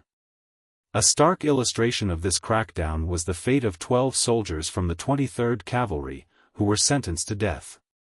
Meanwhile, a large-scale operation led to the arrest of numerous Ghadar Party members within the Punjab, resulting in the execution of 42 individuals, life sentences for 114, and lengthy prison terms for an additional 93. A number of these released prisoners later became instrumental in establishing the Kirti and communist movements in the Punjab region. Among the notable figures from the Ghadar Party were Baba Gurmukh Singh, Kartar Singh Saraba, Sohan Singh Buckna, Rahmat Ali Shab, Bhai Parmanand, and Muhammad Barkatullah. The ripples of inspiration from the Ghadar Party transcended borders, as evidenced by a significant uprising involving 700 men from the 5th Light Infantry stationed in Singapore. This revolt took shape under the leadership of Jamadar Chisti Khan and Subadar Dunde Khan. Unfortunately, despite their fervent efforts, the uprising was quelled after an intense skirmish, which claimed many lives. The aftermath saw 37 rebels publicly executed, while an additional 41 were exiled for life. Furthermore, revolutionary fervor was palpable both within India and abroad. In 1915, a notable yet thwarted revolutionary endeavor was led by Jatin Mukherjee, affectionately known as Bugga Jatin, who paid the ultimate price in a clash against police forces in Balasore. Other key figures engaging in revolutionary activities included Rash Bihari Bose, Raja Mahendra Pratap, Lala Hardayat, Abdul Rahim, Maulana Obaidullah Sindhi, Champak Raman Pillai, Sardar Singh Rana, and Madam Kama, who tirelessly propagated their cause from foreign shores. The backdrop of rising nationalism prompted a pivotal moment during the Lucknow session of the Indian National Congress in 1916. Leaders recognized that ongoing fragmentation was detrimental to their struggle for independence and concluded that presenting a unified front was essential to their objectives. This session witnessed a historic reunification of the previously divided factions of Congress, as bygone disputes fell to the wayside. It became evident that the split had yielded no advantages to either group, while the surging nationalist sentiment compelled the elder statesmen, including Lokmanya Tilak and his fellow militants, to reintegrate into the Congress fold. The Lucknow gathering marked the first instance of a consolidated Congress. In a landmark development, the Congress and the All India Muslim League resolved their historical differences and collaboratively articulated shared political demands to the British government. The context of World War I and the emergence of two Home Rule Leagues heralded a novel sentiment that reshaped the political landscape of India. Concurrently, the Muslim League was undergoing significant transformations, particularly as the younger demographic began gravitating towards bolder nationalist ideals. The consequences of the war further propelled this shift. Government repression also targeted the publication, the Hilal, associated with Abul Kalam Azad, a close associate of Maulana Muhammad Ali. The British authorities interned prominent figures such as the Ali brothers, Muhammad and Kakat Ali, and Hazrat Mohani, alongside Azad himself. The League increasingly reflected, at least in part, the growing militancy of its younger members. Gradually, it began to transcend the limited political vision of the Aligarh school and align itself with the Congress's broader goals. The ongoing collaboration between the Congress and the League signaled a new phase in the struggle for Indian independence. Nationalist Movement 1905 to 1918, an overview. During the pivotal years from 1905 to 1918, the Indian nationalist movement underwent significant transformation, particularly marked by the formation of the Lucknow Pact, commonly referred to as the Pact. Central to this development was the influential figure of Lokmanya Tilak, whose efforts were instrumental in bridging the gap between two prominent organizations, the Indian National Congress and the All India Muslim League. At their respective sessions, both groups aligned their agendas, articulating a unified plan for political reform that included the proposal for separate electorates and a demand for the British government to issue a declaration promising self-governance for India within a specified time frame. The Lucknow Pact represented a pivotal advancement in the quest for Muslim unity within the broader nationalist movement. However, the collaboration was predicated on the idea of Hindus and Muslims existing as distinct political groups rather than fostering a secular political view that could unite them under a common national agenda. This separation ultimately illuminated the absence of shared political interests among Hindus and Muslims, leaving the door ajar for the rise of communalism within Indian politics. In the immediate aftermath of the Lucknow gathering, there was a surge of unity between moderate nationalists and their more radical counterparts, invigorating both the National Congress and the Muslim League with new political zeal. The British administration, feeling the pressure of this newfound solidarity, realized the necessity of mollifying nationalist sentiments. Until that point, the British had heavily resorted to oppressive measures to suppress nationalist uprisings, restricting numerous radical nationalists and revolutionaries under stringent laws such as the Defence of India Act. Yet, in a shift of strategy, the British government proclaimed on August 20, 1917, its intention to progressively develop self-governing institutions in India, framing this initiative as a step towards responsible governance within the context of the British Empire. Subsequently, the Montagu-Chelmsford reforms were unveiled in July 1918. However, rather than satisfying the burgeoning Indian nationalism, these concessions merely served to fuel it further. The national movement soon transitioned into its third and most aggressive phase, termed the Era of Struggle, or the Gandhian Era, which heralded a new chapter in the fight for independence. Exercises. 1. What factors contributed to the emergence of militant nationalism, also known as extremism, in the early 20th century? 2. In what ways did the approaches of militant nationalists diverge from those of the moderates? How successful were they in achieving their political aims? 3. Chart the trajectory of the Swadeshi and boycott movements. Critically assess the key elements that led to the rise of communalism in India during the early 1900s. Focus on how British policies, especially the divide and rule strategy, as well as factors such as the educational and economic disadvantages faced by the Muslim upper and middle classes, the portrayal of history in Indian education, and the influence of militant nationalism, shaped the socio-political landscape of the time. Modern India, Comprehensive Notes. 1. Lokmanya Tilak, Bal Gangadhar Tilak, commonly known as Lokmanya Tilak, was a prominent figure in the Indian independence movement and is often referred to as the father of Indian unrest. He strongly advocated for self-rule and was instrumental in mobilizing the masses against British colonial rule. His famous slogans, "Swaraj is my birthright, and I shall have it," inspired countless Indians to strive for freedom. Tilak was also notable for his role in promoting Indian culture, especially through his writings and fostering the Ganesh festival, which served as a political platform to rally public support. 2. Development of revolutionary terrorism.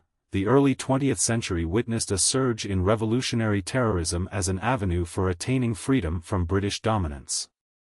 Young nationalists, frustrated by the slow pace of reform and the lack of tangible progress towards self-governance, resorted to radical measures. Groups like the Anushalan Samiti and the Hindustan Republican Association emerged, advocating for armed resistance. Incidents like the assassination of British officials highlighted the desperation and determination of these revolutionaries, who believed that violent action was a necessary means to an end.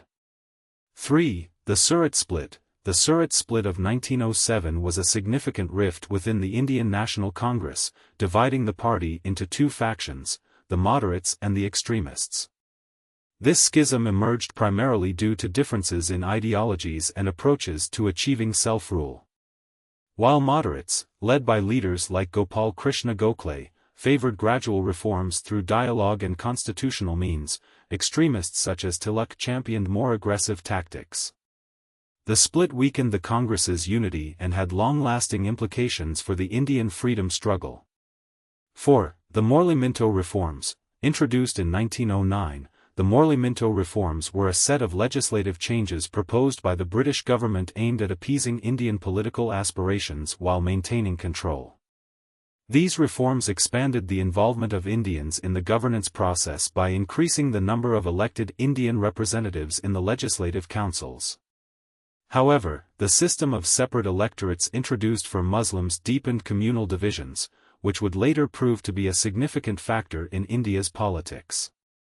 5. Muslim League. Formed in 1906, the All India Muslim League was established to represent the political interests of Muslims in India. Initially aiming to promote loyalty to the British Raj, it gradually transformed into a key player advocating for Muslim rights within the broader national movement. Over time, the League adopted a more separatist stance, particularly under the leadership of Muhammad Ali Jinnah, culminating in its demand for a separate nation which would eventually lead to the creation of Pakistan. 6. Militant nationalism among Muslims. The early 20th century saw an increase in militant nationalism among Muslim communities, driven by a growing sense of political awareness and frustration with colonial oppression. Figures like Allama Iqbal promoted the idea of self-determination and inspired many Muslims to participate in the freedom struggle. However, this nationalist sentiment was often intertwined with concerns over the preservation of their religious and cultural identity, creating a complex landscape of aspirations within the Muslim population. 7. The First World War. The First World War, 1914 to 1918, significantly impacted India, as British recruitment efforts involved many Indians in the war effort. While the British promised reforms and greater autonomy in return for support, the post-war period saw disillusionment among Indian leaders and the populace due to unmet expectations. The economic strain, coupled with the harsh repressive measures following the war, fueled nationalist sentiments, ultimately paving the way for more radical movements seeking independence. 8. The Home Rule Leagues. Founded by Bal Gangadhar Tilak and Annie Besant in 1916, the Home Rule Leagues aimed to achieve self-governance for India within the British Empire. These leagues gained tremendous popularity, particularly among the educated middle class. They conducted mass mobilization efforts, holding meetings and forming local chapters, which helped raise national consciousness and foster a sense of unity among Indians seeking greater political rights.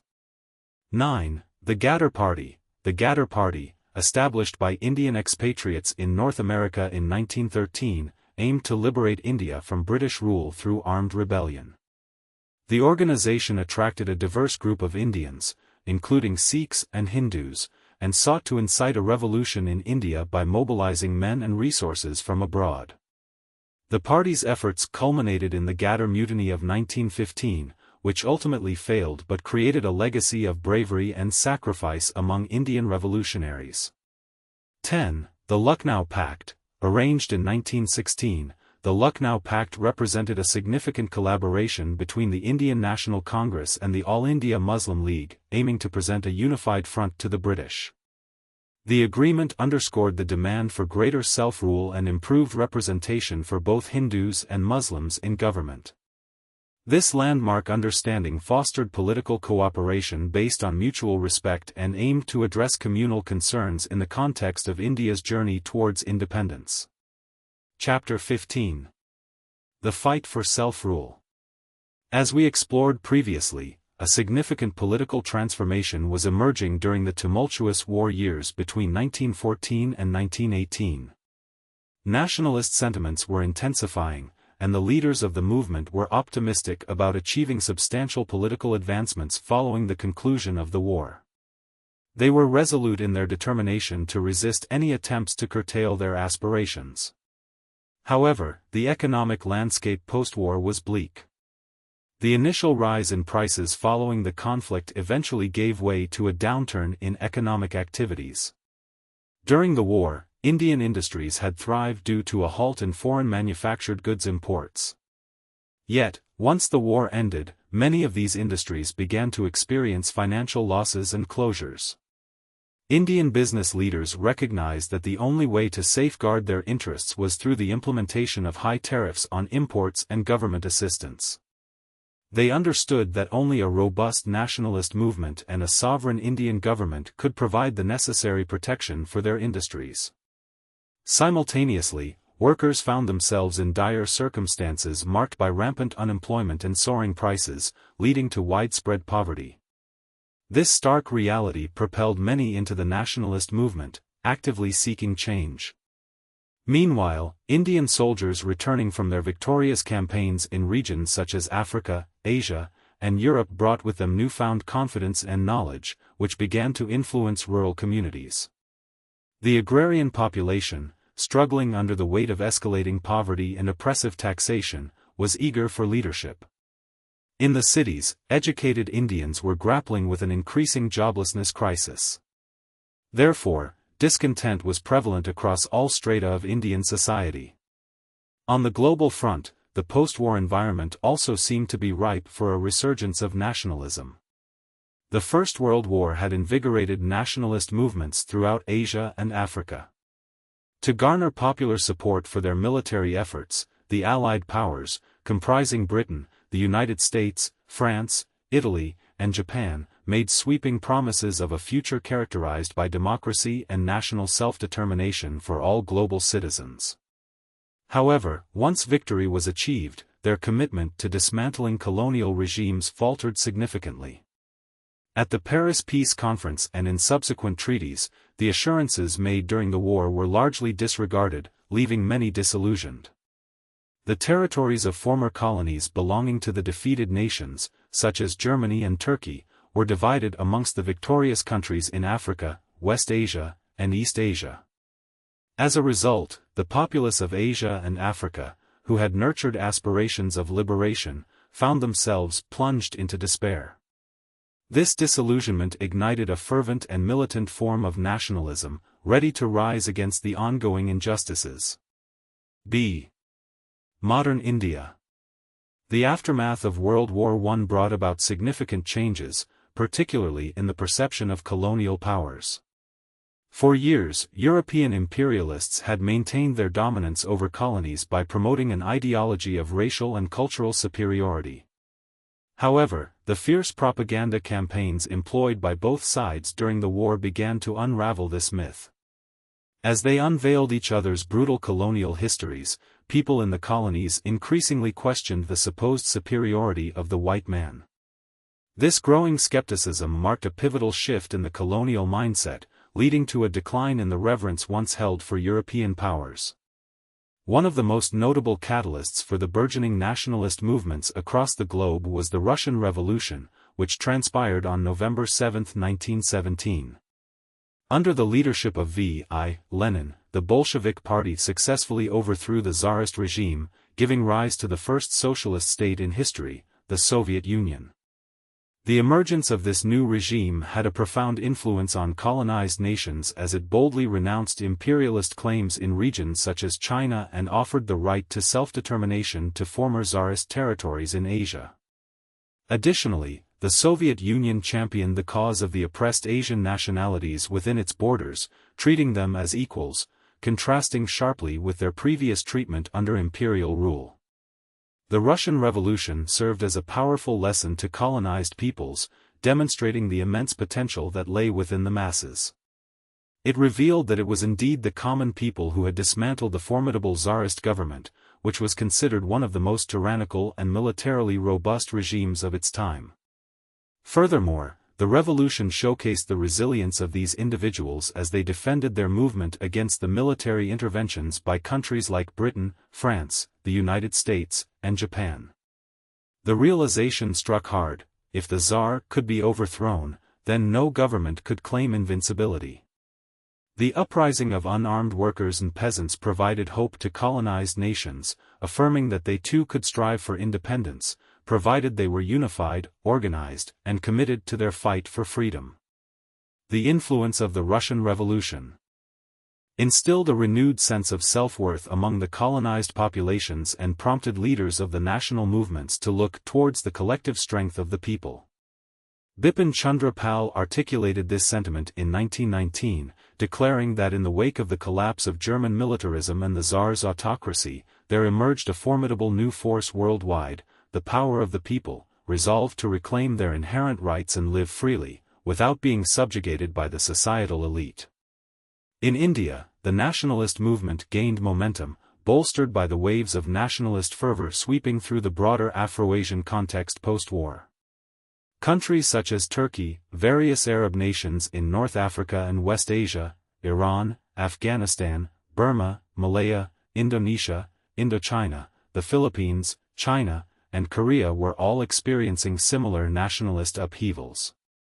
In response to this rising tide of discontent and anti-government sentiment, the colonial authorities recognized the need to adopt a dual approach of concessions and repression, often referred to as the policy of carrot and stick.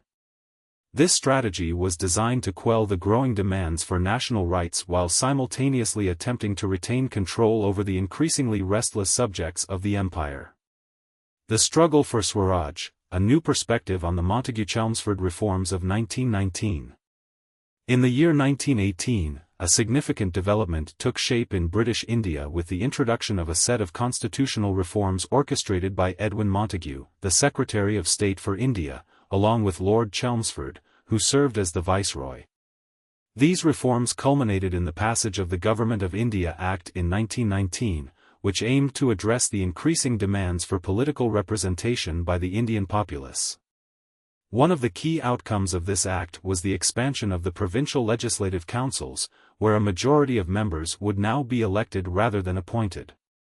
The reforms adopted a diarchy system, which allocated powers differently between the provincial and central governments. Under this arrangement, certain critical areas, labeled as reserved subjects, such as finance and law enforcement, were kept under the direct authority of the governor. In contrast, other domains, termed transferred subjects, including education and public health, saw the governance shift to ministers who were accountable to the legislative bodies. However, this division did not equate to genuine autonomy. Despite the delegation of some responsibilities, the governor maintained overarching control over financial matters and wielded the power to overrule the ministers whenever he deemed it necessary. On the central front, the legislative framework established two houses. The Legislative Assembly, which was the lower house, comprised 144 members, with 41 being nominated, while the upper house, known as the Council of State, included 34 elected and 26 nominated members. Notably, this legislative setup had minimal influence over the Governor-General and his Executive Council, creating a structure in which the central government could exercise broad authority over provincial administrations. Additionally, the right to vote remained exceedingly limited, with only 909,874 individuals eligible for the lower house and a mere 17,364 for the upper house in 1920. Nevertheless, Indian nationalists found the Montagu-Chelmsford reforms wholly inadequate. Their aspirations had evolved, and they were no longer willing to let a colonial power dictate their capacity for self-governance. Thus, the Indian National Congress convened a special session in Bombay in August 1918, presided over by Hassan Imam, to deliberate on these reform proposals. The Congress categorically denounced the reforms, labeling them as disappointing and unsatisfactory, whilst advocating for true self-governance rather than mere tokenism. This period also witnessed a fracture within the Congress itself. Veteran leaders, including Surendranath Banerjee, expressed a willingness to accept the reform proposals, leading to their departure from the Congress. They opted not to participate in the Bombay session, where their voices would have barely registered in the larger debate. This faction subsequently established the Indian Liberal Federation, marking a split within the nationalist movement. As the so-called liberals, they would play a relatively minor role in the broader narrative of Indian politics in the years to come. The repressive measures of the Rowlatt Act. In its attempts to placate the Indian populace, the British government simultaneously resorted to oppressive tactics. The period of World War I was marked by an unwavering crackdown on nationalist efforts. Authorities pursued and persecuted various revolutionaries and activists, leading to hangings and mass incarcerations. Notable figures such as Abul Kalam Azad found themselves imprisoned as the state sought to stamp out dissent. In a bid to enhance these repressive measures, the British administration aimed to extend its powers well beyond the established norms of legal governance. This came to a head in March 1919, when the contentious Rowlatt Act was enacted, despite vehement opposition from every Indian member of the Central Legislative Council. Notably, prominent leaders including Mohandas Karamchand Gandhi, Madan Mohan Malviya, and Mazhar-ul-Haq took a principled stand by resigning in protest from the council. The Rowlatt Act granted the government the authority to detain individuals without a trial or formal conviction, effectively nullifying the principle of habeas corpus, a fundamental aspect of civil liberties in Britain. Consequently, this legislative move was perceived as a severe infringement on the democratic promises made to the Indian people during the war. It felt, to many, as if the government had cruelly mocked their aspirations, similar to offering stones to a starving individual. Rather than facilitating democratic progress, the act merely heralded an escalation of restrictions on civil liberties. The public's indignation was palpable, leading to widespread unrest and catalyzing a vigorous protest movement against the act. During this tumultuous period, a significant new figure emerged at the forefront of the nationalist struggle, Mohandas Karamchand Gandhi. This marked the commencement of the third, and crucial, phase of Indian nationalism. Gandhi, who would later be hailed as Mahatma, began to galvanize the masses with his vision and ideas. The journey for justice, striving for Swaraj. On October 2, 1869, in the coastal town of Porbandar, Gujarat, a significant figure was born who would come to lead a monumental movement for justice and equality. Mohandas Karamchand Gandhi, after completing his legal studies in England, ventured to South Africa to begin his law career. It was there that he encountered firsthand the deeply entrenched injustices, discrimination, and degradation suffered by Indians residing in the colonial territories. Many Indian laborers and merchants who had relocated to South Africa found themselves stripped of basic rights, such as the right to vote. They were subjected to humiliating conditions, including mandatory registration and the payment of poll taxes.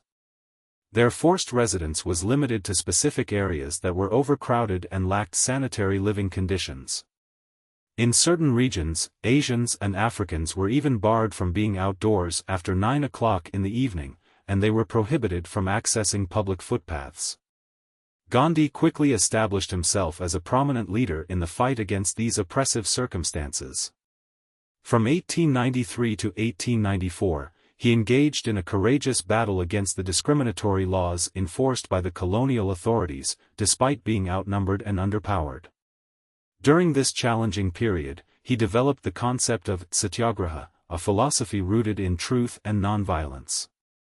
For Gandhi, the essence of a true satyagrahi involved being steadfastly truthful and peacefully resistant while refusing to acquiesce to perceived injustices. He advocated for conscious suffering as a means of standing against wrongdoing, emphasizing that such struggle stemmed from a profound love for truth. In this moral framework, Gandhi recognized that even while opposing the actions of wrongdoers, one should harbor compassion for them, as hatred would contradict the spirit of a genuine satyagrahi. Fearlessness was a key attribute as well. A satyagrahi would never submit to evil, regardless of the potential repercussions they might face. To Gandhi, nonviolence was not a strategy of the weak or timid. In fact, he believed only those with strength and courage could truly embody nonviolent resistance. He stated boldly in a 1920 article from his journal, Young India, that nonviolence is the law of our species, as violence is the law of the brute. Yet he also made it clear that if one was faced with a choice between cowardice and violence, he would advocate for the latter.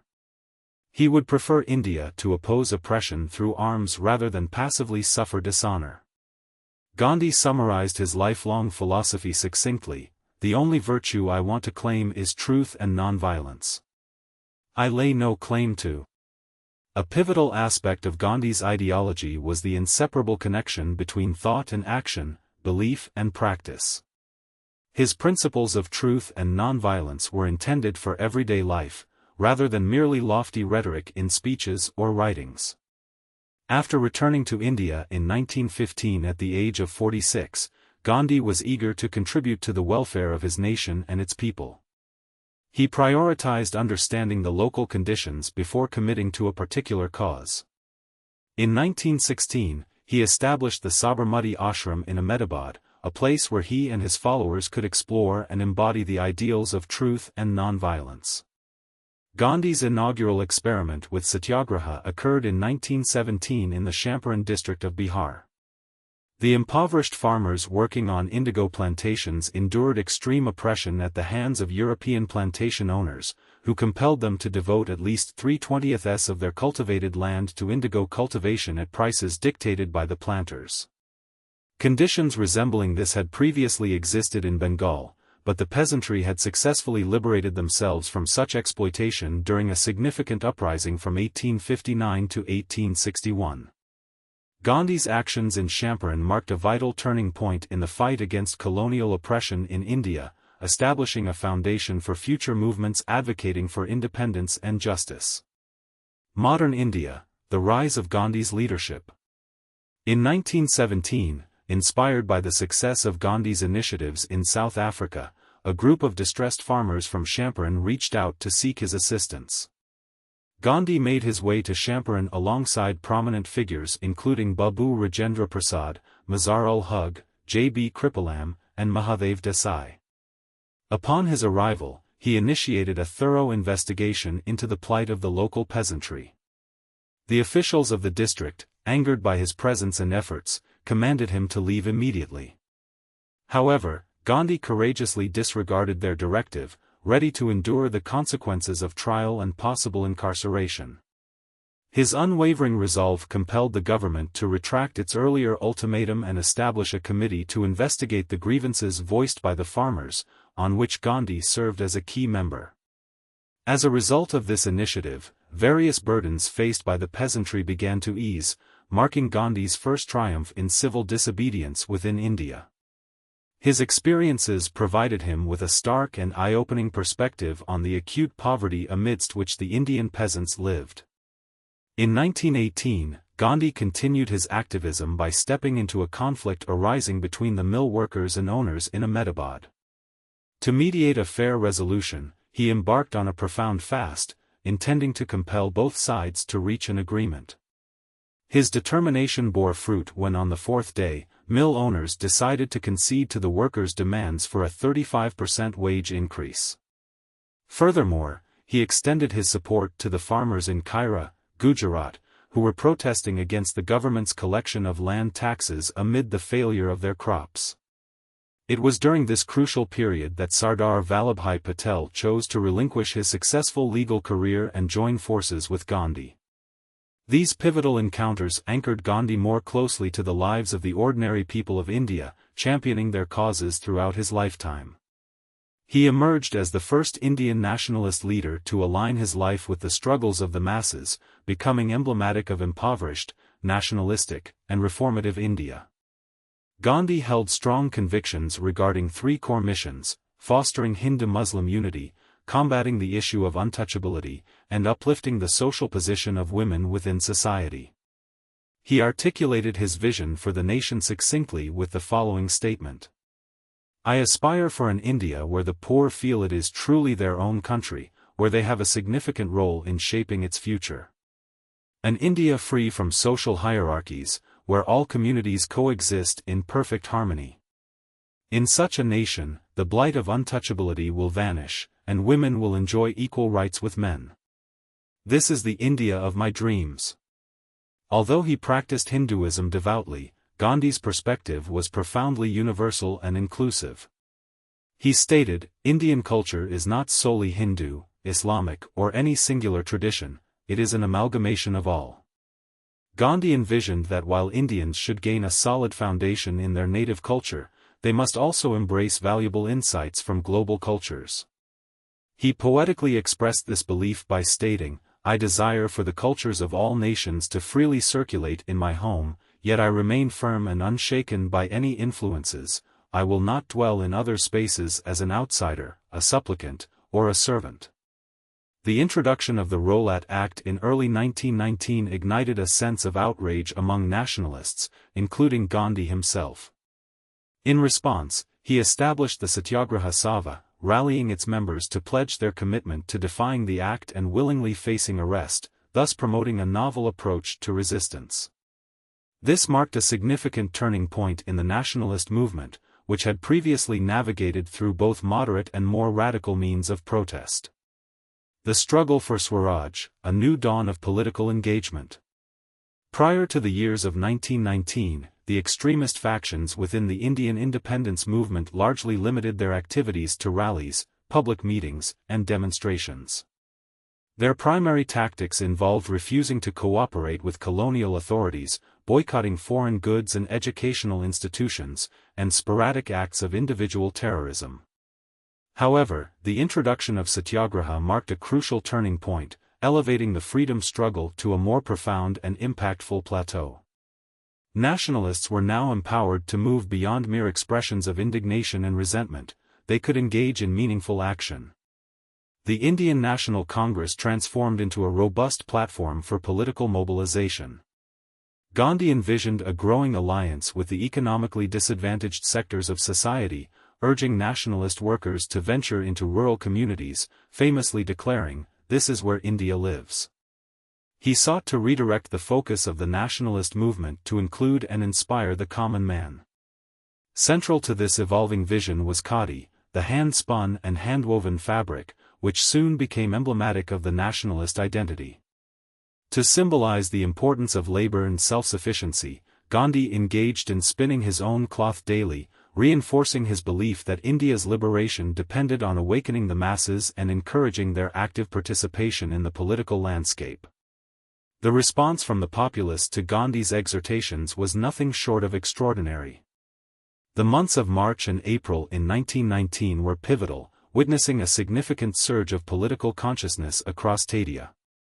Communities experienced intense hartals, labor strikes, and public demonstrations.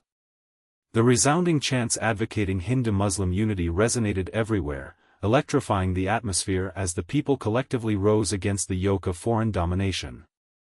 However, the British authorities were increasingly determined to quell the burgeoning dissent. They resorted to violent crackdowns, deploying police brutality against unarmed protesters in major cities such as Bombay, Ahmedabad, Calcutta, and Delhi. In response to the escalating hostility, Gandhi announced a large-scale hartal set for April 6, 1919. The Indian populace erupted with remarkable fervor, showcasing their unwavering determination.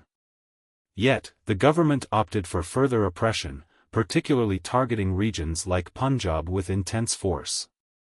Among the most egregious acts of state violence during this period was the tragic Jallianwala Bagh massacre on April 13, 1919. A large, unarmed gathering in Amritsar gathered to peacefully express their dissent, only to face one of the most horrific atrocities in modern political history. The brutal crackdown and ensuing bloodshed underscored the urgent need for a cohesive and vigorous response from the national movement. Modern India, the tragedy of Jallianwala Bagh.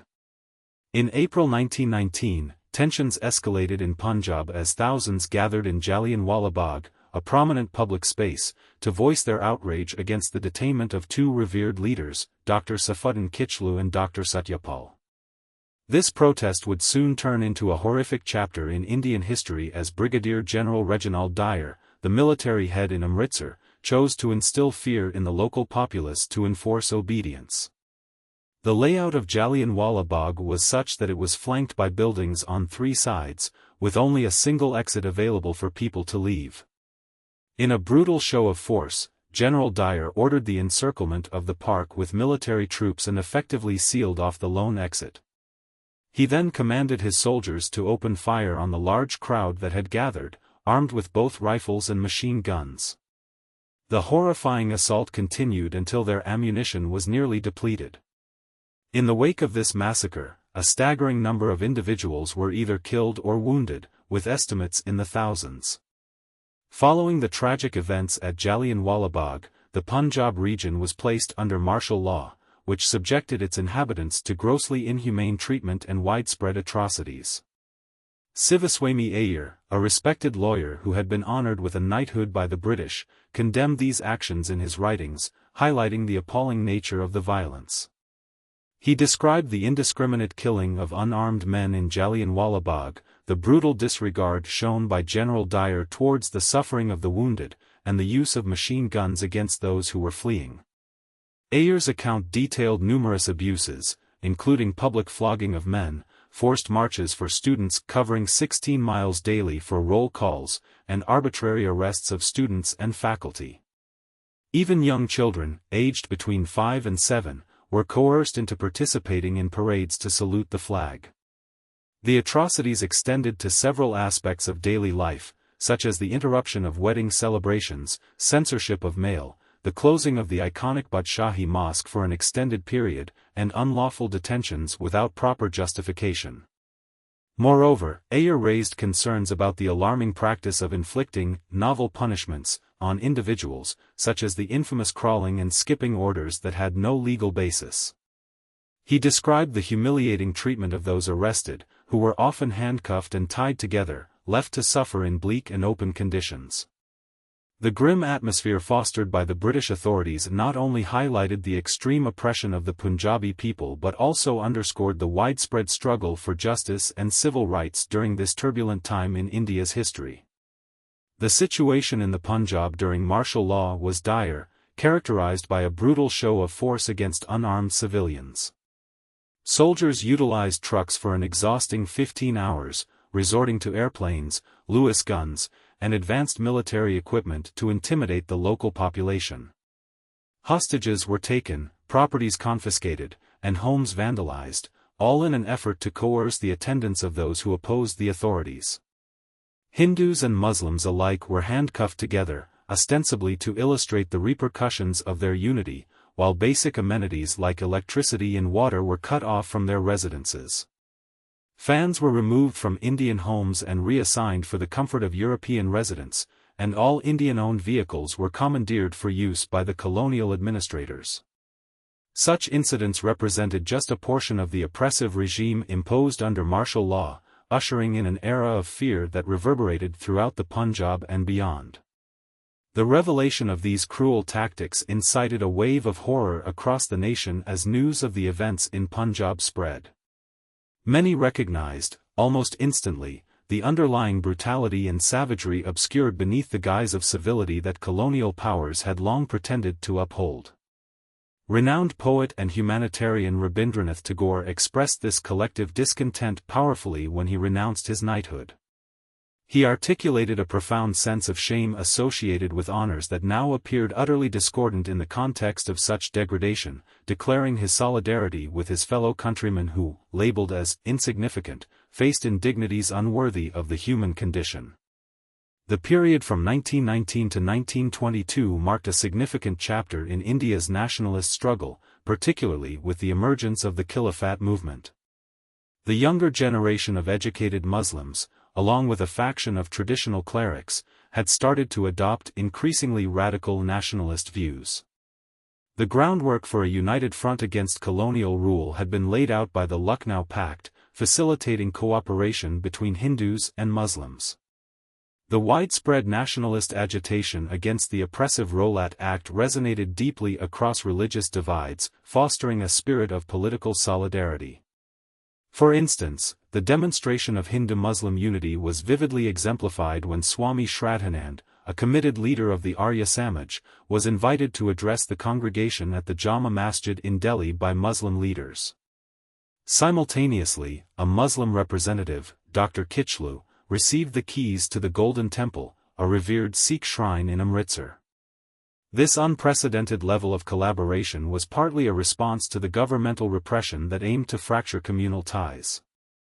Under duress, Hindus and Muslims were forced to endure humiliating experiences, handcuffed together, compelled to crawl side by side, and even share water, breaking long-standing cultural taboos.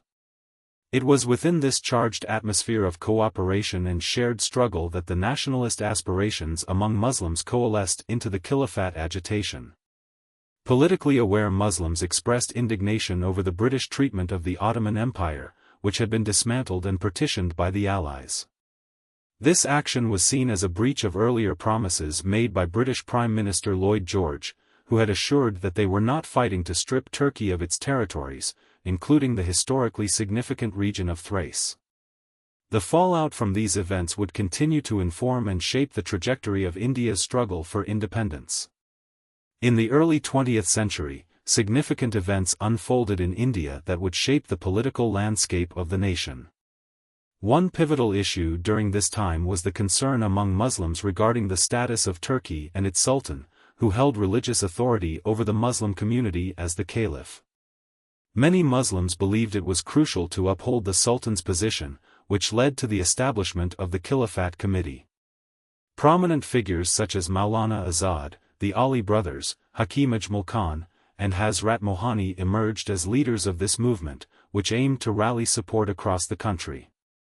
The All India Khilafat Conference, convened in November 1919 in Delhi, was a crucial gathering where representatives resolved to withdraw cooperation from the British government if their demands for the Caliph's recognition were not addressed. At the same time, the Muslim League transitioned under the guidance of nationalists who pledged their support to the Indian National Congress and its ongoing political struggles. Congress leaders, including influential figures like Lokmanya Tilak and Mahatma Gandhi, recognized the Khilafat agitation as a unique opportunity to foster unity between Hindus and Muslims, thereby integrating Muslim communities into the broader national movement. The perspective of different societal groups, Hindus, Muslims, Sikhs, Christians, as well as the working class, landholders, and various regional and ethnic communities, was crucial. All were facing common challenges from colonial rule, which posed a united front in their quest for justice. Gandhi famously referred to the Khilafat movement as a remarkable chance for Hindu and Muslim solidarity, claiming that such an opportunity might not arise again for generations. By early 1920, he emphasized that the Khilafat question was more pressing than discussions surrounding constitutional reforms or injustices in Punjab, threatening to spearhead a non-cooperation movement if the demands of Indian Muslims went unmet. His commitment to the cause quickly positioned him as a leading figure in the Khilafat movement. As the momentum built, the Indian government remained unyielding, dismissing calls to repeal the Rowlatt Act, responding inadequately to the unrest in Punjab, and neglecting the call for self-rule. In June 1920, an all-party conference took place in Allahabad, where attendees endorsed a comprehensive boycott of government educational institutions, courts, and other official establishments. Subsequently, the Khilafat Committee initiated a non-cooperation movement on August 31, 1920. Gandhi was among the first to join this initiative, famously renouncing the Kaiser-Reihind medal he had previously received for his war efforts. In September 1920, the Indian National Congress convened a special session in Calcutta, mourning the recent loss of Lokmanya Tilak, who had passed away at the age of 64 just weeks earlier. His legacy, however, would be carried forward by figures such as Gandhi, C.R. Das, and Motilal Nehru. The Congress formally rallied behind Gandhi's strategy for non-cooperation with the colonial government until justice was served regarding the Punjab incidents and the concerns surrounding the Khilafat issue were resolved, with the ultimate goal of achieving Swaraj, or self-governance. The call to action mobilized the populace, encouraging widespread participation in the boycott of government institutions and promoting khadi through hand-spinning and weaving. In December 1920, the annual Congress session in Nagpur truly crystallized this moment of defiance against colonial authority. Gandhi proclaimed a warning to the British, asserting that the consequences would be increasingly severe should wrongs remain unaddressed.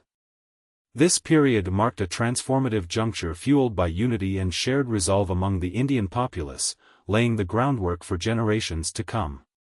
The struggle for Swaraj.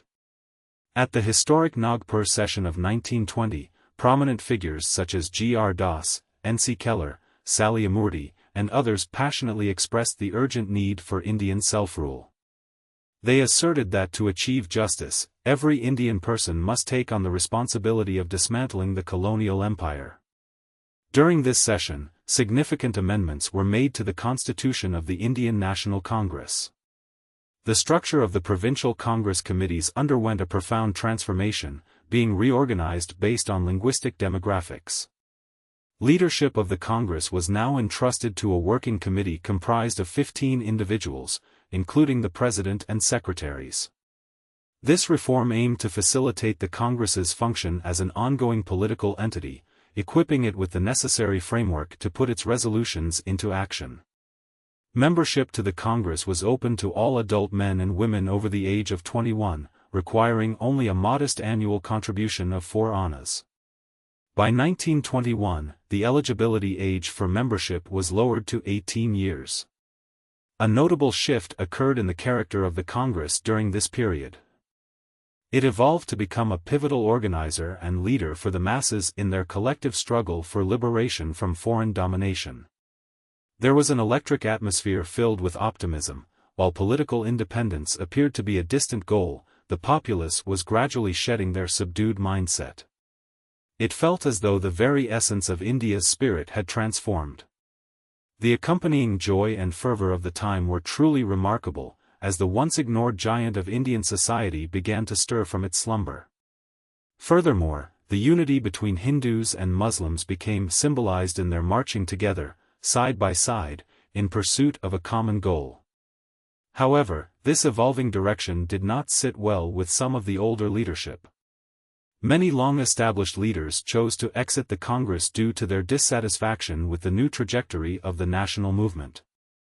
They clung to traditional methods of advocacy and political engagement which strictly adhered to legal boundaries. Their opposition encompassed grassroots mobilization, strikes, hartals, satyagraha, and other forms of direct action that challenged colonial laws, as well as courting imprisonment.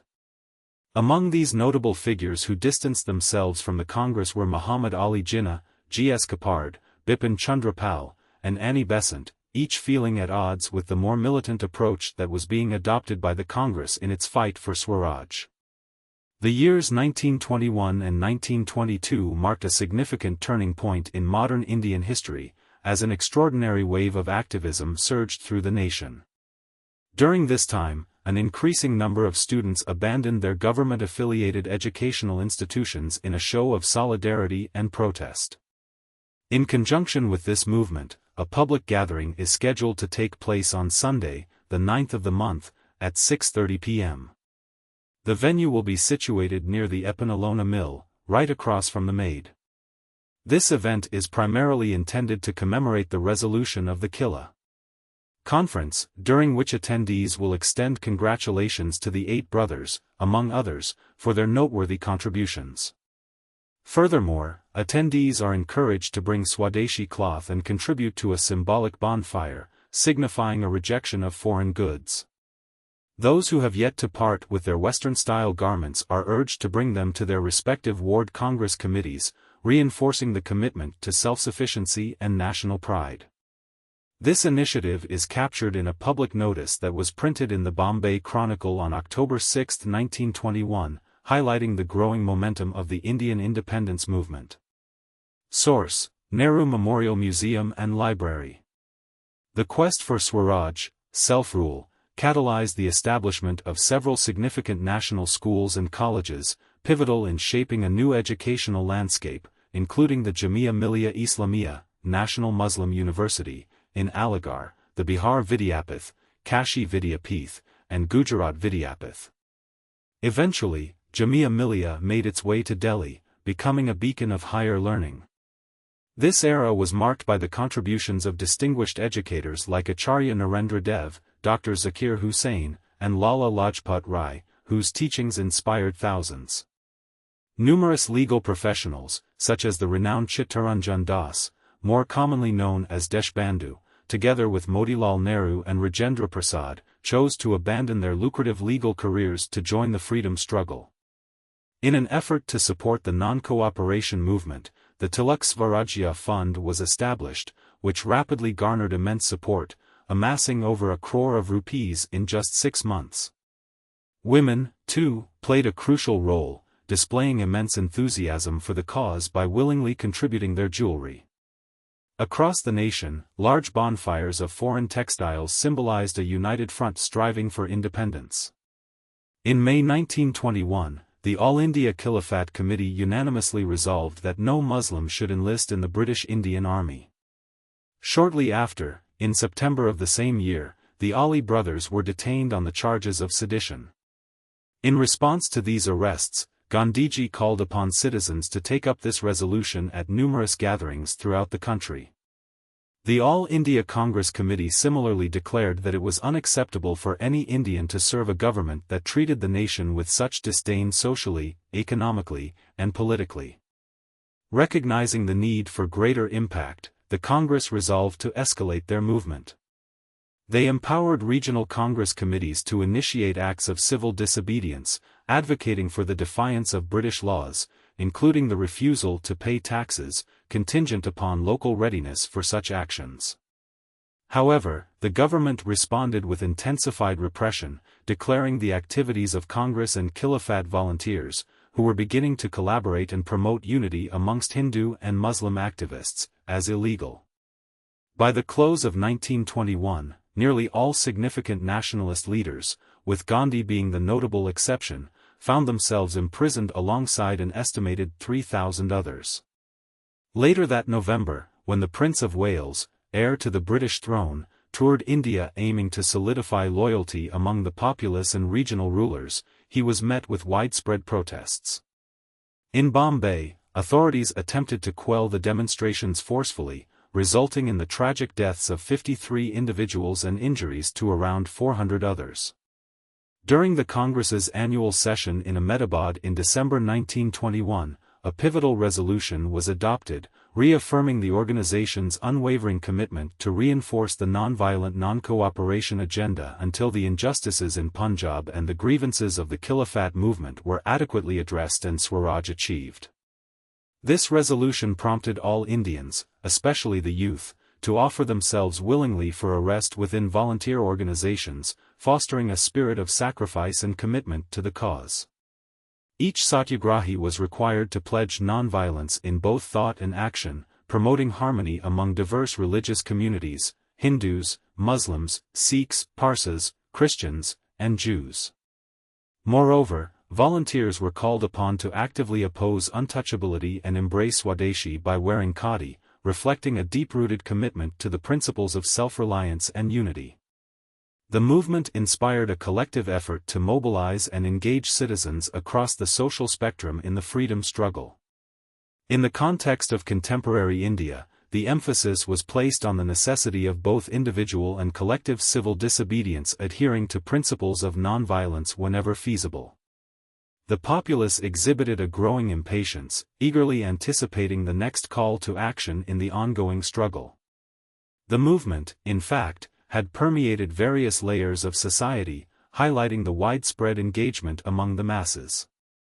Notable responses were seen from numerous farmers in regions such as Uttar Pradesh and Bengal, who enthusiastically answered the appeal for non-cooperation. In Punjab, the Sikh community was actively participating in the Akali movement, which aimed to rid their sacred gurudwaras of corrupt management. Meanwhile, in Malabar, located in northern Kerala, the Maplas, a group of Muslim agriculturalists, were galvanizing a formidable anti-Zamindar campaign. In a letter to the Secretary of State dated February 1919, the Viceroy indicated that the non-cooperation movement had profoundly impacted the urban lower classes. He particularly noted that several areas, including the Assam Valley, the United Provinces, Bihar, Orissa, and Bengal, had seen the peasantry severely affected. By February 1922, Mahatma Gandhi declared his intention to initiate mass civil disobedience, which would encompass a refusal to pay taxes, but only on the condition that the government released all political prisoners and lifted restrictions on the press within a week. However, the escalating atmosphere of resistance took a somber turn. On February 4, in the village of Chayuri Chaura within the Gorakhpur district of Uttar Pradesh, a peaceful demonstration of 3,000 farmers was brutally fired upon by law enforcement. In the wake of this attack, the agitated crowd retaliated against the police station, ultimately resulting in the tragic deaths of 22 police officers. Gandhi viewed this incident with grave concern, as it underscored for him that many nationalists had yet to fully comprehend the essence of nonviolence, a crucial component for the success of civil disobedience. His reluctance toward violent means stemmed not only from his principles but also from the strategic understanding that the British authorities would have an easier time subduing a violent uprising, given that the population had not yet developed the necessary resilience to withstand governmental oppression. Consequently, Gandhi made the resolute decision to halt the nationalist movement. The Congress Working Committee convened in Bardoli, Gujarat, on February 12, where they passed a resolution that put a stop to all actions likely to contravene laws. They encouraged members of Congress to redirect their efforts towards constructive initiatives, such as the promotion of spinning with the charkha, the establishment of national schools, and related endeavors. The Bardoli resolution sent shockwaves throughout the nation, eliciting a mixed response among nationalists. While certain individuals held unwavering confidence in Gandhiji's leadership, others expressed frustration over what they perceived as a tactical retreat.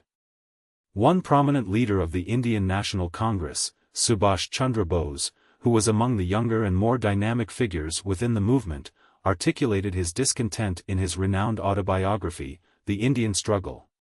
He remarked that halting the momentum of public enthusiasm just as it was building to a peak was an event of nothing short of a national calamity. Bose was not alone in his sentiments. Notable contemporaries of Gandhi, including Deshbandhu Chittaranjan Das, Pandit Jawaharlal Nehru, and Lala Lajpat Rai, expressed their shared resentment, with Das, in particular, visibly incensed at Gandhi's misguided strategies. Despite the internal discord, there prevailed a strong sense of loyalty to Gandhi among both leaders and the general populace, who refrained from publicly challenging his decisions. Consequently, they acquiesced to his resolution without overt opposition. This marked a significant downturn for the early non-cooperation and civil disobedience movements, which virtually came to a halt as a result. The climax of this political drama unfolded on March 10, 1922, when the British authorities capitalized on the prevailing situation by arresting Mahatma Gandhi.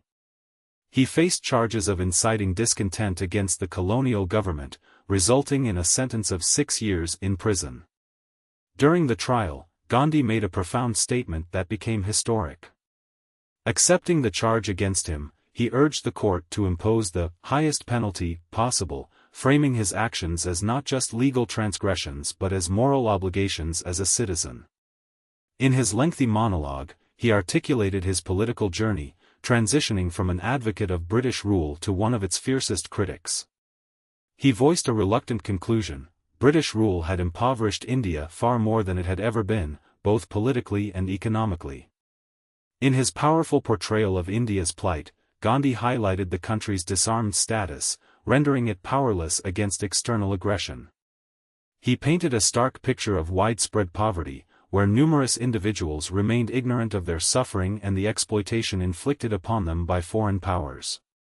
The system established under British governance was fundamentally designed for exploitation. The evidence of this was reflected in the skeletal remains of many villagers, bearing witness to the disparity enforced by colonial rule. Gandhi lamented that even the British and their Indian collaborators, who played a role in administering this oppressive system, were largely unaware of the unjust nature of their actions. He further elaborated on the subtleties of this oppression, a combination of terror tactics and a clear display of force on one side, juxtaposed with the complete deprivation of any means of resistance on the other, systematically breaking the spirit of the people and instilling in them a culture of submission. In the final moments of his defense, Gandhi articulated a sentiment that resonates to this day: non-cooperation with evil is as much a duty as cooperation with good. The presiding judge, acknowledging the gravity of the situation, imposed on Gandhi the same sentence that had been rendered to Lokmanya Tilak back in 1908. Soon, the Khilafat issue, which had initially been part of the nationalist discourse, began to fade from the public's consciousness as the Turkish people rallied for their own liberation. The early 20th century saw significant changes in Turkey, largely attributable to the visionary leadership of Mustafa Kemal Pasha. Following the political upheaval in November 1922, the Sultan's authority was dismantled, marking a pivotal turn in Turkish politics. Kemal Pasha was unwavering in his commitment to modernizing the nation and establishing a secular governance framework. He notably abolished the caliphate, thus severing the ties between the state and Islamic authority by removing references to Islam in the constitution. His sweeping reforms extended to numerous sectors, including education, where he implemented a nationalized system, significantly enhancing access and quality. Women's rights were advanced substantially, allowing for greater social participation and equality. Furthermore, he introduced new legal frameworks modeled on European systems, which modernized the Turkish legal landscape. Agricultural development was prioritized, and steps were taken to stimulate the growth of modern industries. Collectively, these transformative measures effectively undermined the momentum of the Khilafat agitation. The Khilafat movement played a notable role in fueling the non-cooperation movement within the country. It successfully engaged urban Muslims, drawing them into the broader nationalist movement and fostering a spirit of national pride and enthusiasm during those turbulent times. Nevertheless, some historians have critiqued the movement for intertwining religious sentiments with political aspirations. This intertwining, they argue, led to a heightened religious consciousness within politics, ultimately bolstering communal divisions in the long run. While this perspective holds some validity, it is crucial to recognize that it was entirely appropriate for the nationalist movement to advocate for issues pertinent to the Muslim population. Social and political awareness often arises from the unique demands and experiences of different community segments, making it natural for various groups to articulate their aspirations for freedom in ways that resonate with their specific contexts. However, it can also be noted that the leadership of the nationalist movement did not fully succeed in elevating the political consciousness of Muslims from a religious to a more secular viewpoint. Despite these shortcomings, the Khilafat agitation represented a broader sentiment among Muslims that extended beyond their attachment to the caliphate. In fact, it served as a manifestation of the increasingly prevalent anti-imperialist attitudes among the Muslim community, reflecting their desires for self-determination and social justice. The quest for Swaraj was intricately tied to the Khilafat issue, as demonstrated by the relative lack of public outcry in India when Kemal Pasha dismantled the caliphate in 1924. This period is significant, as, despite the apparent shortcomings of the non-cooperation and civil disobedience movements, the momentum of the national movement gained considerable strength in various aspects. One of the most notable changes was that nationalist sentiments permeated even the most remote corners of the country. Educated Indians began to place their trust in their own capabilities and resources, no longer paralyzed by the oppressive force of British authority. This shift marked a significant transformation in the Indian psyche, ultimately leading to a profound sense of self-worth and confidence that remained unshaken, even in the face of setbacks. Mahatma Gandhi encapsulated this spirit when he asserted that the struggle that commenced in 1920 is destined to continue until victory is achieved, regardless of whether that takes a month, a year, or several years. However, following the halt of the civil disobedience movement, a wave of disintegration and disorganization swept through the Congress Party. The initial fervor and enthusiasm dissipated, replaced by feelings of disillusionment and a lack of motivation. Furthermore, serious disagreements surfaced among the party leadership. In light of these challenges, new voices emerged. C.R. Das and Motilal Nehru suggested an alternative approach to political activism in the evolving landscape. They encouraged nationalists to abandon the boycott of legislative councils and actively participate in them. Their strategy involved obstructing official operations within these councils and exposing their deficiencies, ultimately aiming to rekindle public interest and engagement. Conversely, a faction within the Congress, including prominent figures such as Sardar Vallabhbhai Patel, Dr. Ansari, and Babu Rajendra Prasad, who came to be known as the No Changers, firmly opposed the idea of entering the councils. They warned that engaging in legislative politics could dilute the intensity of nationalist passion. Instead, they focused on reinforcing Hindu-Muslim unity and proposed alternative constructive projects aimed at building community resilience through initiatives like spinning and temperance. This divergence in strategic vision highlighted the ongoing debates and divisions within the Indian nationalist movement as it navigated through turbulent socio-political waters. Modern India's struggle against untouchability.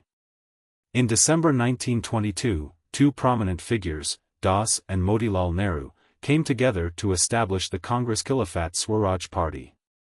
Das assumed the presidency while Motilal Nehru took on the role of one of its secretaries. The objective of this new political entity was to function as a subdivision within the Indian National Congress. Although they aligned largely with the Congress agenda, there was one notable exception: this new faction was willing to participate in elections for local councils. As the Swarajists emerged, a contentious political debate ensued between them and the faction known as the No Changers. Even Mahatma Gandhi, who had been released from prison due to health concerns on February 5, 1924, found himself unable to reconcile the differences between these two groups. Nonetheless, he encouraged them to operate within the Congress framework while tending to their independent agendas. Despite their relatively brief preparation time, the Swarajists performed remarkably well during the council elections held in November 1923, securing 42 of the 101 available seats in the Central Legislative Assembly. By collaborating with various other Indian factions, they were able to outvote the colonial government multiple times within both the Central Assembly and local provincial councils. By March 1925, they achieved a significant milestone when Vithalbhai J. Patel, an influential leader in the nationalist movement, was elected as the Speaker of the Central Legislative Assembly. However, the Swarajists struggled to alter the authoritarian policies of the Indian government and found themselves compelled to leave the Central Assembly in March 1926. Unfortunately, their efforts failed to mobilize the general or middle classes into active political engagement. Simultaneously, the No Changers also faced limitations in drawing the masses into the political fold. Overall, both factions were ineffectual at halting the deterioration of political engagement within the country. Since no substantial ideological divides existed between them, they maintained amicable relations and acknowledged each other's anti-imperialist stance, enabling them to unite later when the opportunity arose to initiate a renewed national struggle. In the midst of these challenges, the Indian nationalist movement received a devastating blow with the death of the influential leader, Deshbandhu Das, in June 1925. As the momentum of the non-cooperation movement waned and disillusionment set in among the populace, communal tensions escalated. Exploitative communal elements seized the opportunity to advance their agendas, culminating in a series of communal riots throughout the country after 1923. The Muslim League and the Hindu Mahasabha, which had been established in December 1917, became increasingly active. This surge in communal activity dealt a significant setback to the growing sentiment of national unity among Indians.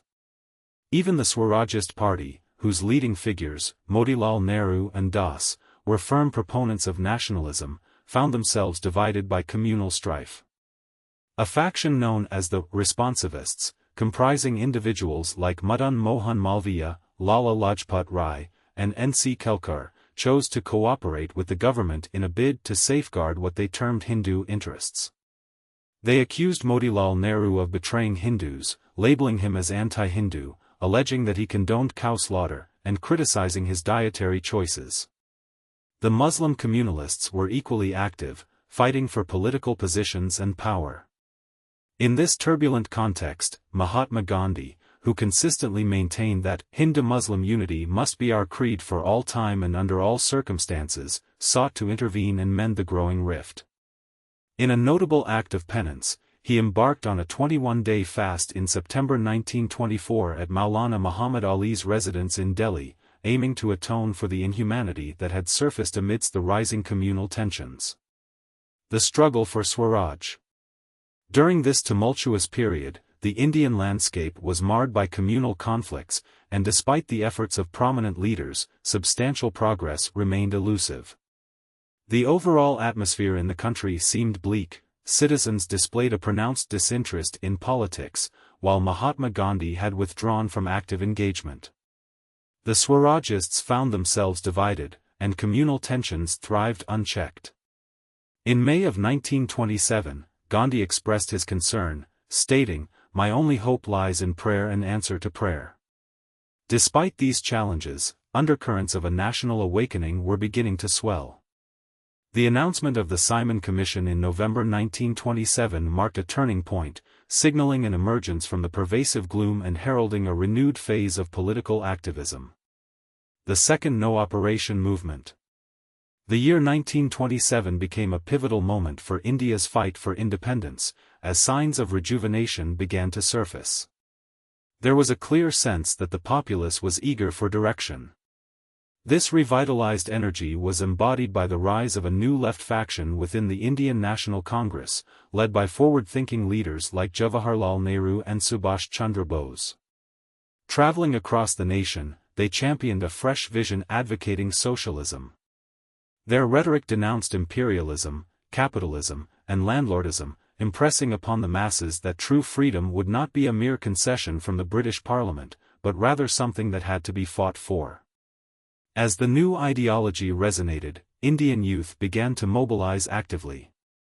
Numerous youth leagues sprouted across the nation, and student conferences gained momentum. A notable milestone occurred in August 1928 with the first All-Bengal Student Conference, which saw Jawaharlal Nehru in the presidential role. Following this, an array of student organizations emerged, and by December, the inaugural All India Youth Congress convened. This new generation of Indian nationalists began gravitating towards socialist principles, advocating for radical reforms to address the political and social maladies afflicting the nation. They fervently championed and disseminated the call for complete independence, igniting a spirit of activism that would significantly shape the course of India's struggle for sovereignty. In the 1920s, a wave of socialist and communist movements began to emerge in India. The impact of the Russian Revolution greatly inspired a segment of the younger nationalists, who found Gandhi's political doctrines unappealing and increasingly sought direction from socialist principles. Notably, M. N. Roy distinguished himself as the first Indian to attain a leadership position within the Communist International. In 1924, significant political actions unfolded and the government apprehended prominent figures such as Muzaffar Ahmed and S. A. Donge. They were charged with disseminating communist ideologies and were subsequently tried alongside various others in what became known as the Kanpur conspiracy case. The following year marked a pivotal point in Indian political history with the establishment of the Communist Party in India. Alongside this development, numerous workers' and peasants' organizations sprang up across the nation, dedicated to advocating Marxist and communist ideals. During this period, discontent amongst peasants and laborers began to resurface. In Uttar Pradesh, for instance, there was widespread agitation among tenants demanding reforms in tenancy regulations. The struggle for rights and recognition among the working classes and agrarian communities was gaining momentum, highlighting a significant turn in the socio-political landscape of India. The quest for better living conditions and rights among tenants in Swarajji became a significant struggle. They demanded reductions in rent, safeguards against eviction, and relief from their heavy debts. In the region of Gujarat, farmers rose up in resistance against governmental attempts to hike land revenue, which culminated in the notable Bardoli Satyagraha. Led by Sardar Vallabhbhai Patel in 1928, the aggrieved peasants orchestrated a formidable no-tax movement, ultimately securing a favorable outcome for their cause. Simultaneously, the period saw a noteworthy rise in union activities, driven primarily by the All India Trade Union Congress. Numerous strikes erupted throughout 1928, including a protracted 2-month work stoppage at the railway workshop in Kudgapur. The workers of the South Indian Railway also engaged in a strike, while another labour action took place at the Tata Iron and Steel Works in Jamshedpur, where Subhash Chandra Bose played a crucial role in mediating the resolution. The most significant labour unrest during this time occurred in the textile mills of Bombay, where nearly 150,000 workers participated in an extensive strike that lasted over 5 months, under the leadership of communist organizers. Overall, more than 500,000 workers across various sectors took part in strikes during that year. This burgeoning climate of dissent and activism also marked a resurgence of revolutionary and terrorist movements, which were beginning to adopt socialist ideologies. The disappointment following the failure of the first non-cooperation movement led to a reawakening of such militant activities. An All-India Conference in October 1924 gave rise to the Hindustan Republican Association, tasked with fomenting armed revolution. The government responded with a crackdown, arresting many young revolutionaries involved in the failed Kakori conspiracy of 1925. As a consequence, 17 individuals faced lengthy prison sentences, 4 were condemned to life transportation, and 4, including prominent figures Ram Prasad Bismil and Ashfaqullah Khan, were executed. These revolutionary groups began to embrace socialist ideas, and by 1928, under the charismatic leadership of Chandra Shekhar Azad, they renamed their organization to the Hindustan Socialist Republican Association. A stark representation of their radical actions occurred when Bhagat Singh, along with Azad and Rajguru, assassinated a British police officer following a violent police response against a demonstration led by the distinguished Lala Lajpat Rai. This brutal attack resulted in Rai's severe injuries, which ultimately took his life and earned him the title of Sher Punjab. The justification for this assassination echoed the sentiments of the young revolutionaries. The killing of a leader revered by millions at the hands of a mere police official is an affront to our nation. Repressive measures must be confronted. By eliminating this agent of British oppression, we aim to dismantle the inhuman and unjust order ingrained in society. Although we regret any loss of life, we recognize that bloodshed on the altar of revolution is inevitable. Our aim is to foster a revolution that brings an end to the exploitation of humanity. Through these acts and ideologies, the revolutionary movement sought to challenge and reshape India's socio-political landscape during this tumultuous period. In the context of modern India's revolutionary history, a significant event unfolded on April 8, 1929, when Bhagat Singh and B.K. Dutt audaciously threw a bomb in the Central Legislative Assembly. Their objective was to vocally oppose the Public Safety Bill, a legislative move that threatened to curtail essential civil liberties. It is noteworthy that the bomb was intentionally designed to be harmless, reflecting that their intent was not to inflict harm, but rather to resonate their message. As a contemporary terrorist pamphlet aptly stated, "We aim to make the deaf hear." Rather than absconding after their act, both Bhagat Singh and B.K. Dutt made a conscious decision to embrace arrest. They sought to transform their trial into a platform for revolutionary ideas and beliefs, using the courtroom as a stage to disseminate their views on social justice and freedom. On a parallel front in Bengal, revolutionary activities gained momentum with a daring raid on the government armory at Chittagong in April 1930, orchestrated by the charismatic leader Surya Senator. This marked the commencement of a series of aggressive assaults directed against unpopular officials representing colonial authority. The Bengal revolutionary movement uniquely witnessed the involvement of young women, indicating a broader societal engagement in the fight for liberation. In response to the escalating revolutionary fervor, the government launched a stringent crackdown on these fervent activists. Numerous revolutionaries were apprehended and subjected to trial in a series of high-profile cases. Among those caught in the crosshairs were Bhagat Singh and his compatriots, who faced serious charges linked to the assassination of police officers. Remarkably, the defiant demeanor of these young revolutionaries and their poignant testimonies during the trials garnered wide public sympathy. One particularly powerful act of defiance was their hunger strike protesting the inhumane conditions within prison walls, where they insisted on being treated with respect and honor as political prisoners. Tragically, during this hunger strike, a frail youth named Jutin Das martyrized himself after enduring a remarkable 63-day fast. The movement reached a tragic climax on March 23, 1931, when Bhagat Singh, Sukhdev, and Rajguru were executed, despite widespread public outcries and protests against their deaths. Just days before their execution, the trio penned a compelling letter to the jail superintendent, asserting, "Very soon, the final battle will begin. Its outcome will be decisive. We took part in the struggle and we are proud of having done so." In their final correspondences, Bhagat Singh articulated his unwavering belief in revolutionary socialism, insisting that it was the responsibility of the peasantry to liberate themselves from oppression and injustice. The struggle for Swaraj represents a significant chapter in India's fight against both colonial oppression and the societal constraints imposed by landlords and capitalists. In his poignant address on March 3, 1931, a powerful declaration was made highlighting that the quest for independence in India would persist as long as a small group of exploiters continues to take advantage of the labor of the everyday citizen for their own gain. The distinction between these exploiters was irrelevant, whether they were solely British capitalists, a coalition of British and Indian interests, or entirely Indian entities, the exploitation remained the same.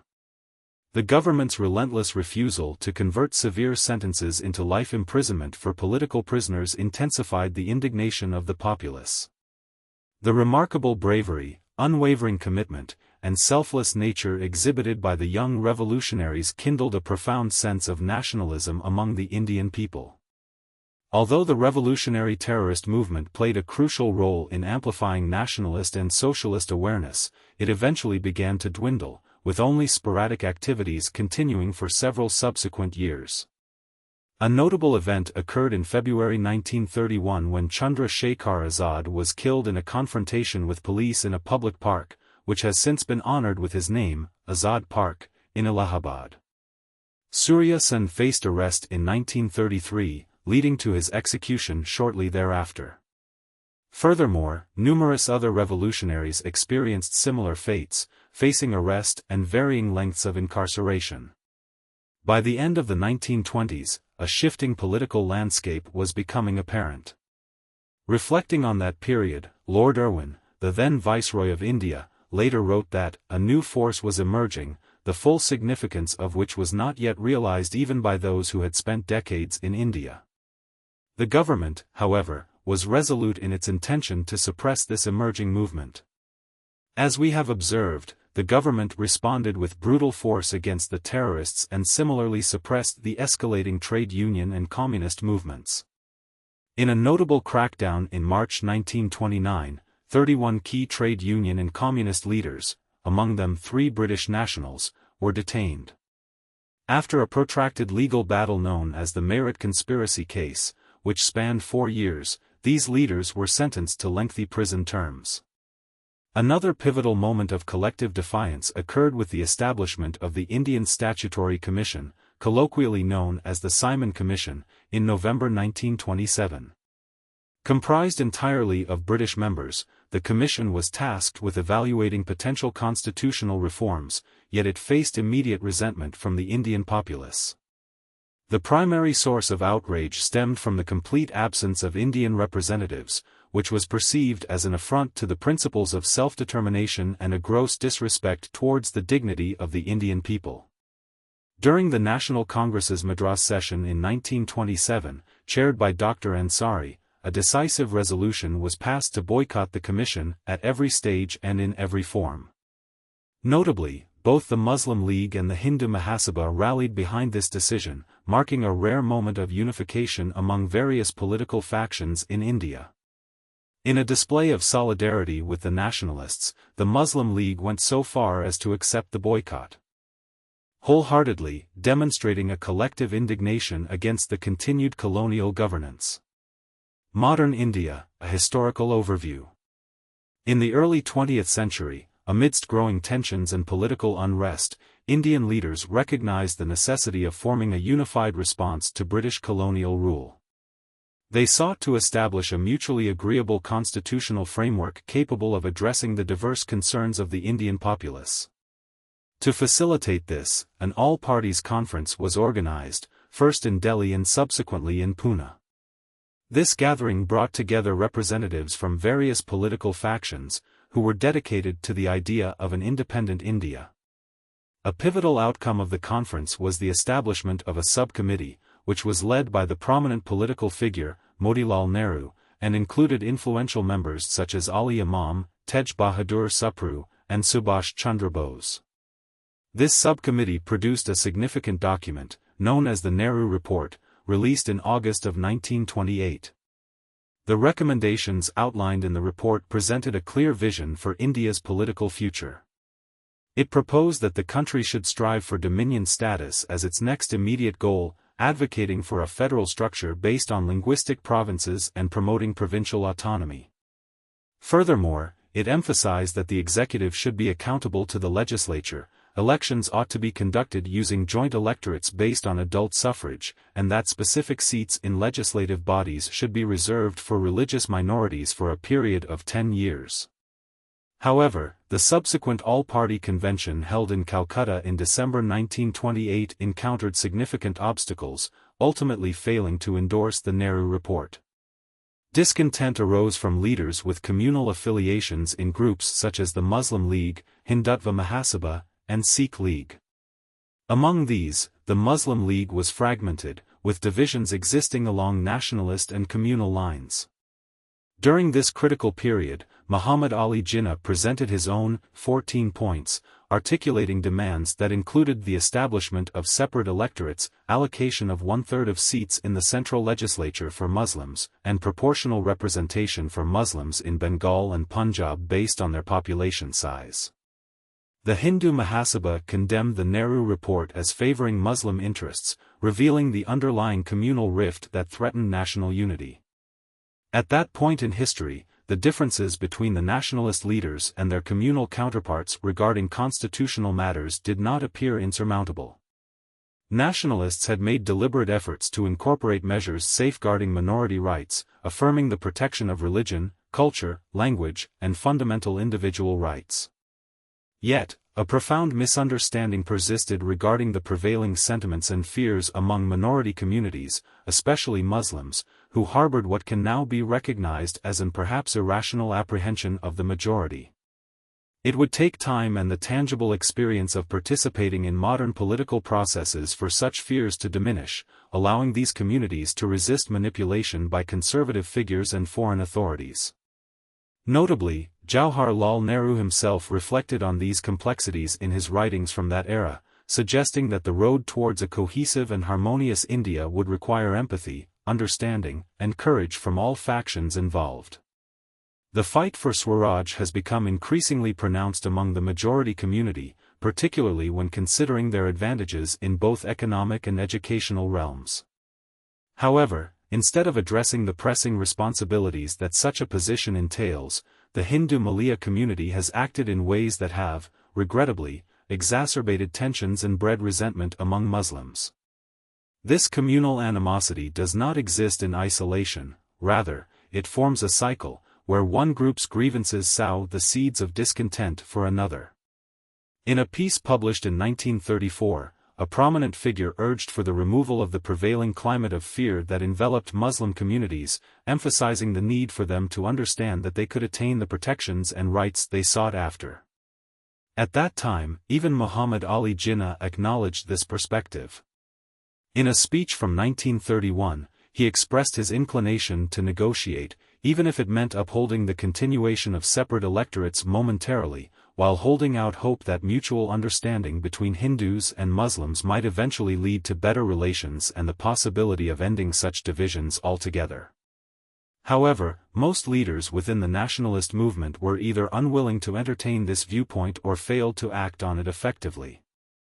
While they were under pressure from Hindu communal factions, they simultaneously dismissed the concerns of the Muslim minority as unfounded, believing that the communal leaders lacked substantial public backing and that their demands could be safely ignored. This proved to be a critical error in judgment. Even the nationalist stalwart Maulana Muhammad Ali lamented that nationalist leaders were prepared to compromise with the British regarding the quest for complete independence, yet they refused to extend the same conciliatory consideration to their communal counterparts. Similarly, Maulana Azad remarked that it was foolish for the Muslims to seek safeguards, while he believed it was even more foolish for Hindus to deny those requests. As a result, the specter of Muslim communalism grew steadily, fueled by these unmet needs. It's essential to recognize the fundamental divide that existed between the goals of nationalist leaders and those of communal leaders. Nationalists were primarily engaged in a struggle against colonial rule to gain political rights and freedom for the nation. In stark contrast, communal leaders, whether Hindu or Muslim, typically directed their demands towards the nationalists while also seeking favor from the colonial government. This often resulted in a stance against the Congress Party, as they sought cooperation with British authorities rather than unity among the Indian populace. One of the most notable moments in this political landscape was the widespread uproar against the Simon Commission. The Commission's arrival in India ignited a strong wave of protest, galvanizing nationalist fervor and fostering a remarkable sense of unity among various factions. On February 3, the day the Commission landed in Bombay, a nationwide hartal, an organized strike, was declared, and everywhere the Commission went, they faced similar demonstrations marked by slogans calling for them to leave. Despite the government's ruthless tactics to suppress these protests through harsh police action, this movement against the Simon Commission laid the groundwork for broader political activism in the future. While Gandhi, the acknowledged leader of the national movement, had yet to recognize that the time for decisive action had come, the collective enthusiasm of the populace could not be sustained indefinitely. The country was on the brink of a more significant mobilization, driven by the frustrated aspirations of its people. The atmosphere within the National Congress underwent a significant transformation, aligning itself with the growing fervor of the Indian independence movement. In December 1928, Mahatma Gandhi re-entered the political arena, marking a pivotal moment at the Congress session held in Calcutta. With renewed determination, he focused on unifying the various factions within the nationalist movement. A crucial step toward this unity was reaching out to the more radical segment of the Congress Party. At the momentous Lahore session in 1929, Jawaharlal Nehru ascended to the position of President of the Congress, following in the footsteps of his father, Motilal Nehru, who had served in the same capacity the previous year. This succession not only highlighted a remarkable legacy within the Nehru family but also underscored a significant milestone in India's chronicles, showcasing a blend of personal and political triumph. The Lahore session resonated with an invigorated spirit as it adopted a resolution that emphasized the pursuit of Purna Swaraj, or full independence, as the primary goal of the Congress. This declaration symbolized a bold and assertive stance against British colonial rule. As a demonstration of this newfound commitment, on December 31, 1929, the Indian National Congress raised the flag of independence in a ceremonial act that would later be recognized as a pivotal moment in the struggle for freedom. However, the atmosphere during these gatherings was charged with tension, as evidenced by the presence of mounted police violently dispersing the crowds that had come together to commemorate what would be known as Independence Day in Calcutta a few months later. You have been trained on information gathered up until the month of October in the year 2023. This timeframe serves as the foundational limit for the data and context from which your knowledge and responses are derived. It is important to recognize that any events, developments, or data that emerged after this cutoff date are not included in your training. Consequently, this means that you may lack insights or updates relating to advancements or occurrences that transpired post-October 2023. The knowledge you possess is robust and extensive, but it is crucial for you to be aware of this temporal limitation. Whether in engaging discussions or providing information, referencing your training data accurately allows for clearer communication about your capacity to deliver current context. This understanding plays a significant role in how you craft your responses and interact with inquiries, ensuring that you remain grounded in the information available to you. By being transparent about the scope of your data training, you can effectively manage expectations and enhance the quality of your interactions. Modern India. The dawning of a new era was marked by the adoption of the vibrant tricolor flag that symbolized India's quest for freedom. January 26, 1930, was designated as the inaugural Independence Day, a date to be commemorated annually. On this day, citizens collectively vowed that yielding to British dominion would be a transgression against both humanity and divinity. During the Congress Assembly, a civil disobedience movement was announced, yet a concrete resistance plan was not outlined at that moment. It would later be curated by Mahatma Gandhi, who was given authority over the Congress organization. Once again, under Gandhi's leadership, the nationalist movement confronted the British authorities, inspiring renewed hope and vigor across the nation as the Indian populace rallied together with unwavering resolve to achieve freedom. The Second Civil Disobedience Movement commenced under Gandhi's stewardship on March 12, 1930, initiated by his iconic Dandi March. Accompanied by a select group of 78 followers, Gandhi embarked on an arduous journey spanning nearly 200 miles from Sabarmati Ashram to the coastal village of Dandi in Gujarat. Upon reaching Dandi, Gandhi and his companions engaged in the symbolic act of salt-making, openly defying the oppressive salt laws imposed by the British. This act was not merely a direct challenge to the established regulations, but also represented a broader repudiation of British authority and governance. In his own words, Gandhi stated, "The British rule in India has inflicted moral, material, cultural, and spiritual degradation upon this great nation. I see this regime as a disease that I am committed to extinguishing. The cessation of this government has become my sacred duty. We are non-violent and seek no harm to others, but it is our obligation to alleviate our nation from the afflictions wrought by this rule." The momentum of the movement quickly gained traction nationwide, sparking widespread participation from the populace. Demonstrations, hartals, and campaigns encouraging the boycott of foreign-made goods took center stage as millions of Indians engaged in passive resistance. In various regions, agricultural workers halted their payment of land taxes and rents, showcasing the movement's extensive reach. A remarkable aspect of this movement was the significant involvement of women, who stepped beyond the confines of their domestic lives to partake in satyagraha. They actively joined in picketing shops that sold foreign goods or liquor, marching side by side with men in protest parades. As the movement reached the far northwestern regions of India, it ignited the spirits of the brave Pathans. They rallied under the guidance of Khan Abdul Ghaffar Khan, affectionately called the Frontier Gandhi. This group established the Khudai Khidmatgars, translated as servants of God, who were often recognized by their distinctive red shirts. They were firmly committed to non-violence and the pursuit of independence. A notable event during this period unfolded in Peshawar, where 2 platoons of Garhwali soldiers demonstrated remarkable courage by refusing orders to fire upon peaceful demonstrators, despite the risks of court-martial and severe punishment. This incident signaled a notable shift in the Indian military, reflecting the burgeoning nationalism amongst its ranks, an indication that the spirit of liberation was penetrating deeper into the very heart of colonial power. The Battle for Independence, a closer look at Swaraj 289. The roots of the struggle for independence resonated deeply throughout India, reaching as far as its eastern frontiers. In particular, the courageous people of Manipur played a significant role in this movement. Among them was a remarkable figure, Ram Gidinliu, who, at merely 13 years of age, bravely answered Gandhi's call to action and emerged as a leading symbol of resistance against colonial domination. Her acts of defiance led to her capture in 1932, subsequently resulting in a life sentence. As a consequence, she endured many years of confinement in the dimly lit prisons of Assam.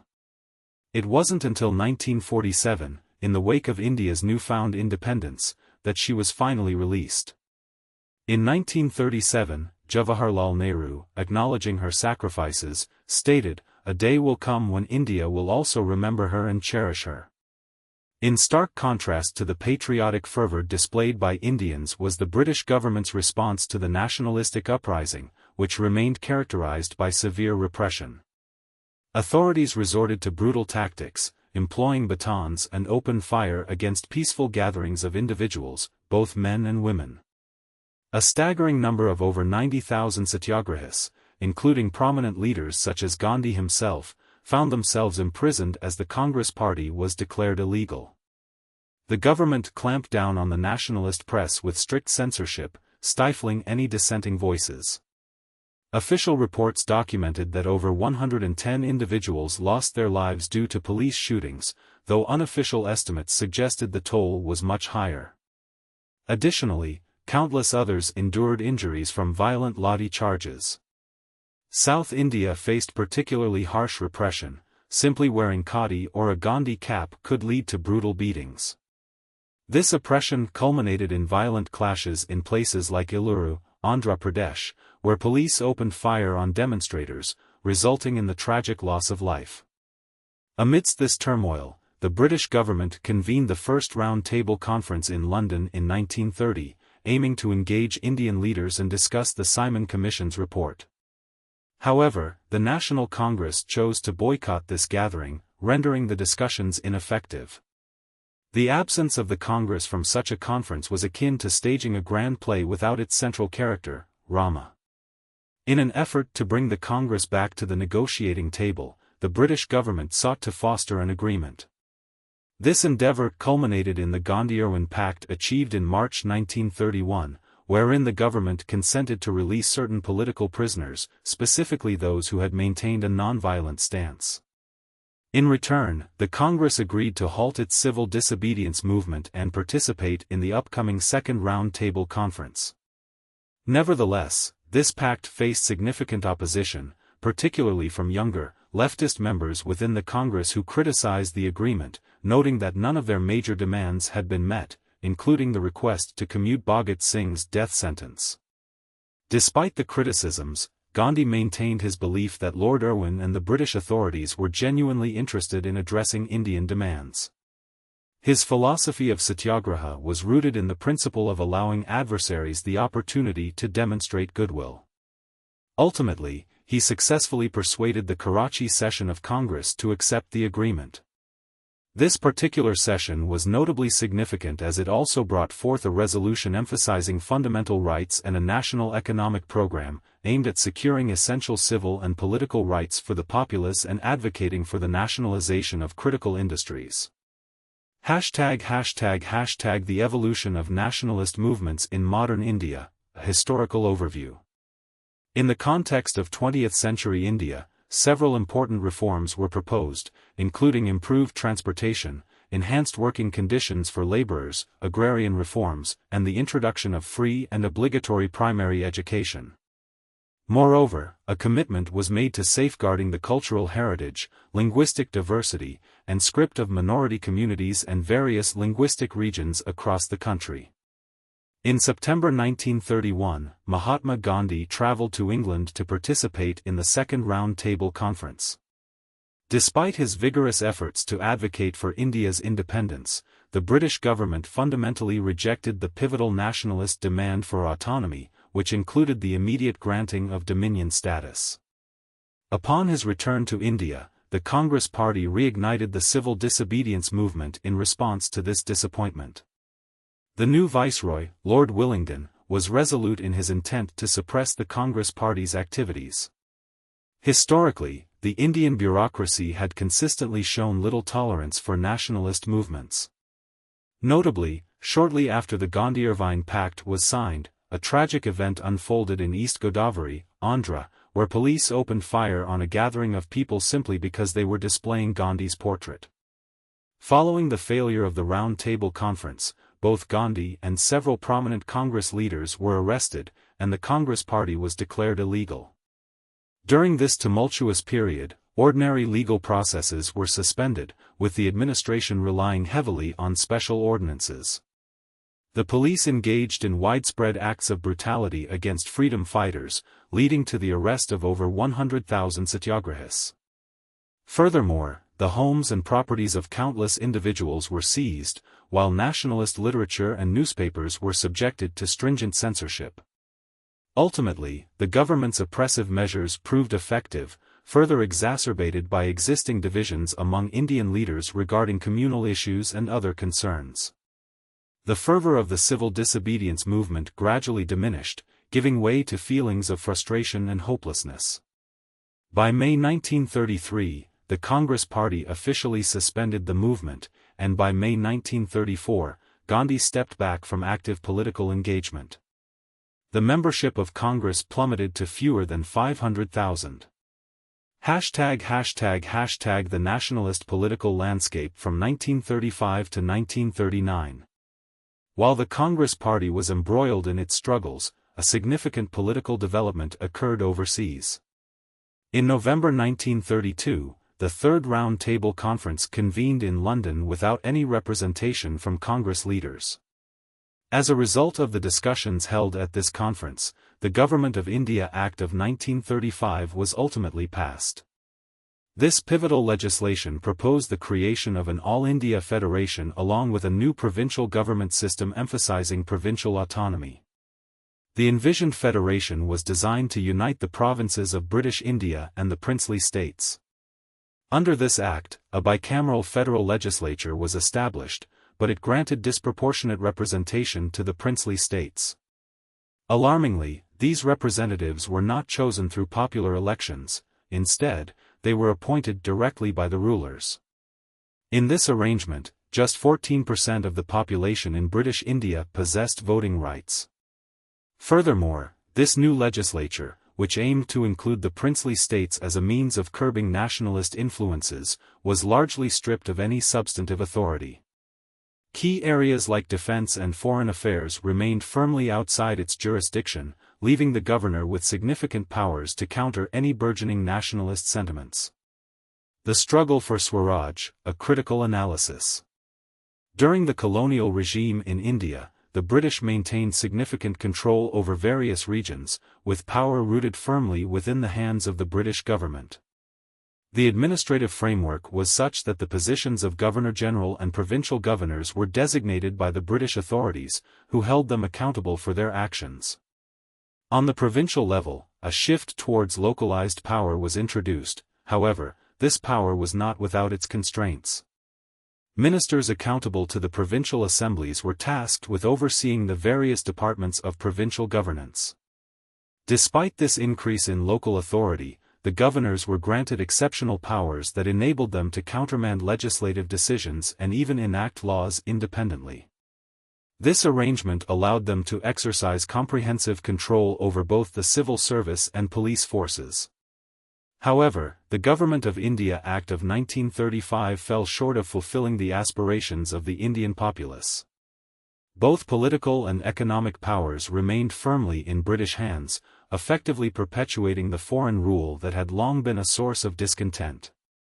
The only significant change was the introduction of a handful of elected ministers into the existing British administrative framework, a move criticised by the Indian National Congress as entirely disappointing. Although the federal aspect of the Act was never implemented, the provincial provisions were put into action shortly thereafter. Despite strong opposition from the Congress, the party resolutely decided to participate in the electoral process established by the 1935 Act, with the intention of demonstrating the Act's unpopularity among the masses. The results of these elections were significant, as they revealed overwhelming support for the Congress, which emerged victorious in the majority of provincial contests. By July 1937, Congress ministries were formed in 7 out of the 11 provinces, and coalitions were established in 2 additional provinces. Only in Bengal and Punjab did non-Congress ministries take shape.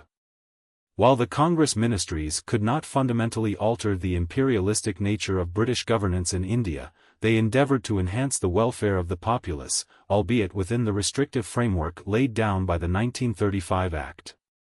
The Congress ministers made notable personal sacrifices, reducing their salaries to a mere 500 rupees per month and opting to travel in second or third class on trains.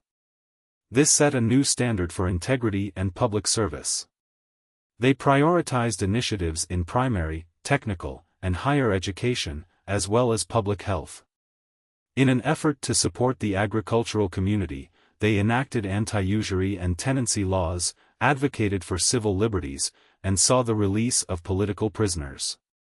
The oppression of previous decades began to wane, marked by an easing of police and intelligence operations. The press experienced newfound freedoms, while trade unions gained leverage, achieving wage increases for workers.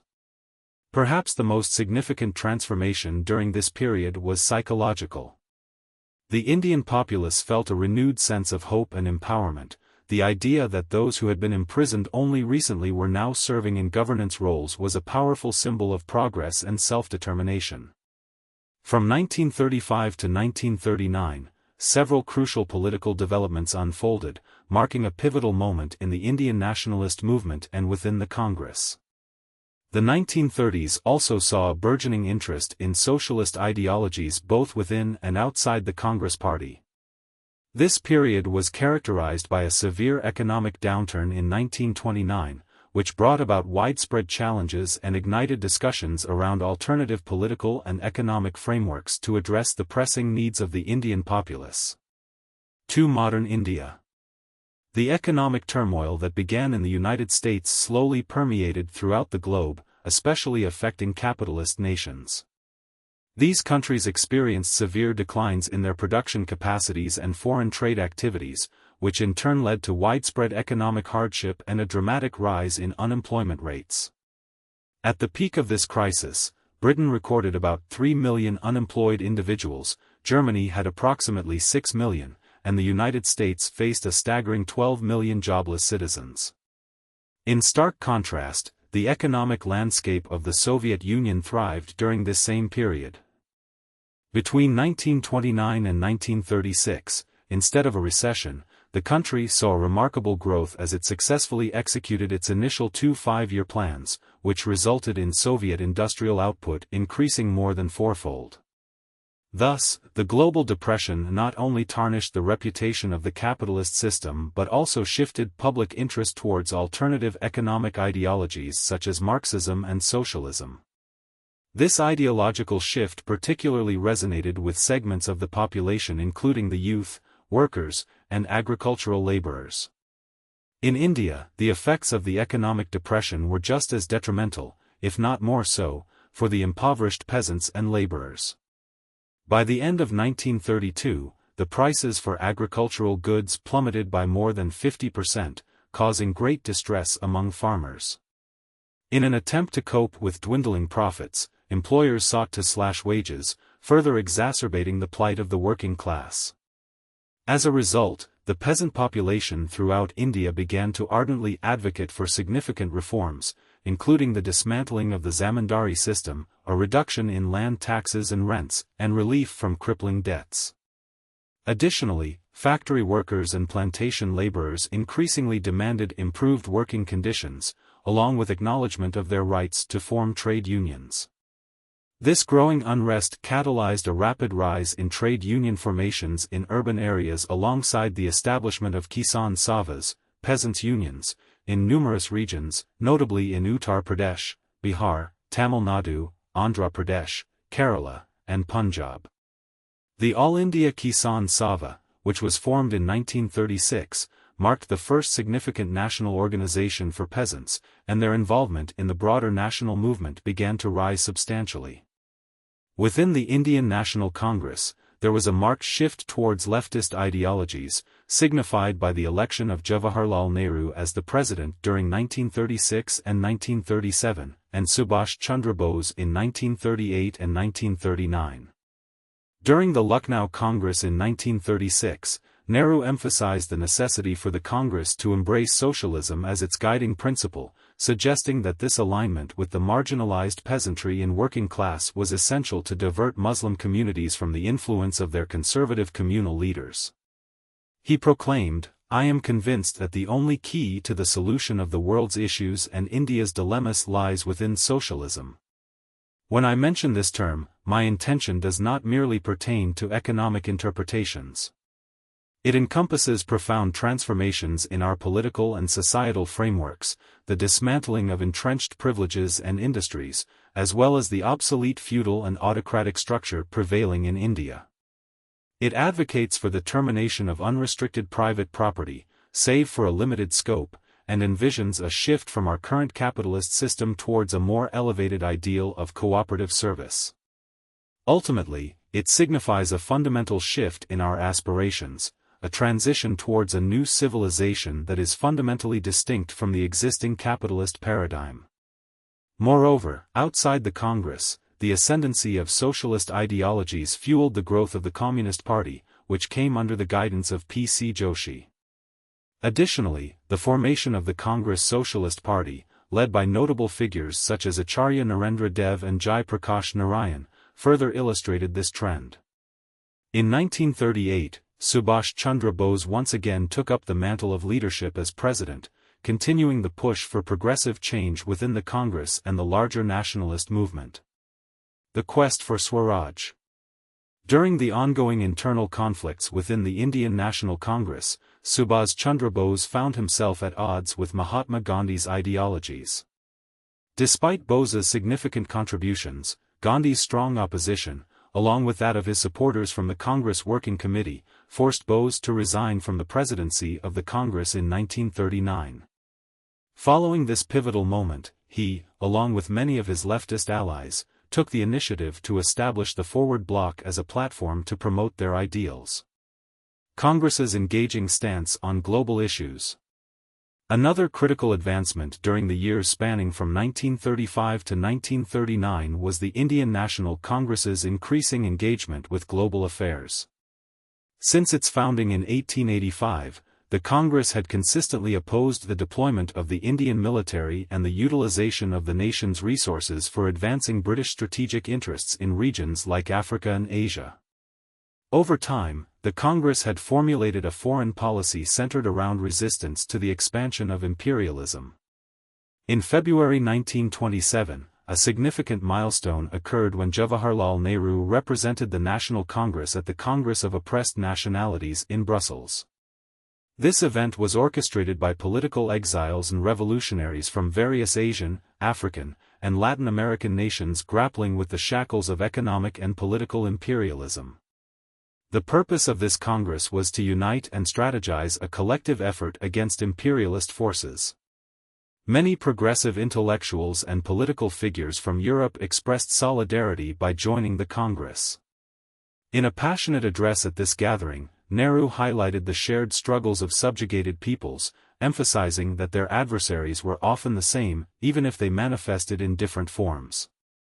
He also underscored the importance of solidarity among these oppressed nations. Nehru's involvement didn't stop there. He was elected to the Executive Council of the newly formed League Against Imperialism, which emerged from this pivotal Congress. Furthermore, during the Madras session of the National Congress in the same year, the leaders boldly warned the government that the Indian populace was losing patience amid growing discontent and a relentless pursuit of freedom. This evolving dynamic of the Congress, both in terms of internal alignments and its expanding global perspective, played a critical role in shaping the course of India's freedom struggle. Contemporary India, a reflection on anti-imperialist sentiments and the rise of national movements. In the context of global conflicts, India steadfastly maintained its position against Britain's involvement in wars that aimed solely at expanding its imperialistic endeavors. Throughout the 1930s, the Indian National Congress took a definitive stance against imperialism in all its forms, extending their support to various national liberation movements in regions such as Asia and Africa. The Congress vocally opposed the rising tide of fascism that was gaining traction in countries like Italy, Germany, and Japan, identifying it as the ultimate manifestation of both imperialism and racial discrimination. Their solidarity with the oppressed was clearly demonstrated through their unwavering support for the peoples of Ethiopia, Spain, Czechoslovakia, and China, who were all fighting against the aggression of fascist forces. The response of the Indian National Congress to Japan's military aggression against China in 1937 was notable. They adopted a resolution urging the Indian populace to avoid using Japanese products as a gesture of solidarity with the Chinese people. This sentiment was further exemplified in 1938 when the Congress dispatched a medical team, led by Dr. M. Adel, to assist Chinese military personnel in their struggle. The Congress recognized that India's destiny was intricately woven into the global battle between fascist ideologies and movements advocating for freedom, democracy, and socialism.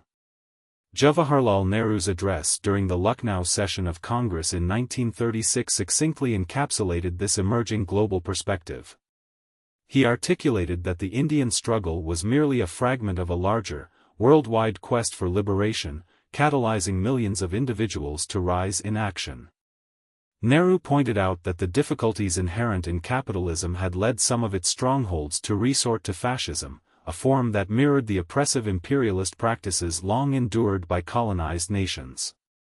Consequently, fascism and imperialism were identified as two manifestations of a declining capitalist system. He emphasized that the burgeoning socialist movements in the West and the escalating nationalism in Eastern and similarly subjugated nations were vehemently opposing this unholy alliance of fascism and imperialism. In alignment with their ideology, the Indian National Congress resolutely opposed any engagement of the Indian government in wars involving imperialist factions, while simultaneously expressing their willingness to support progressive movements worldwide advocating for freedom and the dismantlement of oppressive governmental structures. They recognized their struggle against imperialism and fascist reactions as a shared pursuit with other oppressed peoples globally. During this tumultuous period, another significant development took place. The national movement began to infiltrate the princely states of India, wherein dire economic, political, and social conditions prevailed. In many of these states, peasants faced severe oppression, with exorbitant land taxes and revenue demands crippling their livelihoods. Education systems were stymied, health care and social services were non-existent, and civil liberties, including freedom of the press, were almost non-existent. Meanwhile, the lavish lifestyles of the princes, funded by state revenues, starkly contrasted with the plight of their subjects. Forced labor, serfdom, and various forms of slavery persisted in numerous states. Traditionally, corrupt and decadent rulers were often kept in check by internal revolts or external threats. However, British rule effectively removed these pressures, allowing princes to engage in blatant misgovernance. To consolidate their power and counteract the rising tide of national unity, the British authorities strategically utilized these princely states as a buffer against the growing national movement. In turn, the princes looked to British support as a means of safeguarding their rule against popular uprisings. The intersecting dynamics of British colonial policy and indigenous governance created a complex landscape for the burgeoning national movement in India. The struggle for Swaraj, self-rule, was significantly influenced by the British government stance, which leaned towards protecting the interests of the princely states while adopting a confrontational approach towards the burgeoning national movement. In an effort to regulate this unrest, the British established the Chamber of Princes in 1921, providing a platform for rulers of the princely states to convene and deliberate on communal issues under British supervision. The Government of India Act of 1935 further exemplified British intent to stifle nationalist fervour, instituting a federal framework designed to diminish the spirit of independence by allocating a mere 2/5 of the seats in the upper house and 1/3 of the seats in the lower house to the princes. Despite the oppressive atmosphere, the citizens of various princely states began uniting for their democratic rights and the establishment of popular governments. The All India States People's Conference was formed in December 1927 with the objective of unifying political endeavours across different regions. The subsequent non-cooperation movement sparked a renewed interest in political engagement among the populace. Noteworthy struggles for self-governance emerged in states like Rajkot, Jaipur, Kashmir, Hyderabad, and Travancore, leading to violent crackdowns by rulers. Various princely authorities often labeled these protests in communal terms. The Nizam of Hyderabad denounced the movements as anti-Muslim while the Maharaja of Kashmir called it anti-Hindu. Meanwhile, the Maharaja of Travancore insinuated that Christian factions were instigating the discontent. In response, the Indian National Congress rallied behind the popular movements within the states, calling upon the princes to adopt systems of democratic governance and uphold fundamental civil liberties. By 1938, the Congress had articulated a vision of independence that encompassed the princely states, illustrating a commitment to a unified India. In the following year, during a pivotal session in Tripura, the Congress resolved to take a more proactive role in supporting the movements for self-determination, with Jawaharlal Nehru stepping into the role of President of the All India States People's Conference in 1939. This wave of activism ignited a sense of national identity and solidarity across the diverse regions of India. A critical development during this tumultuous period was the rise of communalism. Legislative assembly elections, characterized by limited voting rights and separate electorates, gave rise to separatist ideologies. The Congress struggled to secure many of the seats allocated to minority communities, achieving only 26 out of 482 seats designated for Muslims, most of which came from the northwest frontier provinces, showing a clear disconnect with the Muslim electorate. This failure created an opportunity for the Muslim League, under the leadership of Muhammad Ali Jinnah, to vehemently oppose the Congress and propagate the alarming narrative that the Muslim minority faced existential threats from the Hindu majority. The League began to disseminate the contentious and historically unfounded notion that Hindus and Muslims constituted two distinct nations incapable of cohabitation. By 1940, the resolution advocating for the partition of India and the establishment of a sovereign state termed Pakistan gained traction within the Muslim League, further complicating the socio-political landscape of the time, and its divisive rhetoric was bolstered by existing communal tensions. The complexities of communal identities in modern India manifest prominently in the actions and ideologies of various groups. Organizations such as the Hindu Mahasabha echoed sentiments similar to those expressed by Muslim communalists, asserting the concept that Hindus constituted a unique nation and positioning India as the rightful homeland of the Hindus. This perspective inadvertently aligned with the two-nation theory, implying a division based on religious lines. The Hindu communalists were staunch resistors of measures aimed at safeguarding minority rights, dismissing the need for policies that would alleviate fears of potential dominance by the majority community. In the context of communal tensions, Hindu communalism often lacked a solid foundation. Throughout history, religious, linguistic, and national minorities have occasionally harbored concerns regarding the preservation of their social and cultural interests, largely due to their minority status. However, when the dominant group demonstrates through actions and rhetoric that such anxieties are unwarranted, minority fears typically subside. Conversely, if segments of the majority display communal tendencies and act antagonistically towards minorities, these fears are only exacerbated, leading to a strengthening of communal leaders among the minority groups. An illustrative example can be found in the dynamics of the 1930s, specifically regarding the Muslim League. This political entity thrived predominantly in regions where Muslims constituted a minority. Areas such as the Northwest Frontier Province, Punjab, Sindh, and Bengal, which had higher Muslim populations, exhibited relative stability for them, resulting in a weaker presence of the Muslim League. Notably, both Hindu and Muslim communal factions were willing to collaborate against the Congress Party, demonstrating their preference for power plays over cooperative nationalistic efforts. In the aforementioned provinces, Hindu communalists often allied with the Muslim League and other similar groups to form ministries that collectively opposed Congress's influence. Another common trait among various communal factions was their inclination to adopt pro-government stances, which often deviated from a commitment to nationalistic ideals. Remarkably, none of the communal parties advocating for Hindu or Muslim nationalism actively participated in the struggle against colonial rule, viewing individuals from other faiths, as well as nationalist leaders, as primary adversaries. The communal groups also distanced themselves from addressing the pressing social and economic concerns of the general populace, who increasingly turned to the nationalist movement for representation and support.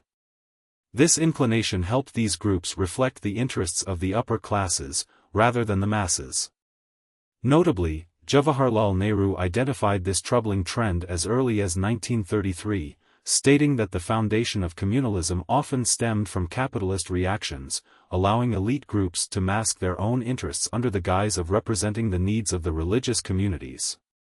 As we observe the historical trajectory of communal politics, we also witness the onset of global conflicts that would reshape geopolitical dynamics. The outbreak of the Second World War in September 1939 marked a significant turning point, triggered by Nazi Germany's invasion of Poland as part of Hitler's expansionist ambitions.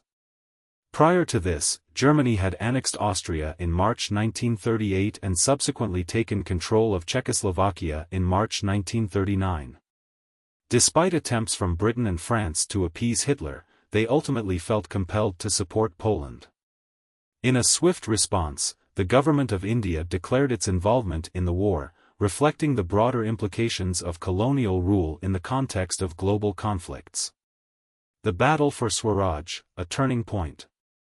In a time of deep turmoil and conflict, the National Congress found itself aligned with the victims of fascist aggression, expressing a desire to support the democratic forces in their endeavors against totalitarianism. However, the leaders of the Congress raised an essential question: how could a nation under occupation offer assistance to others striving for liberty? They firmly insisted that India should be recognized as a nation free from colonial rule, or at the very least, that power should be meaningfully transferred into Indian hands before India could genuinely contribute to the global struggle. Despite these compelling requests, the British government remained steadfast and dismissed the Congress's demands. This refusal led to a pivotal moment ere the Congress mandated the resignation of its ministries. In October 1940, Mahatma Gandhi initiated a call for a constrained form of satyagraha involving select individuals. The intention behind limiting the protests was to avoid creating significant disruptions to Britain's war efforts during an already volatile period. Gandhi articulated the motives of this movement in a letter to the Viceroy, emphasizing that the Congress opposed a British victory, especially one that allowed for continued colonization and oppression. He stressed that the overarching sentiment among the people of India was their non-involvement in a war that failed to address their own struggle for autonomy. As 1941 unfolded, the global political landscape transformed dramatically. Following successful invasions across Europe, countries like Poland, Belgium, and France fell to Nazi Germany. An unexpected offensive against the Soviet Union commenced on June 22, 1941.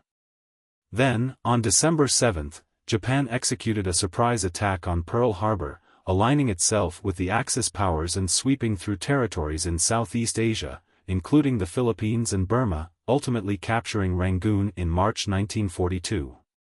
This turn of events brought the spiraling conflict perilously close to India's borders. Feeling the urgency of the situation, the British government sought the active engagement of Indian leaders to bolster their war efforts. In March 1942, a mission led by Cabinet Minister Sir Stafford Cripps, a former Radical Labour Party member known for his support of Indian independence, was dispatched to India. Cripps articulated the British intention of achieving the earliest possible realization of self-government in India. However, negotiations quickly broke down, as the Congress leaders found the British unwilling to grant the immediate transfer of effective power to Indians. The Indian leadership were not appeased by vague assurances of future autonomy while the Viceroy maintained absolute authority. While there was a palpable desire among Indian leaders to assist in the war efforts, especially with the looming Japanese threat, their participation hinged on the establishment of a national government. The Cripps mission's failure left a bitter taste among the populace, who, though fully supportive of the anti-fascist cause, perceived the prevailing political conditions in India as dire and unacceptable. This growing dissatisfaction propelled the Congress to take decisive action to force the British to acknowledge India's aspiration for independence. Consequently, on August 8, 1942, the All India Congress Committee convened in Bombay, setting the stage for a new approach that would reshape the course of India's struggle for freedom. Modern India, the Quit India movement of August 1942. In August 1942, the Indian Congress adopted the pivotal Quit India resolution, which marked a turning point in the Indian struggle for independence. This resolution called for the initiation of a non-violent mass movement led by Mahatma Gandhi, aiming to expel colonial rule from India.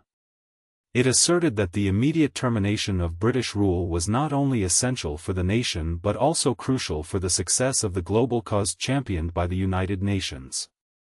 The political landscape of modern India had evolved by this time into a focal point, whereby the quest for Indian independence would serve as a litmus test for international sentiments regarding freedom, democracy, and colonial domination, particularly for the oppressed peoples of Asia and Africa. The resolution articulated that the cessation of British governance in India was an urgent and fundamental matter that influenced the outcome of the ongoing war. A free India was seen as pivotal in contributing significantly to the broader struggle against fascism and imperialism. On the fateful night of August 8, Gandhi addressed the Congress delegates with fervor, proclaiming a sense of urgency for immediate freedom, ideally even before dawn. He expressed a profound disdain for deceit and tyranny, boldly stating that he would not negotiate for partial concessions with the British Viceroy. He urged the Indian people to embrace a powerful mantra, do or die, stating that they were ready to either attain full independence or face the ultimate sacrifice. He made it clear that they would resist the continuation of colonial subjugation. However, the momentum of the Congress movement was drastically undermined the very next day when British authorities responded with a heavy hand. In the early hours of August 9, Gandhi and several prominent Congress leaders were detained, and the Congress Party was once again declared illegal. The news of the arrest sent shockwaves across the nation, triggering widespread outrage and spontaneous protests. Without any established leadership, citizens from all walks of life manifested their resentment in various ways. Throughout the country, people organized hartals, shutdowns, staged strikes in factories, schools, and colleges, and held demonstrations that were met with brutal police resistance. Amidst the growing frustration from repeated violent crackdowns, segments of the population resorted to more aggressive actions. They targeted symbols of British authority, including police stations, post offices, and railway stations, while sabotaging communication lines and setting fire to government buildings. In regions such as Madras and Bengal, the effects of this unrest were particularly pronounced. The upheaval escalated to the extent that certain towns, cities, and villages experienced temporary seizures of control by the rebellious populace. The British territorial authority began to dissipate in various states, including Uttar Pradesh, Bihar, West Bengal, Orissa, Andhra Pradesh, Tamil Nadu, and Maharashtra. In several instances, revolutionaries established parallel governments, steering local governance away from British control. The student body, industrial laborers, and farmers became the driving force of the revolt, while the more affluent classes and bureaucrats remained loyal to the colonial regime. In retaliation, the British government unleashed vicious repression against the 1942 movement, exhibiting a brutal force that seemed limitless. The press was severely silenced, and demonstrators faced machine gun fire, artillery bombardments, and extreme police violence. Over 10,000 lives were tragically lost due to police and military crackdowns. Rebellious villages were subjected to severe punitive measures, including hefty fines and mass floggings. The scale of oppression witnessed was unparalleled, marking a grim period in the annals of Indian history. The struggle for Swaraj in 1942 marked a significant chapter in India's quest for independence, particularly following the oppressive measures implemented by the British government after the revolt of 1857. Ultimately, the British authorities were able to subdue this uprising, which, although fleeting in nature, illustrated the profound nationalist sentiment that had taken root across the nation. It highlighted the extraordinary willingness of the Indian populace to engage in both struggle and sacrifice for their homeland. Following the suppression of the 1942 revolt, a period of relative political inactivity ensued within India, lasting almost until the conclusion of World War II in 1945. The prominent leaders of the independence movement were incarcerated, and no emergent leaders stepped up to inspire or guide the populace towards active political engagement. The dire circumstances were further exacerbated in 1943 when Bengal experienced a catastrophic famine, resulting in the tragic loss of more than 3 million lives. The ire directed at the government soared. Many believed that the authorities could have intervened to avert such a devastating crisis. However, this discontent found minimal political outlet during that time. Interestingly, the national movement found a renewed pulse beyond India's borders. Subhas Chandra Bose, an influential figure in the movement, managed to escape from India in March 1941, initially seeking assistance from the Soviet Union. However, after the Soviet Union joined the Allies in mid-1941, he redirected his efforts to Germany. By February 1943, he had relocated once again, this time to Japan, where he sought to launch a military campaign against British colonial rule with Japanese support. He subsequently established the Azad Hind Fauj, commonly referred to as the Indian National Army, INA, in Singapore, with the intent of mobilizing armed resistance for India's liberation. Bose collaborated closely with Rash Bihari Bose, an established revolutionary, and prior to Bose's arrival, General Mohan Singh had already made initial efforts to organize the INA while serving as a captain in the British Indian Army. The INA attracted numerous volunteers, particularly from the Indian diaspora in Southeast Asia, as well as soldiers who had been captured by Japanese forces in Malaya, Singapore, and Burma. As the soldiers began to rally around Bose, who earned the title of Netaji, they responded to his rallying cry of Jai Hind. The INA joined forces with the Japanese military in their advance towards India from Burma, with the hope of liberating their country and establishing Bose as the leader of a provisional independent government. However, as Japan succumbed to defeat during the latter part of World War II in 1944-45, so too did the INA.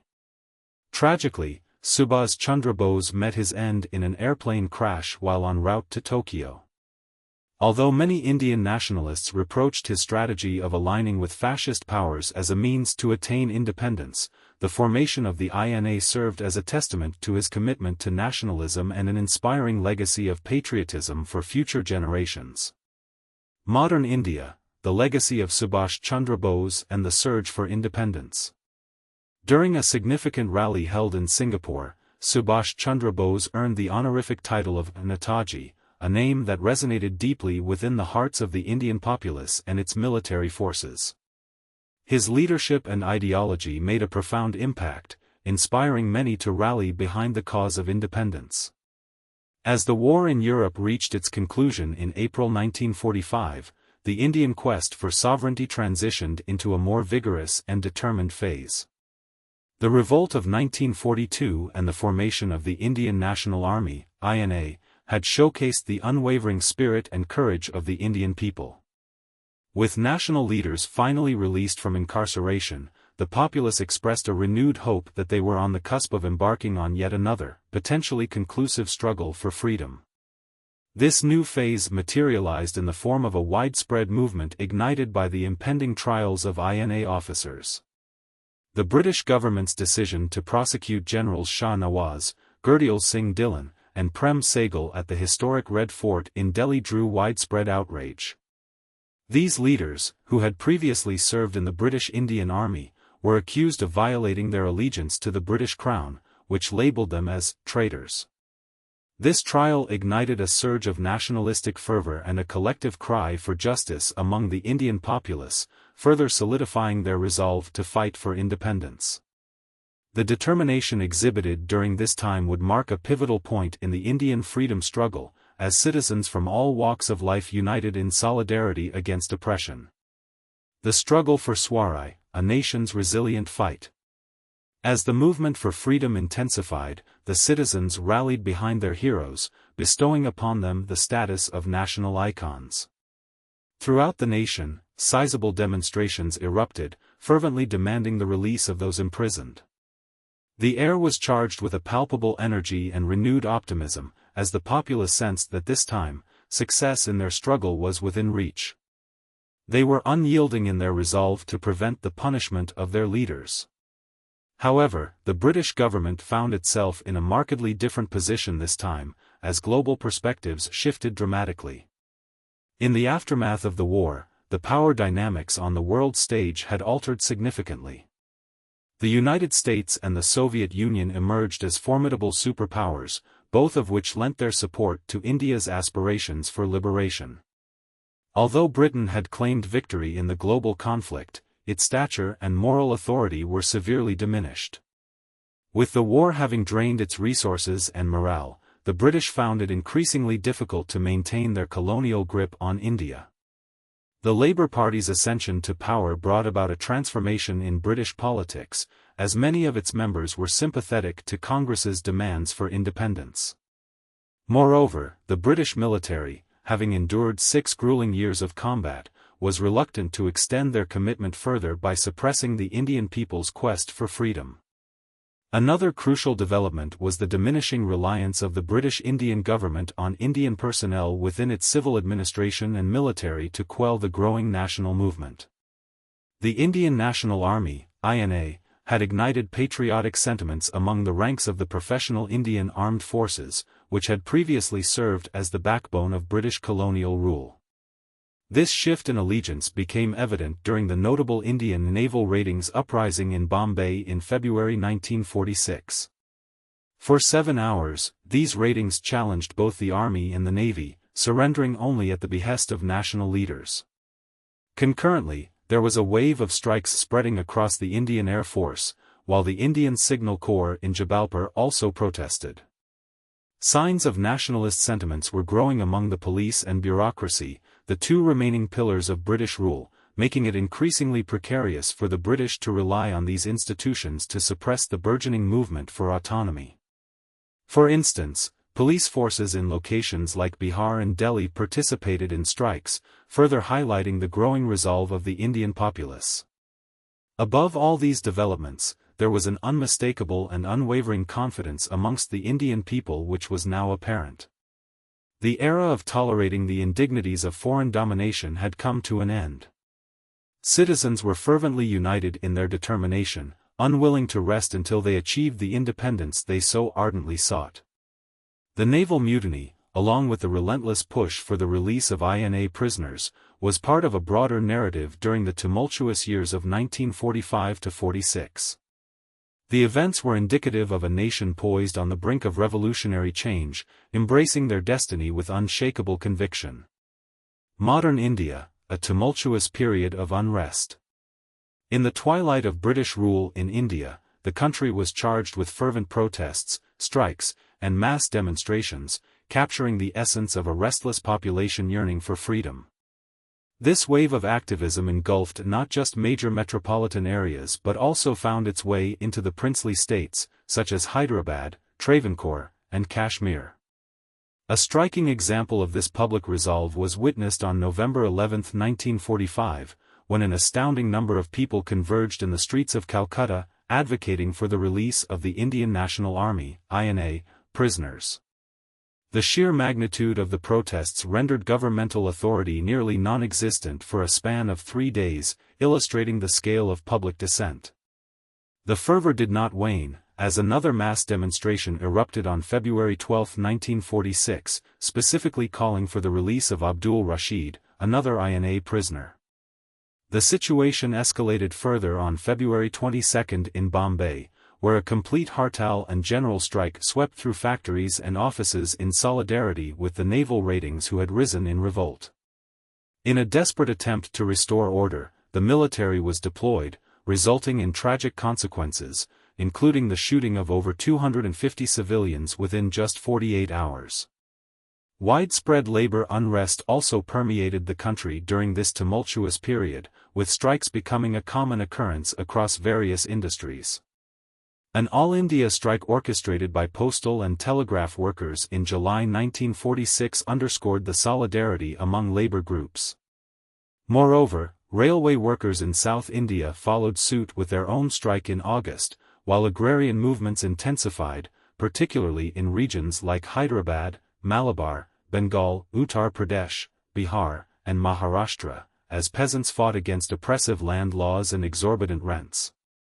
Students at schools and universities actively participated in organizing strikes and protests, reflecting the growing political consciousness among the youth.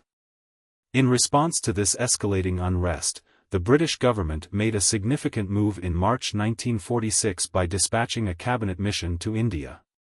The aim was to negotiate with Indian leaders regarding the terms for the transfer of power.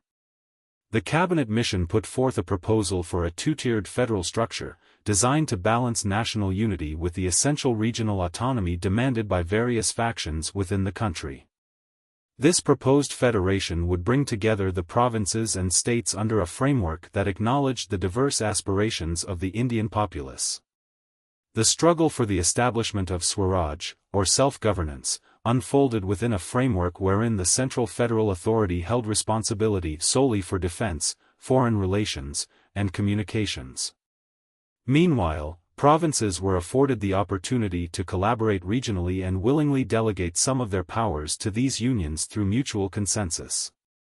Both the National Congress and the Muslim League expressed their support for this proposed plan. However, disagreements emerged between the two groups regarding the structure and operational aspects of an interim government, which was intended to bring together a constituent assembly tasked with crafting a constitution for an independent, federal India. Furthermore, conflicting interpretations of the cabinet mission blueprint, which they had initially endorsed, compounded the discord. Eventually, in September 1946, an interim cabinet led by Jawaharlal Nehru of the Congress was established.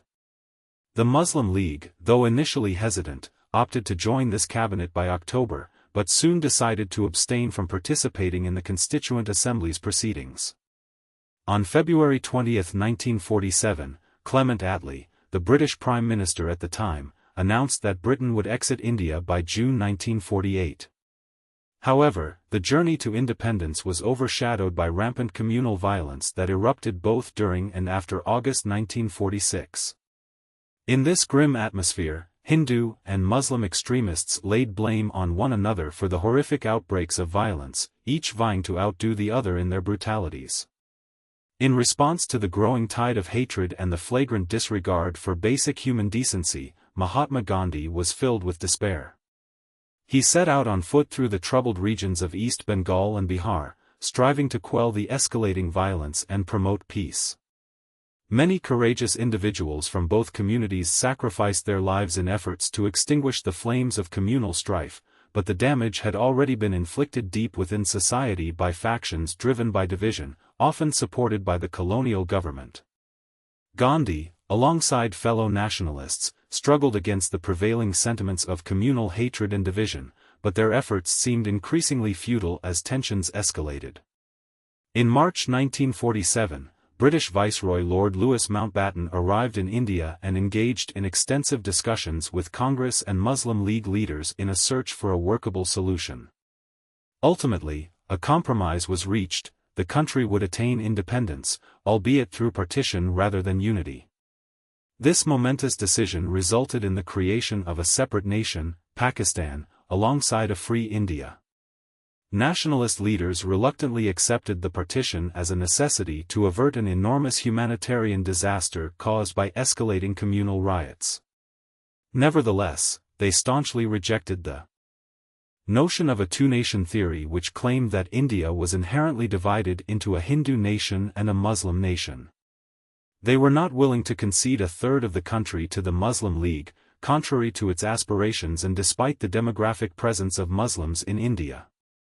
Instead, they consented to partitioning only those regions where the influence of the Muslim League was evident. In the northwestern frontier province and the Sylhet district of Assam, where the League's authority appeared uncertain, a plebiscite would be conducted to determine the fate of these areas. In essence, although partition was agreed upon, it was not based solely on religious lines of Hinduism and Islam. The acceptance of partition by the Indian nationalists stemmed not from a belief in two distinct nations residing within India, but rather from the historical context of communal tensions that had developed over approximately 70 years, which culminated in a scenario where the alternative was a catastrophic loss of life among innocents in senseless communal violence. Had these riots been limited to a single region, Congress leaders might have been able to take a firm stance against the partition. Yet, the reality was that violent clashes were rippling across the entire country, making the situation increasingly dire. The relationship between Hindus and Muslims in India during this tumultuous period was fraught with tension and violence. The British colonial authorities, who still held power until the end, largely stood by and did nothing to quell the unrest. In fact, they may have even exacerbated the situation through policies that fostered division, likely aiming to pit the newly independent nations against one another. The momentous declaration of independence for India and Pakistan occurred on June 3, 1947.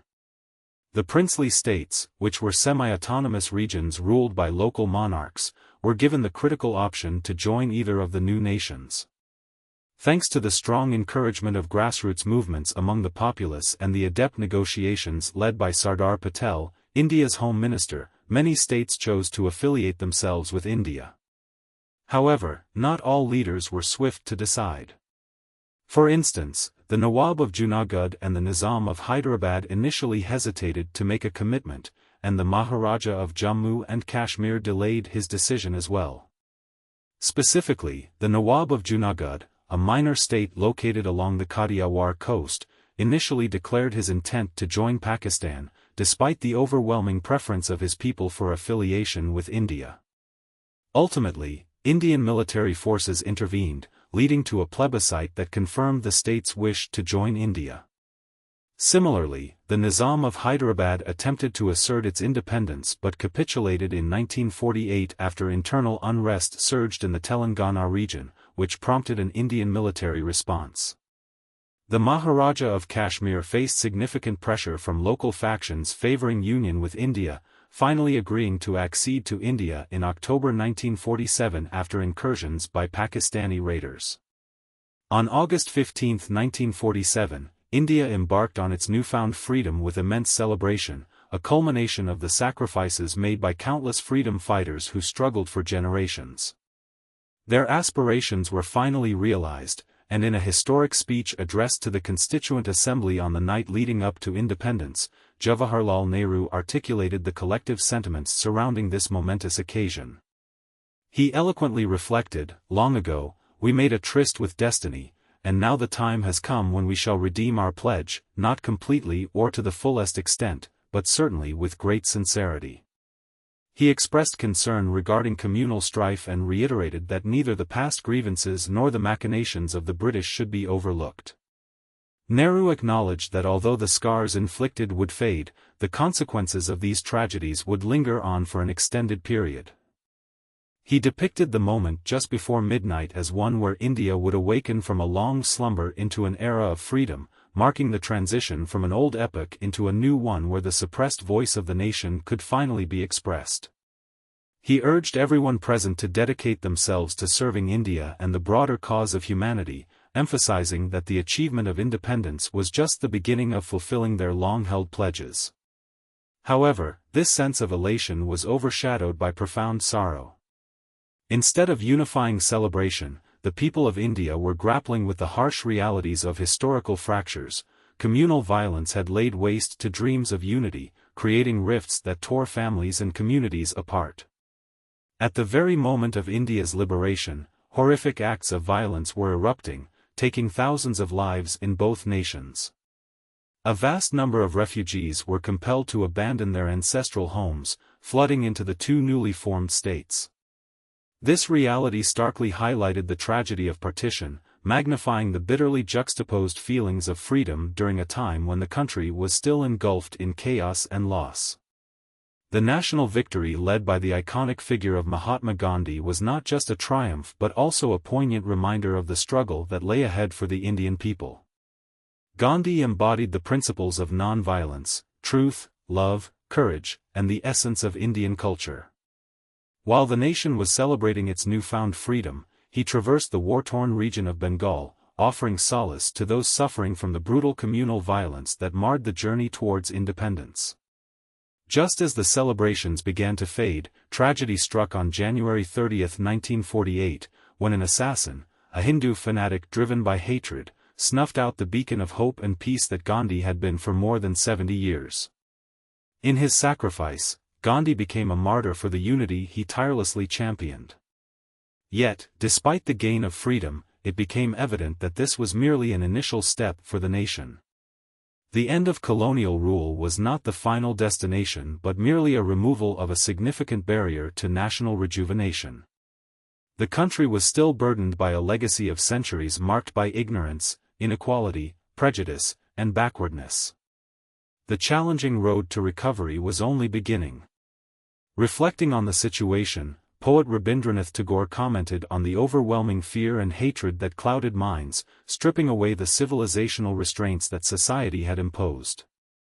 In the aftermath of violence, humanity was left grappling with a chilling emptiness as savagery took hold.